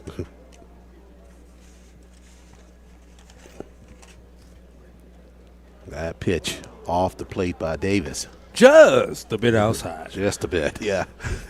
Parking lot. Charles, we got to get a run sooner or later. Well, this is an all-star game. May not have to get one. We just got to get to the right number of pitchers or the right number of innings. They can finish tied. And that pitch off the plate for a ball. So Chandler takes a walk. And Davis takes a walk around the mound after delivering that ball.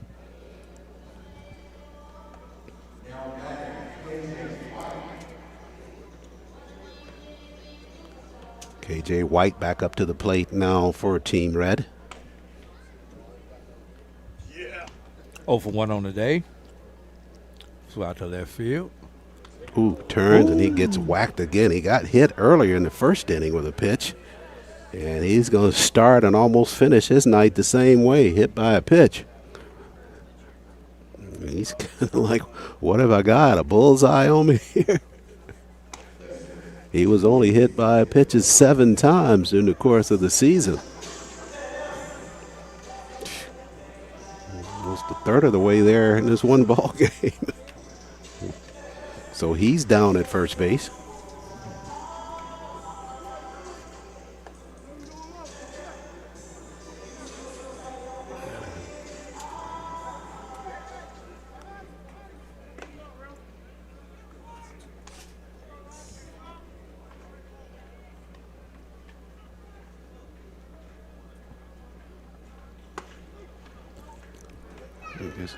Is this Hunter there at the plate now for Team Red? So Hunter back there at the plate. 0 for 2 on the day.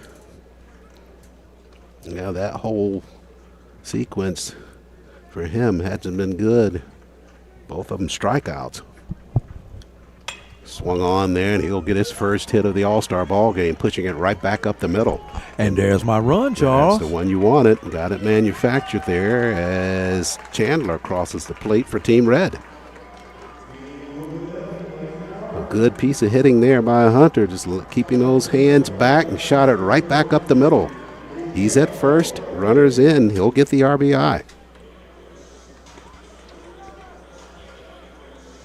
Not sure if K.J. White hobbled down the second base or not after being hit by that pitch before. But he got in cleanly on that single out to center field.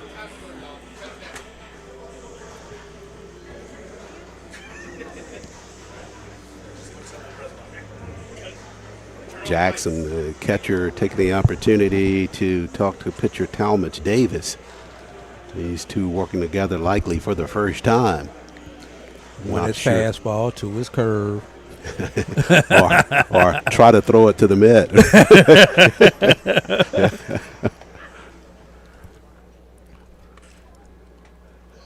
And this is Oropeza back at the plate now for Team Red. Chance to add to their lead. Takes a pitch up in the zone for a ball.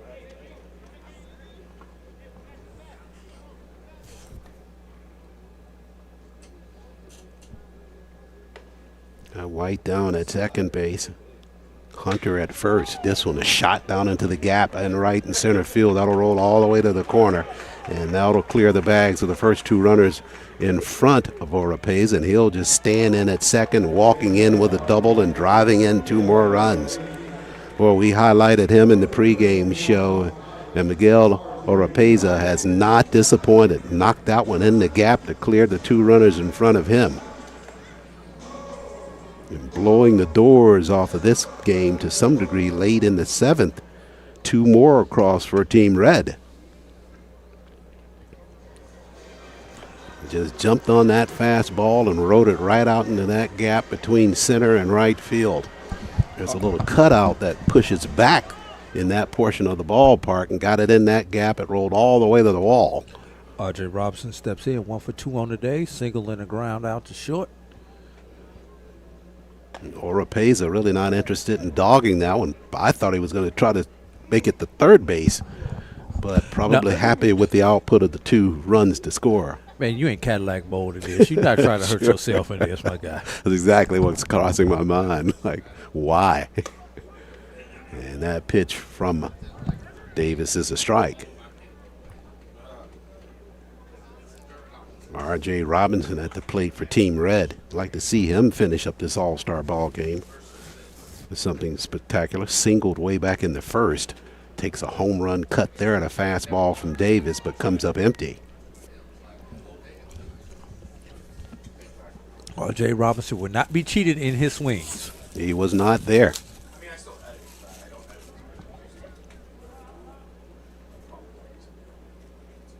Davis to the plate. Robinson reaching for that pitch, and he strikes out there on a ball that was out of the zone. So R.J. retired on the strikeout. And that'll bring Nigel Jenkins back to the plate from Alabama State.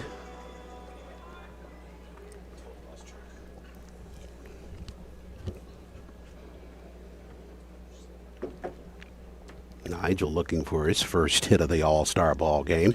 0 for 1, but he's been on base twice. Yep. Reached on the air and walked. 7-6 lead now for Team Red. Should be 9-6. 9-6, beg your pardon. Yeah, that's I think they got an extra two run more on that board yeah. over there. They got two more they picked up over there. Yeah. That's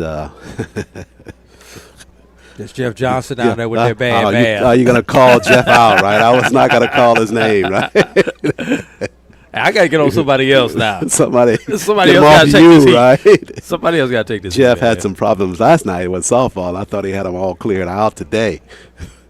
But, yeah, Jeff with so many responsibilities, filling in wherever he has to. Yeah, but he's got a lot more support here with fixing that scoreboard because they've got a lot of the Kannapolis staff is here working with us today. Yeah, I've seen them in those blue shirts. And striking out there on that pitch was Jenkins. So Davis finally gets to come off the mound for Team Blue. But it's a really big inning for Team Red in this seventh. They push 3 across here to extend their lead to 9-6 over Team Blue. 9 runs, 9 hits, no errors for Team Ellis. Team Watkins, 6 runs on 11 hits with 1 error. Watkins, 5 men left. Ellis, 8 men left. A lot of traffic on the bases, that's for sure. I think we may have a new catcher in the ball game for Team Red. See if I can see if these binoculars are working. Still looks like that's 13. No, I don't think No. that's still not. That's not Disha. Sorry. Is that RJ? Oh no, it's definitely not RJ. It's like 18. If it's 18, it's going to be Camden Matthews, but he's listed more as a pitcher. You know, they switched jerseys with he and Peterson, but let's see who that might be. Unless he has, they may be borrowing gear from each other down here too. Yeah. Because those definitely look like Robinson's shins. But that's 18, because it's no longer 13, correct? No, I don't think it's Cesare. That looks just like a different body frame, but it could be. We're going to leave it as is. Yeah, because that's about the closest we can find in terms of the numbers on the roster. That throw looks like his for sure. Yeah, we could definitely see that there's Robert Tate coming to the plate, who's 2 for 2 on the day with 2 singles. It's not Torres back there, is it? 10?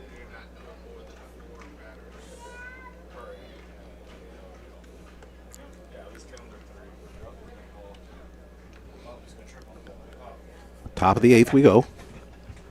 9-6 lead for Team Red.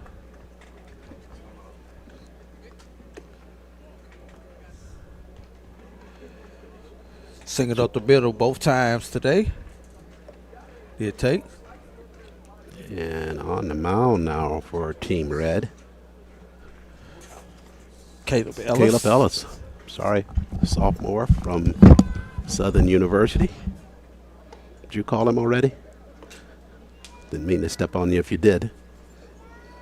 But Ellis taking over. 1 inning of work there by Kenneth Haynes. 1 year, we're going to get you to turn the microphone down when you pull it off. Everybody, just so you understand, there is a sensor, there's a motion sensor on the lights, and about every 5 minutes this thing goes off, so either Charles or myself have to get up and go flip the switch on the wall. And I just forgot to. That's okay. Everybody, mute my mic on that one. Everybody, and as everybody knows by now. And there they go. I think we're trying to get some help from Rolf inside to see if he can get it on to stay on. You have to dig very, very deep to find something wrong with this ballpark. And we found it. Just that one thing in terms of the booth with the motion light. No override on the lights. And they had them taped when we came in, so I was thinking, okay, well, maybe something's wrong with the switch, and they just want you to touch it. And Rolf was saying, no, you got to hit the motion button underneath. And that's what got us into this. And what has let's see, what has Robert Tate going right now is the fact that he just struck out. Yeah, good pitch there from Ellis to do so.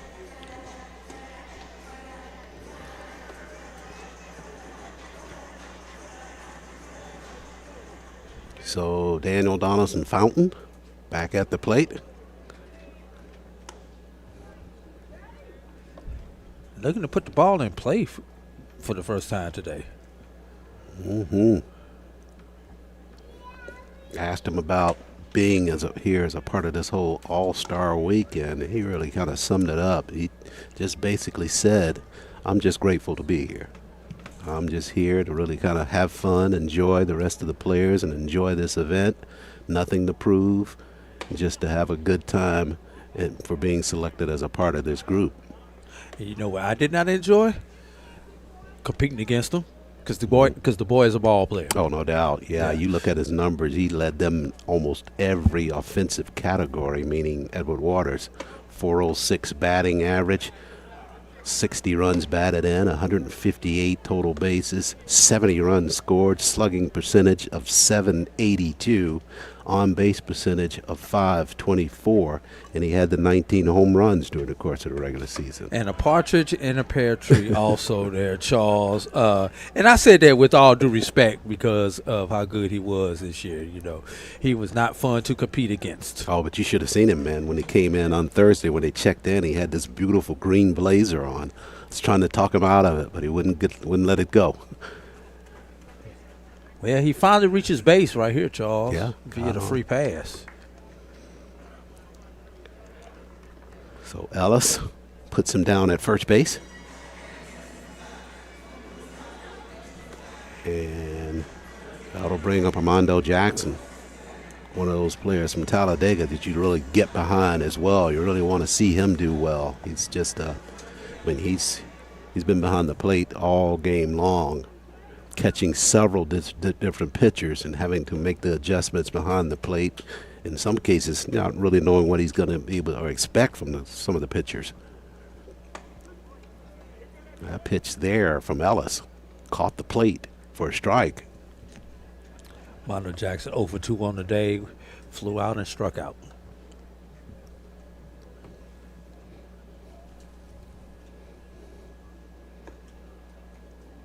Swings at a pitch, they throw it back down to first base, and they got Daniel Donaldson Fountain coming back. How about that snap throw from DeCesare from behind the plate? Fountain was leaning, trying to get back in there, but he was swiped off the bag with a good throw from behind the plate. Both of these catchers have done an outstanding job in this All-Star ball game. You're not supposed to be doing that to all-stars. Oh, everybody just that one level below this level of intention that you would normally give it, especially late in the ball game. Kind of relax a little bit. Nobody's going to throw down here. You got the Ferrari on, and you got Cadillacs on the bases. Oh, boy. I like the automotive comparison. Good change up there by Ellis. Got Jackson way out front of that change up and struck him out. And so if you're going to do some comparisons, that was a little bit of Bugs Bunny on that pitch. City Rabbit, right? 9-6. Your score, we'll head to the bottom half.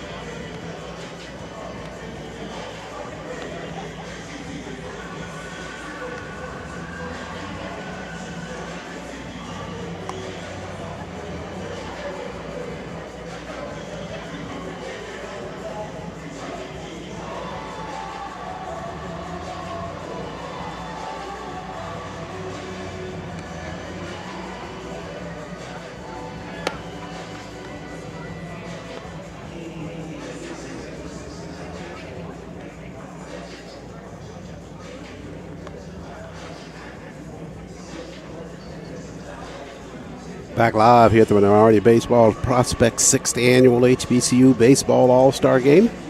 We're live from Atrium Health Park in Kannapolis, North Carolina. MPTV, Charles Ward alongside A.D. Drew with the call. We push our way into the 8th inning here of this All-Star Game. And on the mound for Team Blue now, it's Malcolm McKay, the freshman from Dillard University.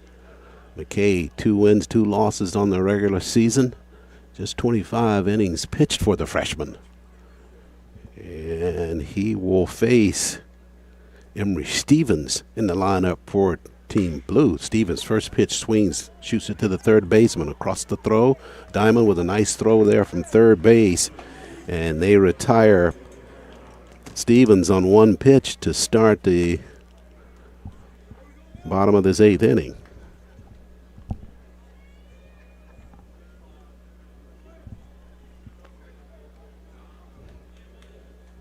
That'll bring up the catcher now, Joseph DeCesare.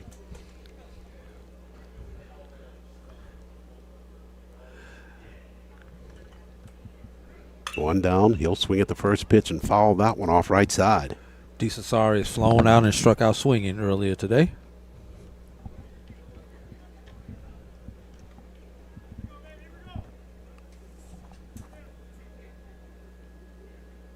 So behind in the count now, it's even after that ball's thrown out of the zone by McKay.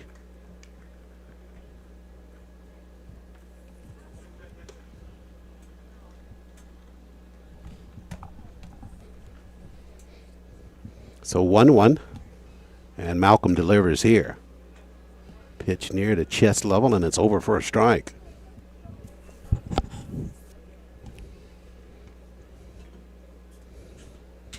(9-6) lead for Team Red over Team Watkins. Wilbert Ellis, the namesake for Team Red. McKay rocks and fires here. This is swung on and fouled back by DeCesare.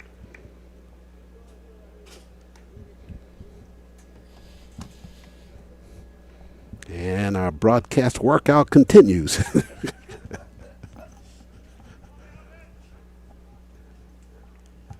McKay with the pitch there in the dirt. Swung on, missed by DeCesare to have to throw him out, and they do that down at first base. So 2 down here in the bottom of the 8th inning. And I remember to mute my mic this time. Oh, see there? Didn't take you long, all but 8 innings. It's been fun working these games. So let's when we get a sec, well, we'll talk about it between these half innings. McKay trying to send us there. Pitch at the corner, just off the plate for a ball.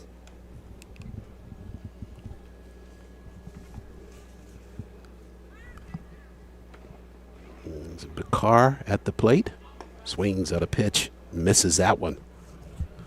Slider working away from Bakar on the pitch there from Malcolm McKay.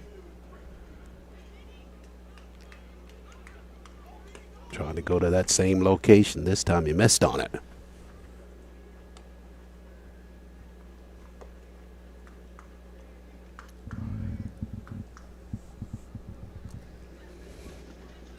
Trying to backdoor on that slider. This one fouled off at the plate again. Normally you're trying to push that slider into the batter, making it work down near its shoestrings or below the knees.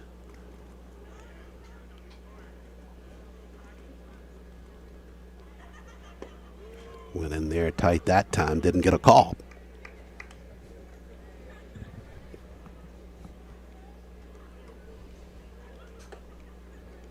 Sixth annual HBCU Baseball All-Star Classic coming to a close. Swing and a pitch there, and he missed on the pitch from McKay. So McKay strikes out Bakar to end the bottom of the 8th, and we head to the final frame.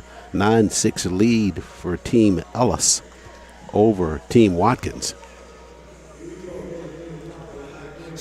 So while we got a moment, Charles, let's recap today. And the winner of the fastest person, do we remember? That was so long ago.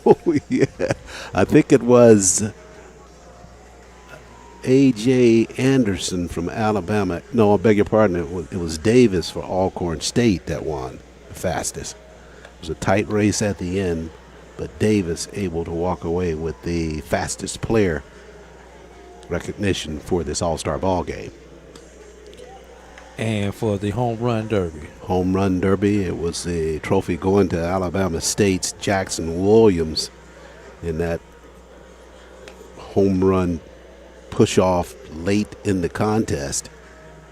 That Williams got a couple of bombs late in his last attempt to win that. Got that final home run and just still had some time left on the clock, but after he knocked it out to left field, just stopped at that point because he had enough points to win it. Yes. So some of the earlier activities going on here as a part of the All-Star Day. And the fastest runner going to Kneas Davis and Jackson Williams winning the home run contest. And right now, the way things are standing at this point, it's going to be Team Red, if they can close things out here, to carry home the All-Star win. New pitcher on the mound for Team Red.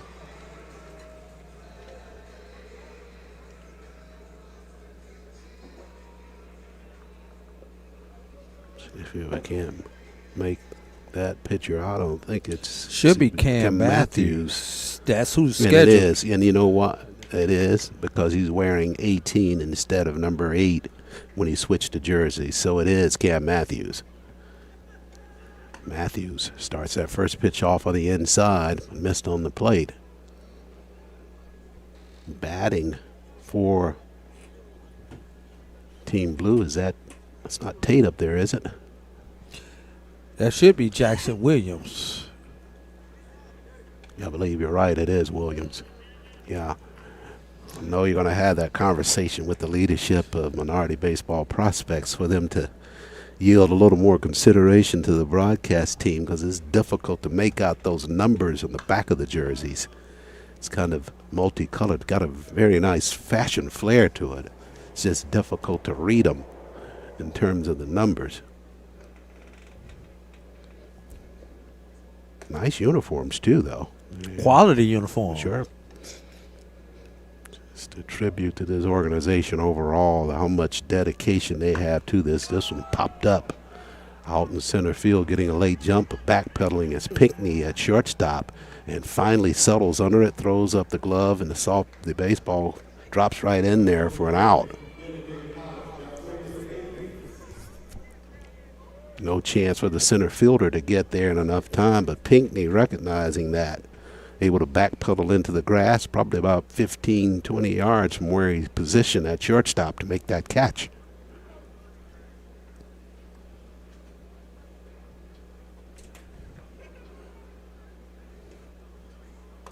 A pitch at the plate by Matthews. I give him a little bit of attention here, the grad student from Alabama State. ERA of 4.08 during the course of the regular season. Good pitch there by him, but no call from behind the plate. Atkins has been hit twice today. Yeah.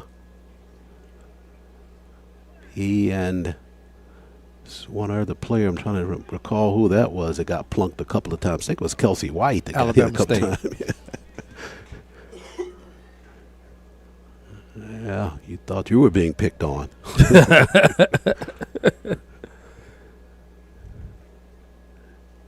This one swung on wide of first. Way out in front of that pitch.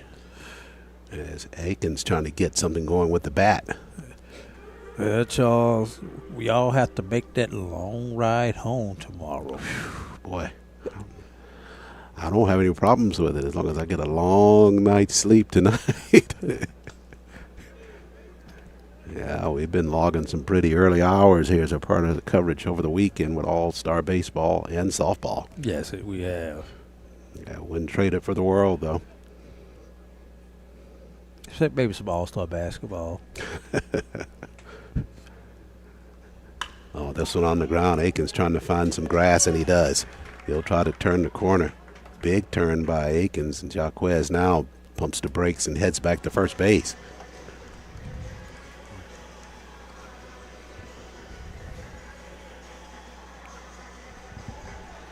Trying to see who that Sandoval was out at second base, who that ball scooted past.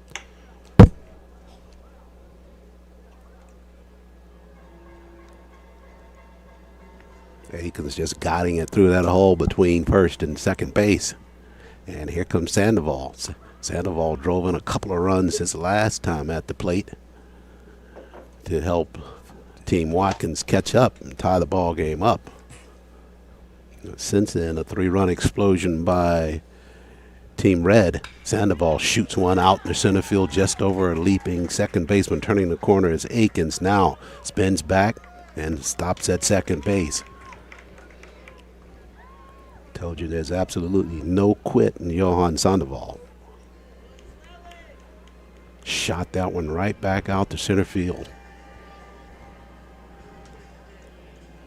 And boy, with 2 outs here in the top of the 9th. Edwards trying to see if he can, Matthews that is, trying to see if he can close the door. But Team Blue not going quietly into the North Carolina night so far. 2 down from the stretch. Matthews looks toward home. Pitch is on the corner for a strike.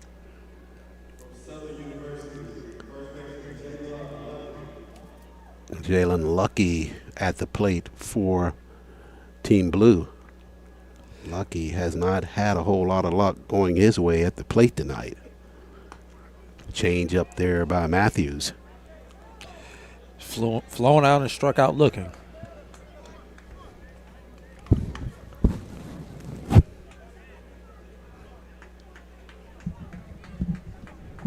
Down in the count now. No balls, 2 strikes. Hesitant to say that this is the last strike for Team Blue. If they don't get something going. Can I tell you the bad news, Charles? Oh. After I flip this light back on. There's some news there. That one shot out toward the gap, trying to run it down, and doing so as a center fielder. Had a long way to run. Aikens going to tag, and he'll go over to third base. So I know some kind of news you're going to share with me that this is not that out was not the end of regulation play. Yeah, unfortunately, we still, because this is an all-star game, we still have to play the bottom of the ninth. Okay. Yes.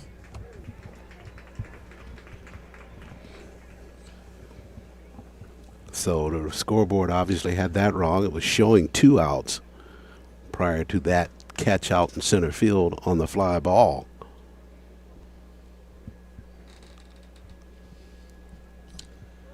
Runner going. Fake on the throw there. They'll let him have second base. Jaden Greenridge, 2 for 2 on the day with 2 singles, both of them to right center field. Yeah, hard hit balls too. Recalling those by Greenridge. Is it 1-0 or 2-0? It is. Was that called a strike there? That was called a strike on that So pitch. Should be 1 and 2.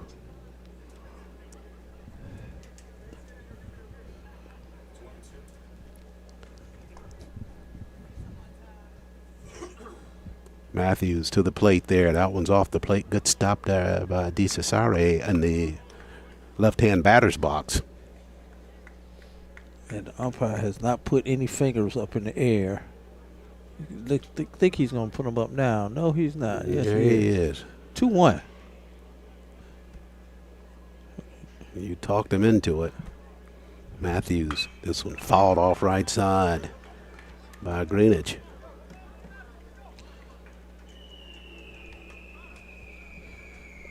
So we are 2-2 with 2 outs. Scoreboard's a little off on the. The actual runs there. 9-6 tally in favor of Team Red.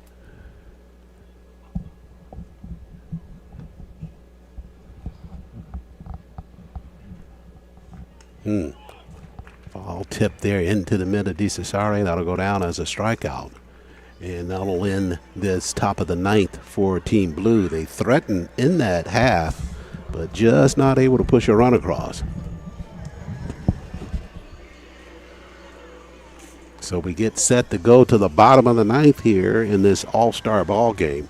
And as you heard my broadcast partner A.D. Drew say, that because it's an all-star ball game, they have to play the entire 9, including if the home team is leading going into the ninth.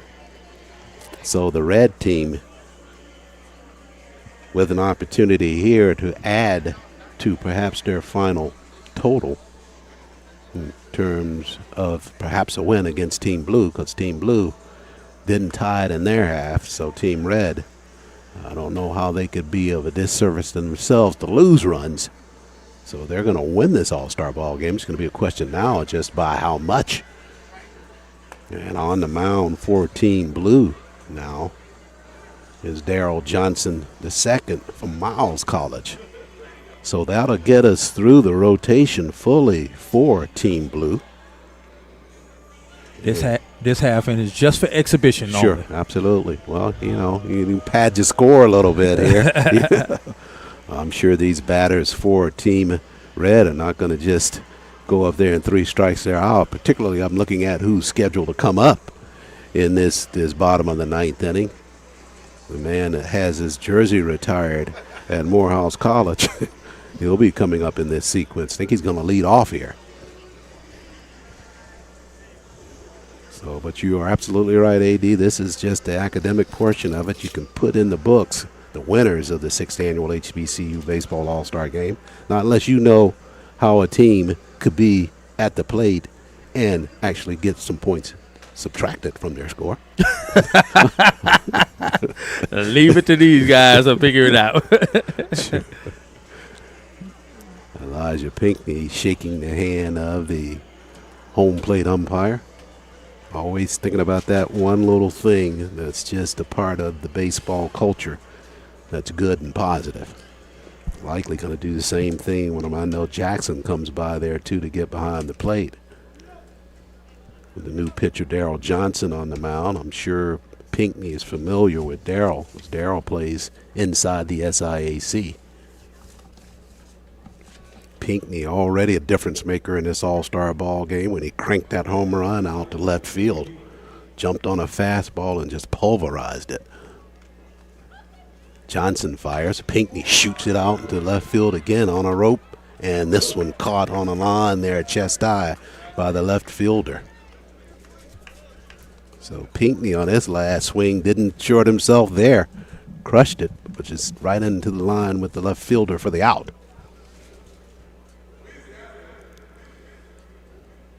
Coming to the plate now for Team Red. Looks like that's going to be Terrell Johnson. Yeah, the grad student from Alabama A&M.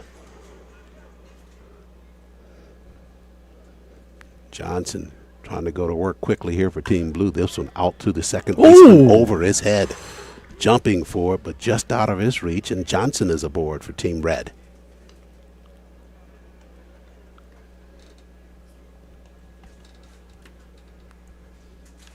Like it needed to be about another half inch taller there. Could have gotten that one.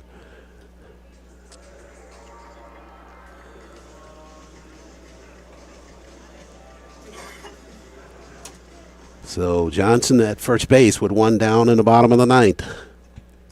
Team Red with the 9-6 lead. And a pitch by Johnson. Over but low for a ball.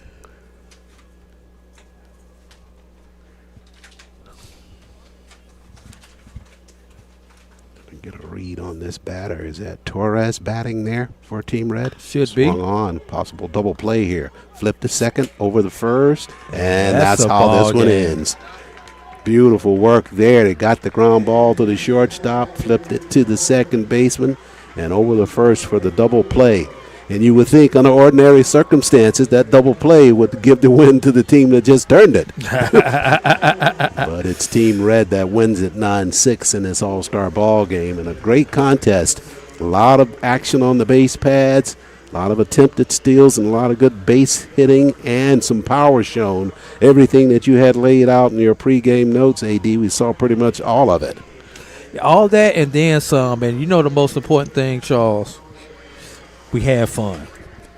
Yeah, that's what these games are all about. That's exactly what this is about. No one got hurt, and we had fun, Charles. Indeed. And back to the words of Daniel Donaldson Fountain for Team Blue. He said, that's the reason I'm here, is just come out and have fun. And that's what we're here for, to showcase this wonderful set of talent, both yesterday in terms of softball and tonight with baseball action, starting with the fastest runner, then the home run derby, and here inside the All-Star contest as well. Just an all-around good show for minority baseball prospects who continue to put out the word and continue to try to support these student athletes at HBCUs and to cultivate a culture in which baseball is available for everyone and to try to get past some of the obstacles for people participating in this sport more fully. That's that mission of minority baseball prospects, and they do it extremely well. I want to thank our sponsor, our newest sponsor, Pop Stars Popcorn, for joining us as a sponsor with minority baseball prospects and this all-star ball game. If you're out there and you have a business and you want to support a worthy cause, I can think of nothing better than supporting this push to continue to have baseball available to minority individuals that really want to get into the sport and maybe finding it a little bit difficult with some of the challenges. This is a great way for you to support that kind of cause. As you take a look at the players down there all gathered for the photo op at the end of this ball game, take a look at some of the highlights that'll take us out for our coverage throughout this all-star contest. Chance for us to thank everybody involved with our production of our coverage on MPTV, starting with producer-director Roy Evans. Jai Hobbs has been right there at Roy's side throughout the last two ball games, just working real hard with a lot of the graphics you see and a lot of the camera work. Good job by Jai, and just know his future is going to be extremely bright as he continues to stay in this portion of the broadcast industry.